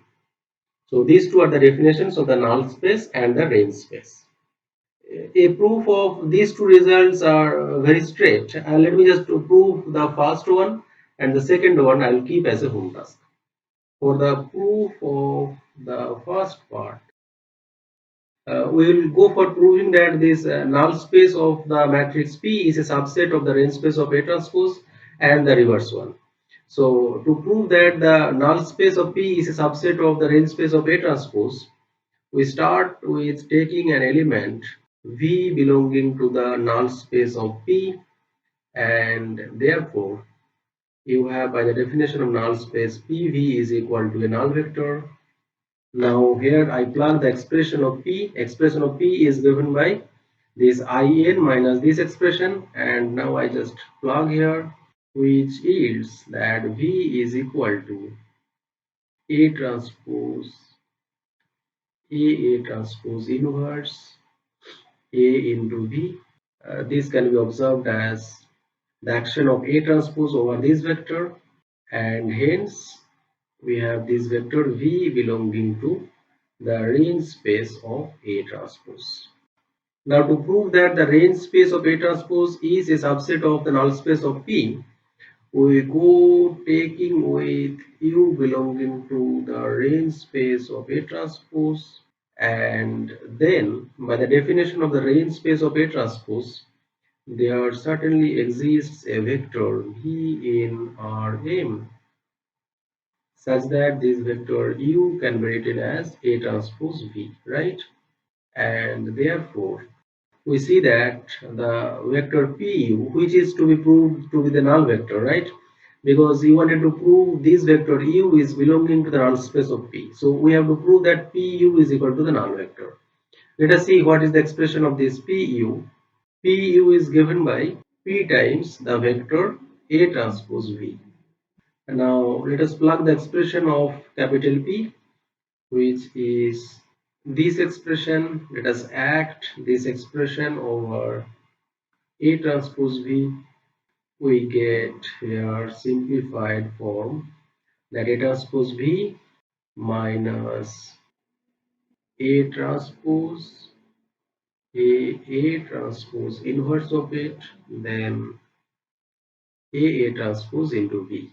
So ultimately we get A transpose V minus A transpose V, which is the null vector, and therefore the vector U is belonging to the null space of the matrix capital P. And by looking at these two bullet points here and here, we see that this result is true, that the null space of P is the range space of the matrix A transpose. By a similar straightforward calculation, you can prove the second result. I am keeping the second result as a home task. Now let us get back to the original algorithm that I was describing, the projected gradient algorithm. In this algorithm, we were to find a stopping condition, and towards finding a stopping condition, we were getting stuck on this particular line where I was informing that this projection operator is not well defined for every given constant set capital C. But if the set capital C is a closed convex set, then this operator is well defined, and this operator gives a unique point. You take that unique point as your xk plus 1, and then the computation can be done, right?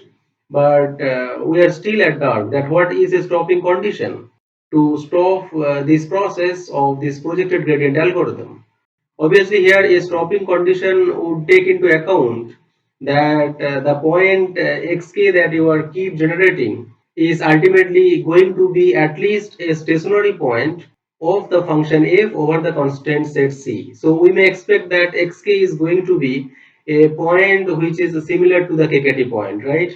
Let me now find this stopping condition for the constraint set capital C, which is given by a set of linear equalities. And then later on, we will focus into the general case when C is given to be just a closed convex set, then what would be a stopping condition that we shall try to figure out towards the end. And now let me at first identify a stopping condition when the set capital C is given by a set of linear equalities. To find a stopping condition when we consider the problem on this constraint set, that capital C is described by this set where A satisfies these two conditions, that m less than equal to n and the rank of A is equal to m, then in this case the projection operator is given by this explicit expression, the action of capital P on the vector y. Fine, with the help of this operator capital P and with the help of this lemma 1, we can quickly derive an optimality condition for the constraint optimization problem. Minimization of fx subject to x belonging to capital C, where this C is given by a set of linear equalities Ax is equal to B. To find such an optimality condition, we look at this proposition.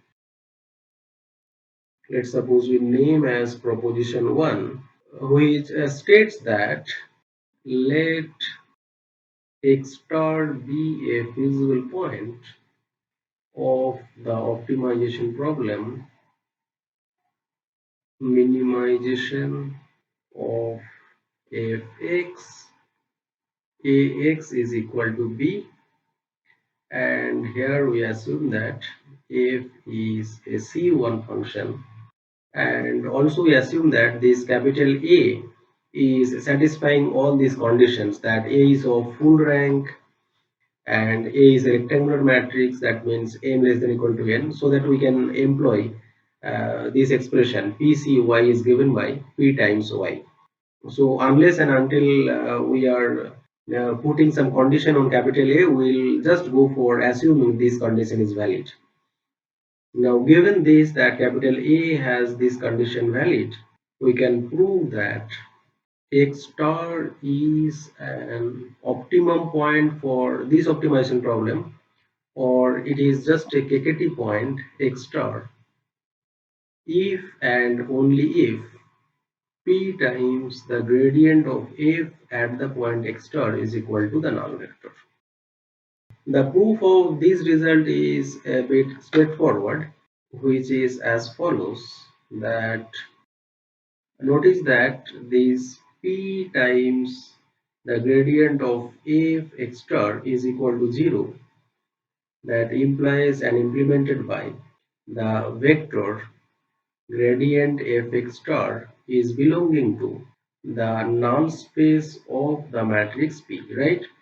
And we have seen in lemma 1 that the null space of P is equal to the range space of A transpose, right?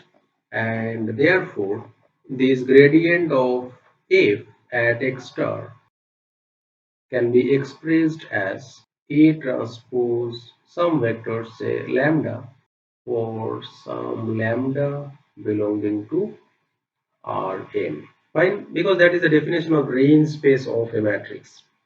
And this simply then gives us the gradient of f x transpose minus A transpose lambda is equal to the null vector for some lambda belonging to Rm.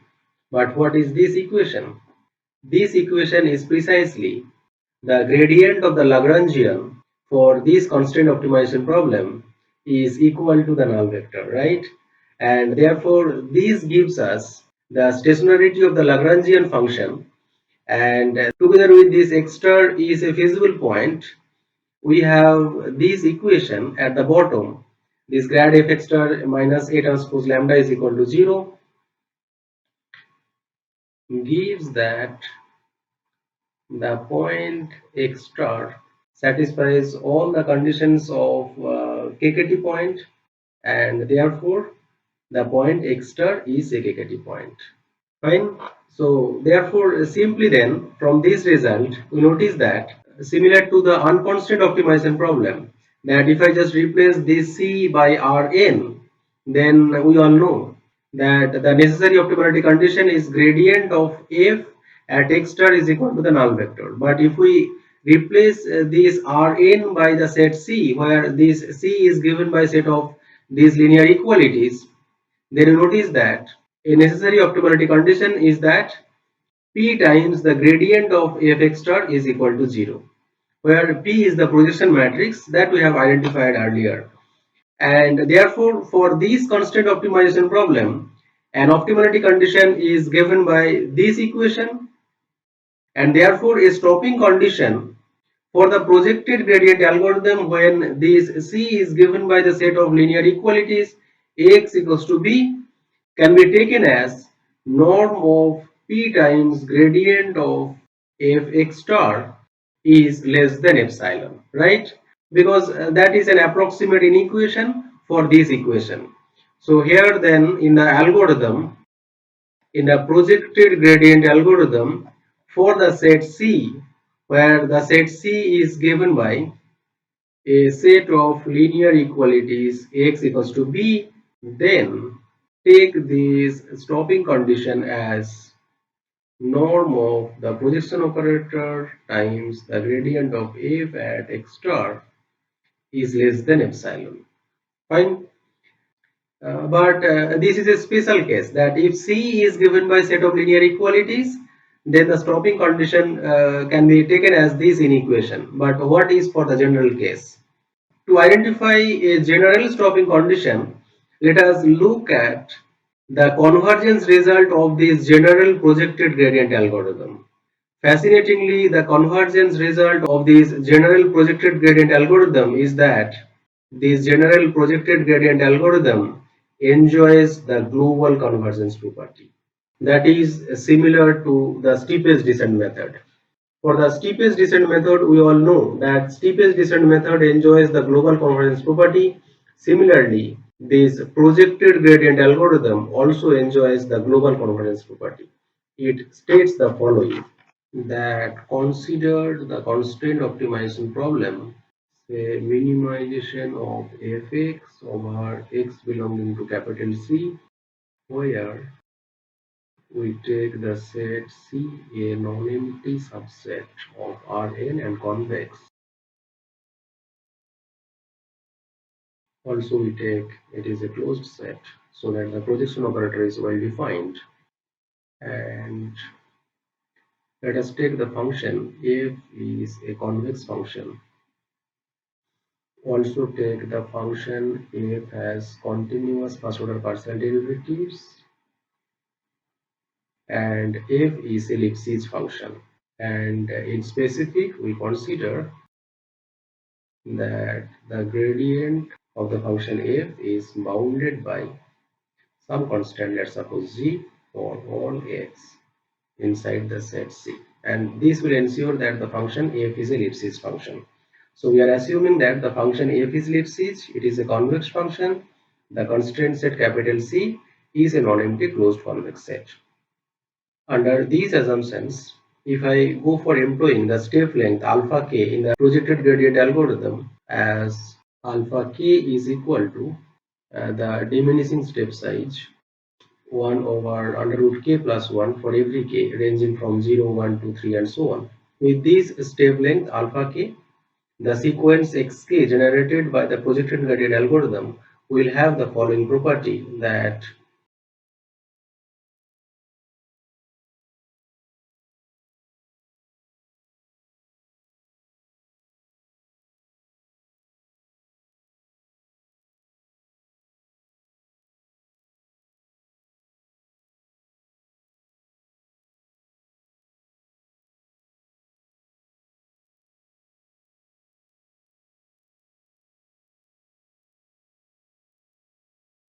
f of the average of all the points generated till the kth iterative point, that is 1 over k plus 1 summation of all the xk's, its functional value minus f star is less than equal to r squared by 2 plus g square times 1 over k plus 1, where this f star is the global minimum value of the function f over the constant set C.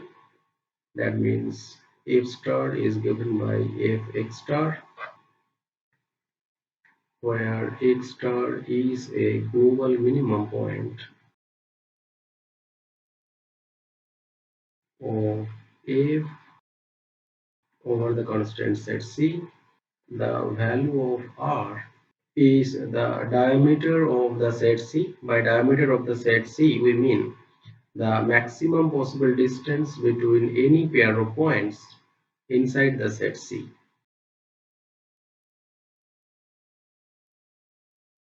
And therefore, from this inequality, we see that as k tends to infinity, the right hand side tends to 0, right?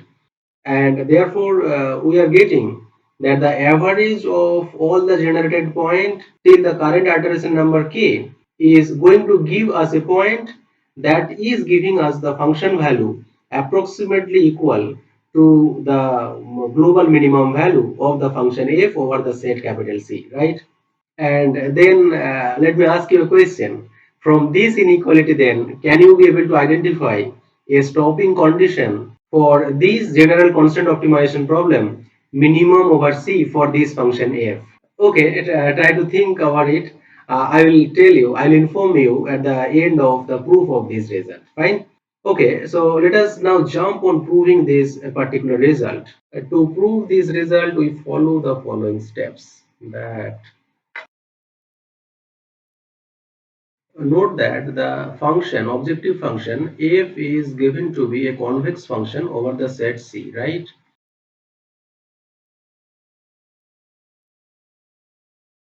Therefore, the first order condition for convexity that gives us fz less than equal to fx plus the dot product of the gradient of f at x and the vector z minus x for all x and z belonging to the set C.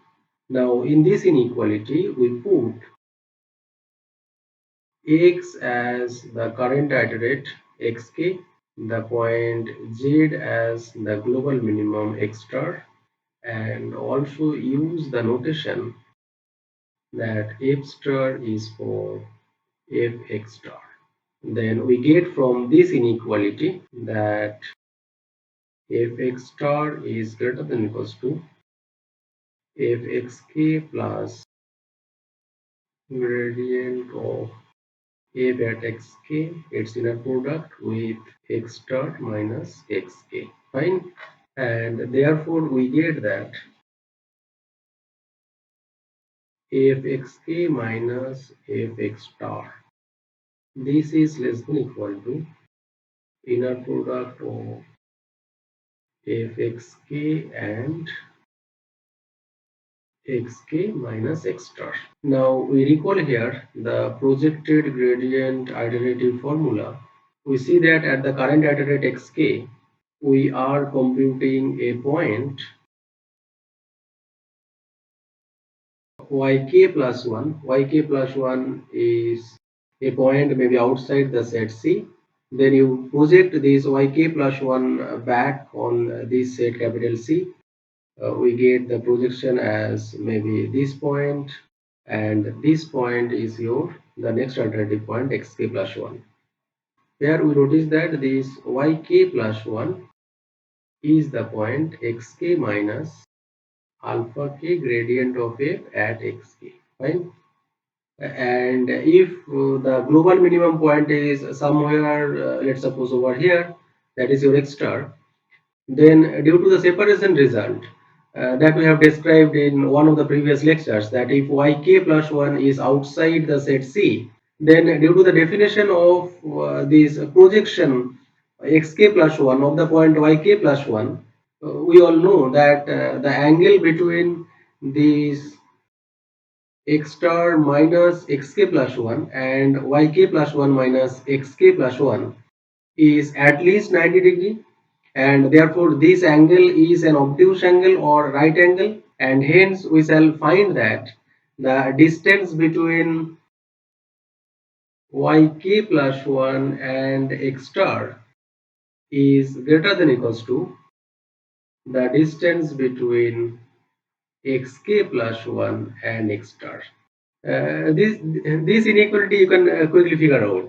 You just consider two vectors whose angle is obtuse angle, then this inequality is a trivial inequality. I am just keeping it as a home task that you figure out why this is happening.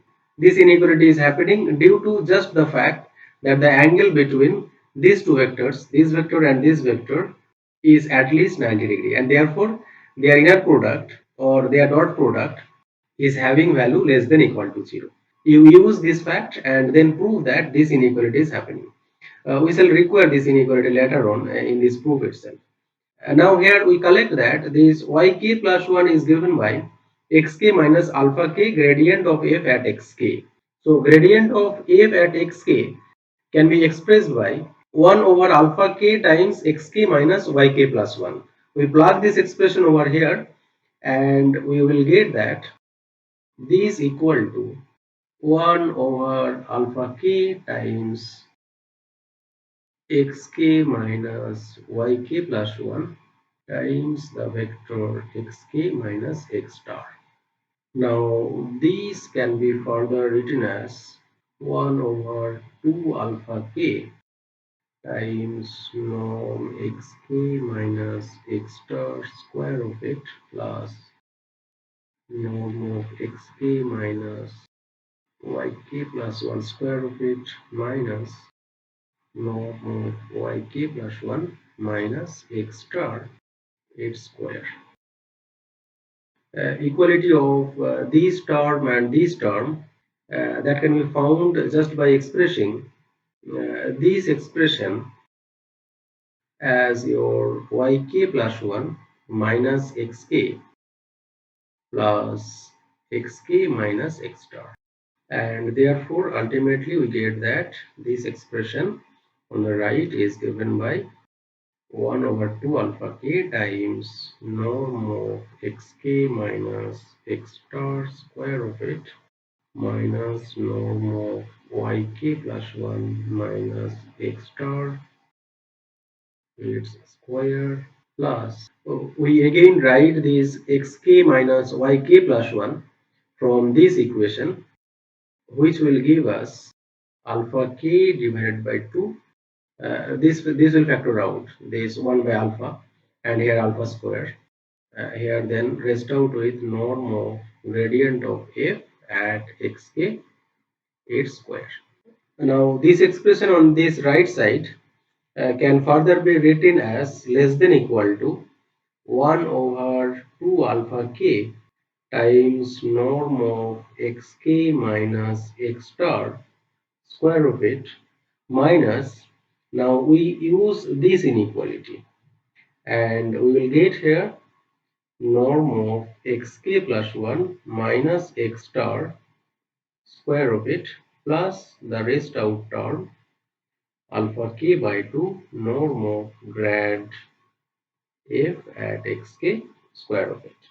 And therefore from here we see that we considered this inequality fxk minus f star less than equal to this entire expression, and this inequality you notice that is valid for every k starting from 0, 1, 2, 3 and so on. So we take on the both the sides a summation from 0 to the current iterative point k of the left hand side expression as fxj minus fx star is your f star. This is less than equal to summation over j is equal to 0 to the current iterate k 1 over 2 alpha j times norm of xj minus x star square of it minus norm of xj plus 1 minus x star its square plus we can replace this quantity by its bound g, and therefore we will get here simply g squared by 2 summation over alpha j's. J is equal to 0 to k. Now we look at this right hand side expression, we see that the first summation here, this summation gives us a telescopic sum, right? And from this telescopic sum you will get that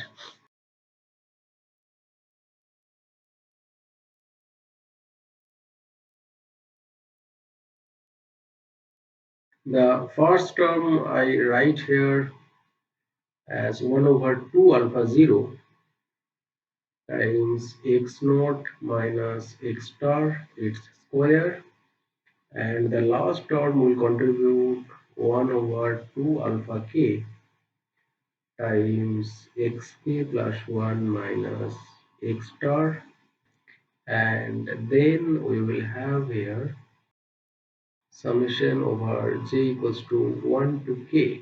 We have the coefficient of xj minus x star its square, as the first term will give us 1 over alpha j, and the second term will give us 1 over alpha j minus 1, and at the end you have the last term g square by 2 summation alpha j is equal to 0 to k. Now this right hand side can now be taken as less than equal to, we notice that this term x star minus x naught, its distance is obviously less than the diameter of the constant set capital C, and the diameter of the constant set C is assumed to be capital R, and therefore we have here 1 over 2 alpha naught capital R square. And this term is a negative term, as we are considering an upper bound, so we can just forget about this term because this term is negative. And then the third term here, this term will give us half times this xj minus x star its norm square is less than equal to r square, right? For every j is from 1 to k, and therefore this term will now give us from outside of the summation, it will contribute r square, and then summation over j equals to 1 to k, a telescopic sum, and this telescopic sum will then end up with 1 over the last term alpha k minus the first term alpha naught, plus here you have g square by 2 summation over alpha j. Let me replace this alpha j by its value 1 over under root of j plus 1. J is equal to 0 to k. Now here let us put the expressions, the values of this alpha naught and alpha k. You will have here this your r square. Alpha naught is equal to 1, so here r square by 2 plus half r square times here under root of k plus 1 minus 1 plus g square by 2. And this expression, we notice that in a tricky manner can be written as follows, that we see summation over j is equal to 0 to k 1 over under root j plus 1. This quantity is obviously less than equal to the area under the curve 1 over under root t plus 1 in between 0 to k, which gives us less than equal to 2 under root k plus 1, and therefore here we can just go for taking out less than equal to 2 under root k plus 1. So in a simplified manner, we have now this r square by 2, this minus r square by 2 will get cancelled. So we have half r square plus g square times under root k plus 1, and therefore ultimately we now have, I take a division on both the sides by k plus 1. So we have here 1 over k plus 1 summation f of x's, j is from 0 to k minus f star is less than equal to half r square plus g square times 1 over k plus 1. Now let us focus on this term. This term can be written as f of 1 over k plus 1 summation xj's, where j is equal to 0 to k minus the f star. We notice that this quantity is less than equal to this quantity because of the Jensen inequality. The Jensen inequality for convex function says the following, that if we have a convex function f, then you go for picking up a few points x1, x2, let's suppose p many points from the domain of the convex function f, then the function value of the weighted average of these points, summation wi xi divided by the summation of the weights. This we call as weighted average of the points xi's, where these weights wi's are real numbers and they are non-negative real numbers. Here the sum is for 1 to p, I is equal to 1 to p. This weighted average of the points xi's x1, x2 till xp, and then you take the function value, it will be less than equal to the weighted average of the function values at the respective points. That means summation of these quantities divided by the summation of the weights.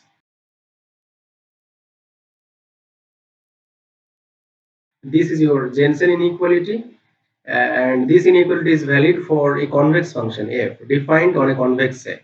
C is also a convex set. Fine. Now here in particular you take all these wi's are equal to 1 and this p is equal to k. Then you will find that this expression as the argument of the function here in this inequality will give us this expression over here, right? And on the right hand side, this entire expression will give us the expression that is over here. Fine. And therefore, with the help of this Jensen inequality, we see that ultimately at the end we have f of the average of the points, average of all the points that have been executed so far. That means x0, x1, x2 till xk. You take their average, function value of this average point minus the global minimum fx star is less than equal to half of r square plus g square times 1 over under root k plus 1. And that is what exactly you wanted to prove, that in this result the statement was precisely the inequality that we have ended up, this inequality. Now this inequality can be used as a stopping condition as follows, that if you want a point that has function value not more than epsilon precision of the global minimum value of the function, then you notice that how many iterations do you need to execute. Obviously that many iterations for which this right hand side quantity, this quantity is less than epsilon. And you notice that when the value of k is such that k plus 1 is bigger than square of r square by 2 plus g square divided by epsilon, then we notice that after execution of these many iterations, you have gotten a point which is given by average of all the iterative points, for which the function value is exactly equal to fx star up to a precision of epsilon, right?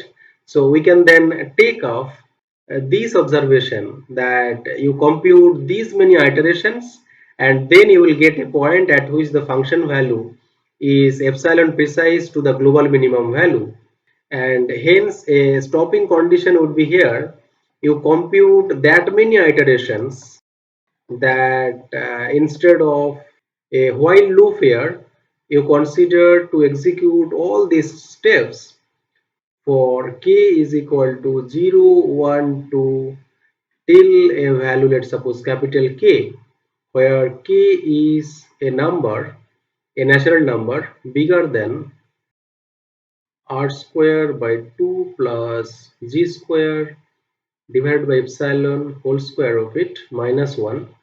For these many iterations, you go for computing all these steps, and then ultimately, instead of this xk, you give the output as the average of all the points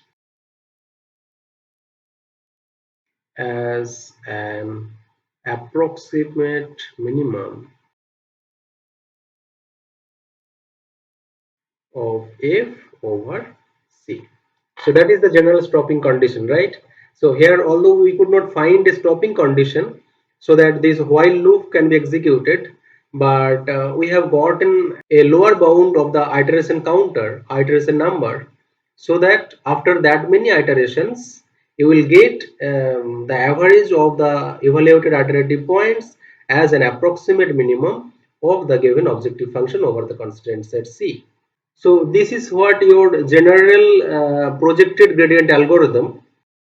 Now let me consider a few results to be talked for the constraint optimization problem, where the constraint set is given by this set of linear equalities. We at first precisely write the projected gradient algorithm when the constraint set is given by a set of linear equalities, and afterwards we shall derive a few results like the descent property and whether the direction of movement in the projected gradient method is the feasible and steepest descent direction or not.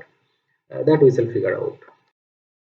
Let me at first write the projected gradient algorithm phrase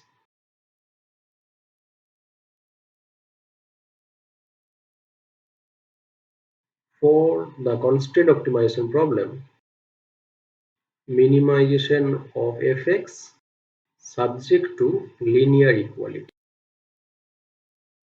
Here, as usual, we are taking f is a C1 function, and here x is belonging to Rn. And also we are taking the assumption that the matrix capital A is of full rank and it is a rectangular matrix. That is, the number of rows are less than equal to the number of columns. The projected gradient algorithm for this particular constraint optimization problem goes in the following manner: that you initialize first the process with a given initial point and also provide a precision scalar, then go to the main steps. The main steps will be with a while loop, that while the stopping condition is not met. What is the stopping condition here for this constraint set? We have identified that the norm of p times the gradient at the iterative point xk is bigger than equals to epsilon. You go for computing the iterative points by xk plus 1 is equal to the projection over C of the point yk plus 1, where the set C is this constant set. And we recall here that this yk plus 1 is given by xk minus alpha k gradient of f at xk, where this alpha k is a suitable step length. You can choose alpha k with the help of the exact line search. That means you can choose alpha k by argmin of the function phi k, where your phi k is given by f of xk plus alpha times dk. The direction here, you are using the negative gradient, so alpha times negative gradient of f at the point xk. Or you may use some of the inexact line searches to find this alpha k value. Here we notice that this alpha k value is identified with the same computation for unconstrained optimization problem.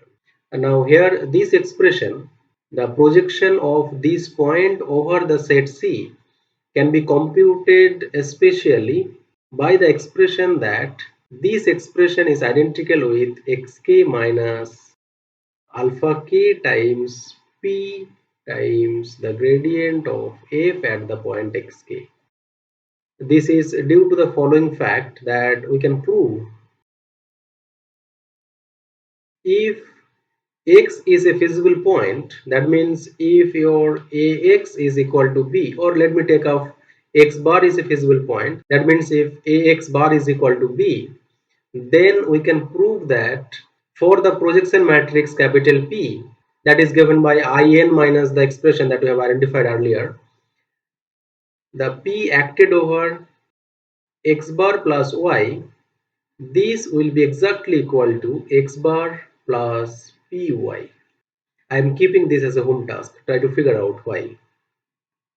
Fine. So this is a fact. Now using this fact, we can now write here that projection of this point xk minus alpha k gradient of fxk is equal to, as xk is a feasible point, so we have here xk and then this p times y, that gives us this expression, negative of this expression. So here you go for computing just this step, that xk plus 1 is given by xk minus alpha k times p times the gradient. This is just a replacement of the steepest descent method, where we have just an incorporation of just the matrix capital P here. You notice here that the entire algorithm is going to be just the steepest descent method, where this P and this P are just replaced by the identity matrix, right? That means when these P are not here, not here and not here, then this algorithm is just going to be the steepest descent method. And ultimately in this projected gradient algorithm, for this constraint set, the output will be the point xk as an approximate KKT point. By approximate KKT point, we mean the equation P gradient of fx is equal to 0 is approximately satisfied by the point xk, right? And here, in order to be appropriately writing of this algorithm, I must increase the counter here, the iteration counter k with 1 unit, and also here I must initialize the iteration counter k is equal to 0. So this is precisely your projected gradient algorithm for a linearly constrained problem. Now let me consider to derive a few results for this projected gradient algorithm for linearly constrained problem. Those results are as follows. The first result states that let's suppose our feasible set is this polytopic region. Indeed, the feasible set is a polytopic region if the feasible set or the constraint set is given by a set of linear equalities.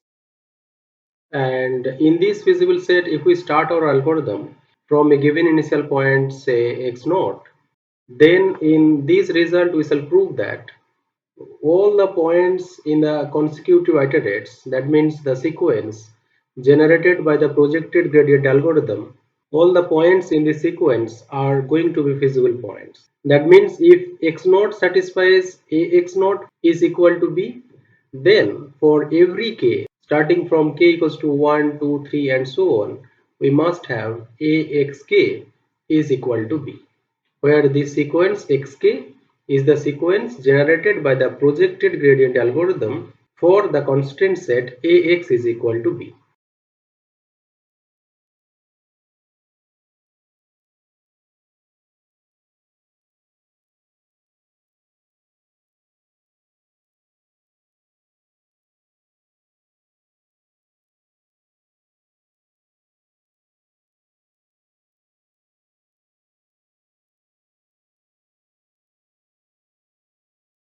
A proof of this result is straightforward, and it is as follows, that we are given ax naught is equal to b, and to prove that all the elements in this sequence are feasible, we shall seek the help of the principle of mathematical induction.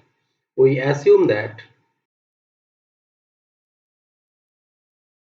the point xk is feasible, and then we will prove that the point xk plus 1 is also feasible.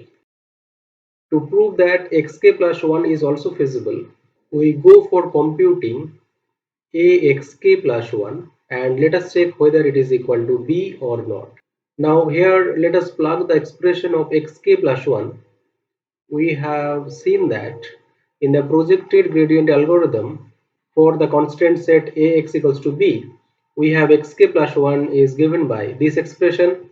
Let us plug this expression over here and we will get that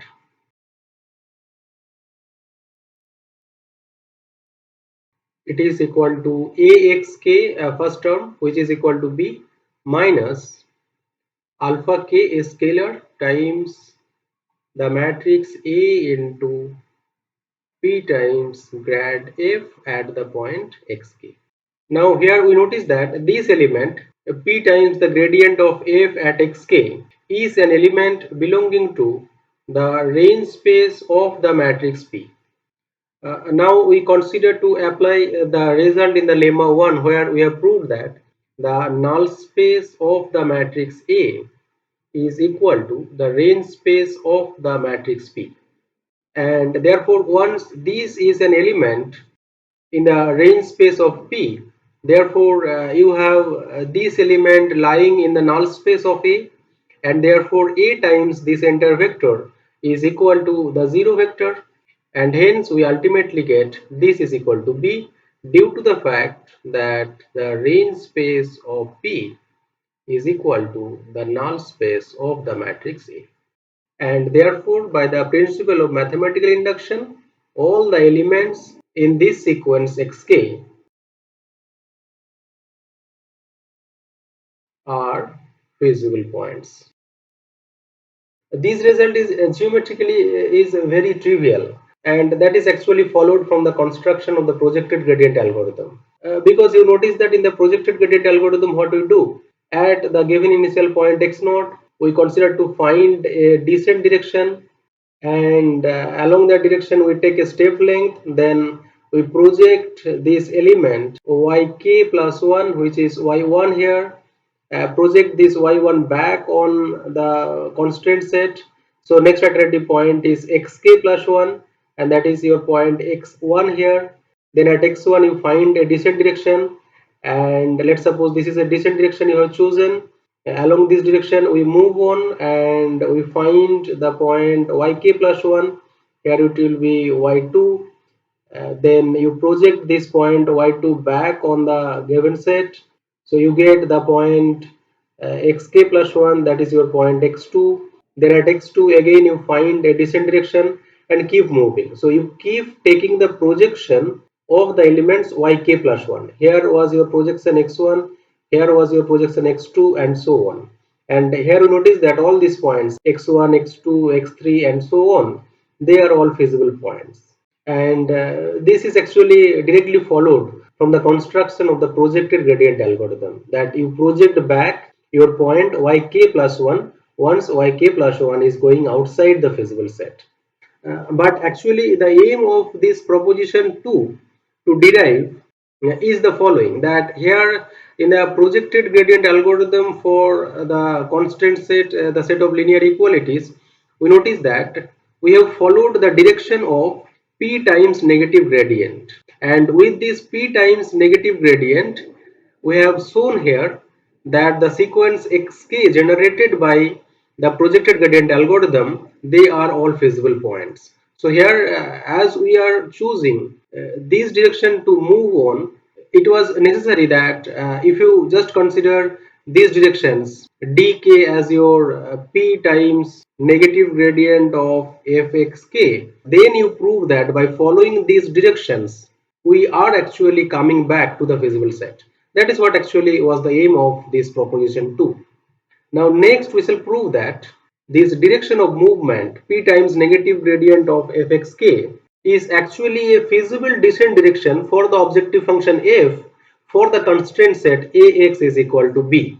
So what we have to prove here, that this direction p times the negative gradient at xk, this direction is a descent direction plus this is a feasible direction for the constraint set ax is equal to b. So we prove the next result, proposition 3, which states that p times negative gradient at the point xk is a feasible direction,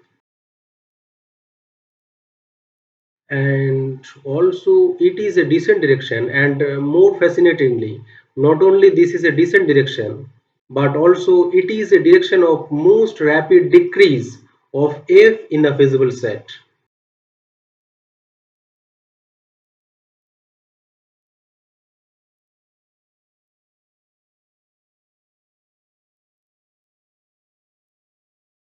A proof of the result is as follows. To prove that this direction, negative p times gradient of fxk is a feasible direction, we first find what is the set of feasible directions for the constraint set ax is equal to b. We have already figured out what are the set of feasible directions for this constraint set. We have seen this, that in this lecture itself, the set of feasible directions are given by ad is equal to 0, a set of all those d's in the n-dimensional Euclidean space such that ad is equal to 0, right?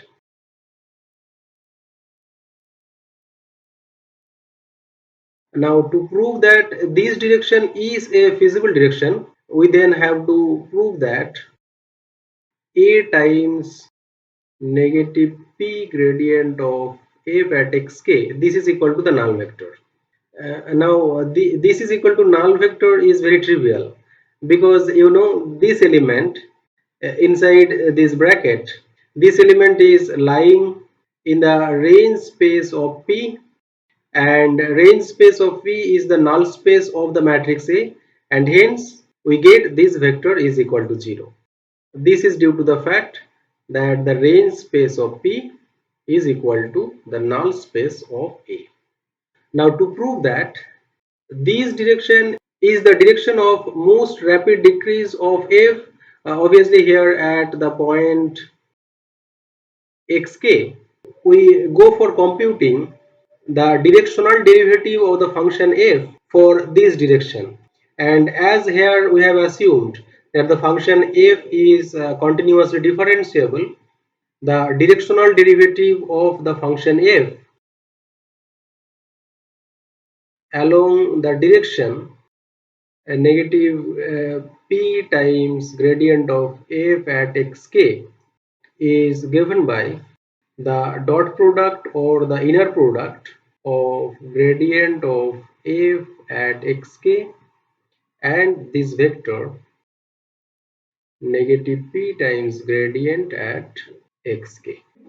This is equal to negative gradient of f at xk transpose p times gradient f at xk, which is equal to f xk transpose, as p has the property that p square is equal to p is a projection matrix, so we have here p is equal to p square times gradient of f at xk, which is equal to negative gradient at xk transpose. Now I write this p square as p times p, and as p is a symmetric matrix, we can write p square as here p transpose p, which ultimately gives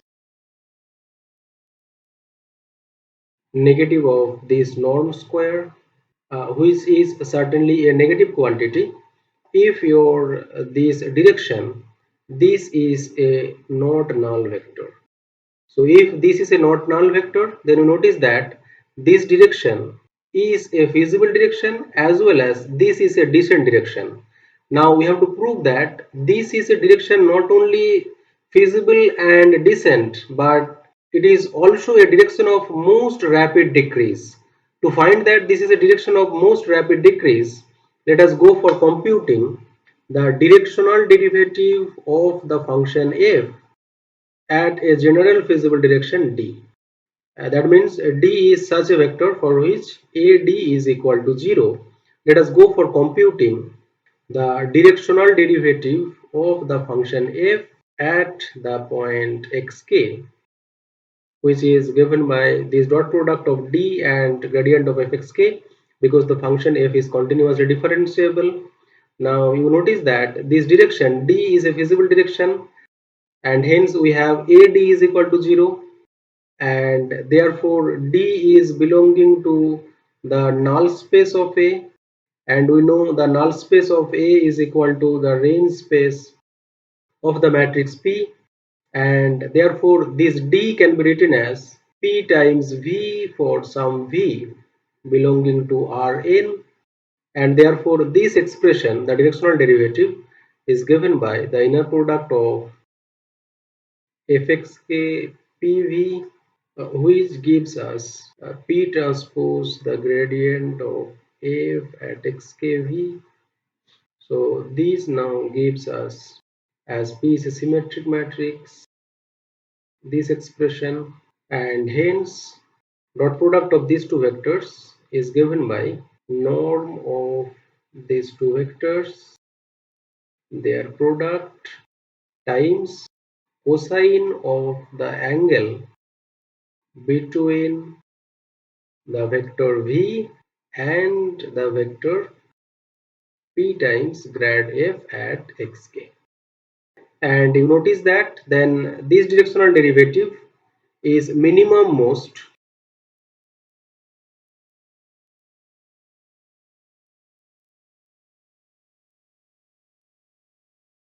when we have here this theta k is such that this entire quantity is most negative, and therefore cosine theta k is -1. That means theta k has to be the angle pi, and hence you must have the vector v, the reverse direction of the vector p times gradient of fxk.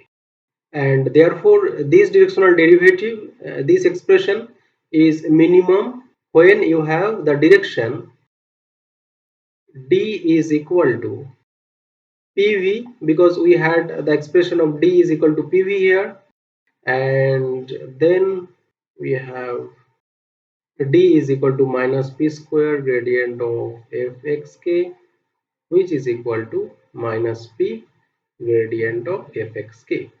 And therefore what we see that when the direction d is given by this expression, then the directional derivative of f in the feasible direction is negative most, and that is what precisely we have stated in this result, that this direction is the direction of most rapid decrease, and it is a feasible direction for the constraint set ax is equal to b.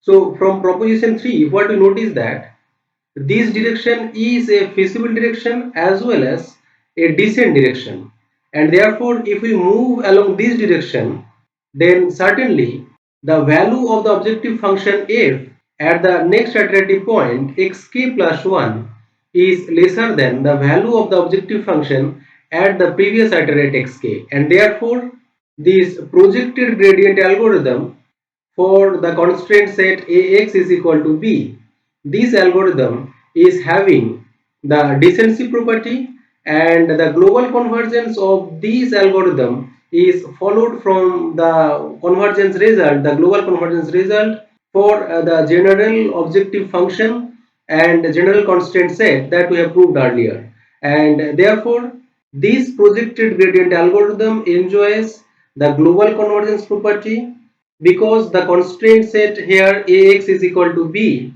is a closed convex set, and also this algorithm enjoys the decency property. With this comment on projected gradient method for this optimization problem, I now stop this long lecture here, and I put my heartfelt thanks for all of your kind attention to listen this long lecture.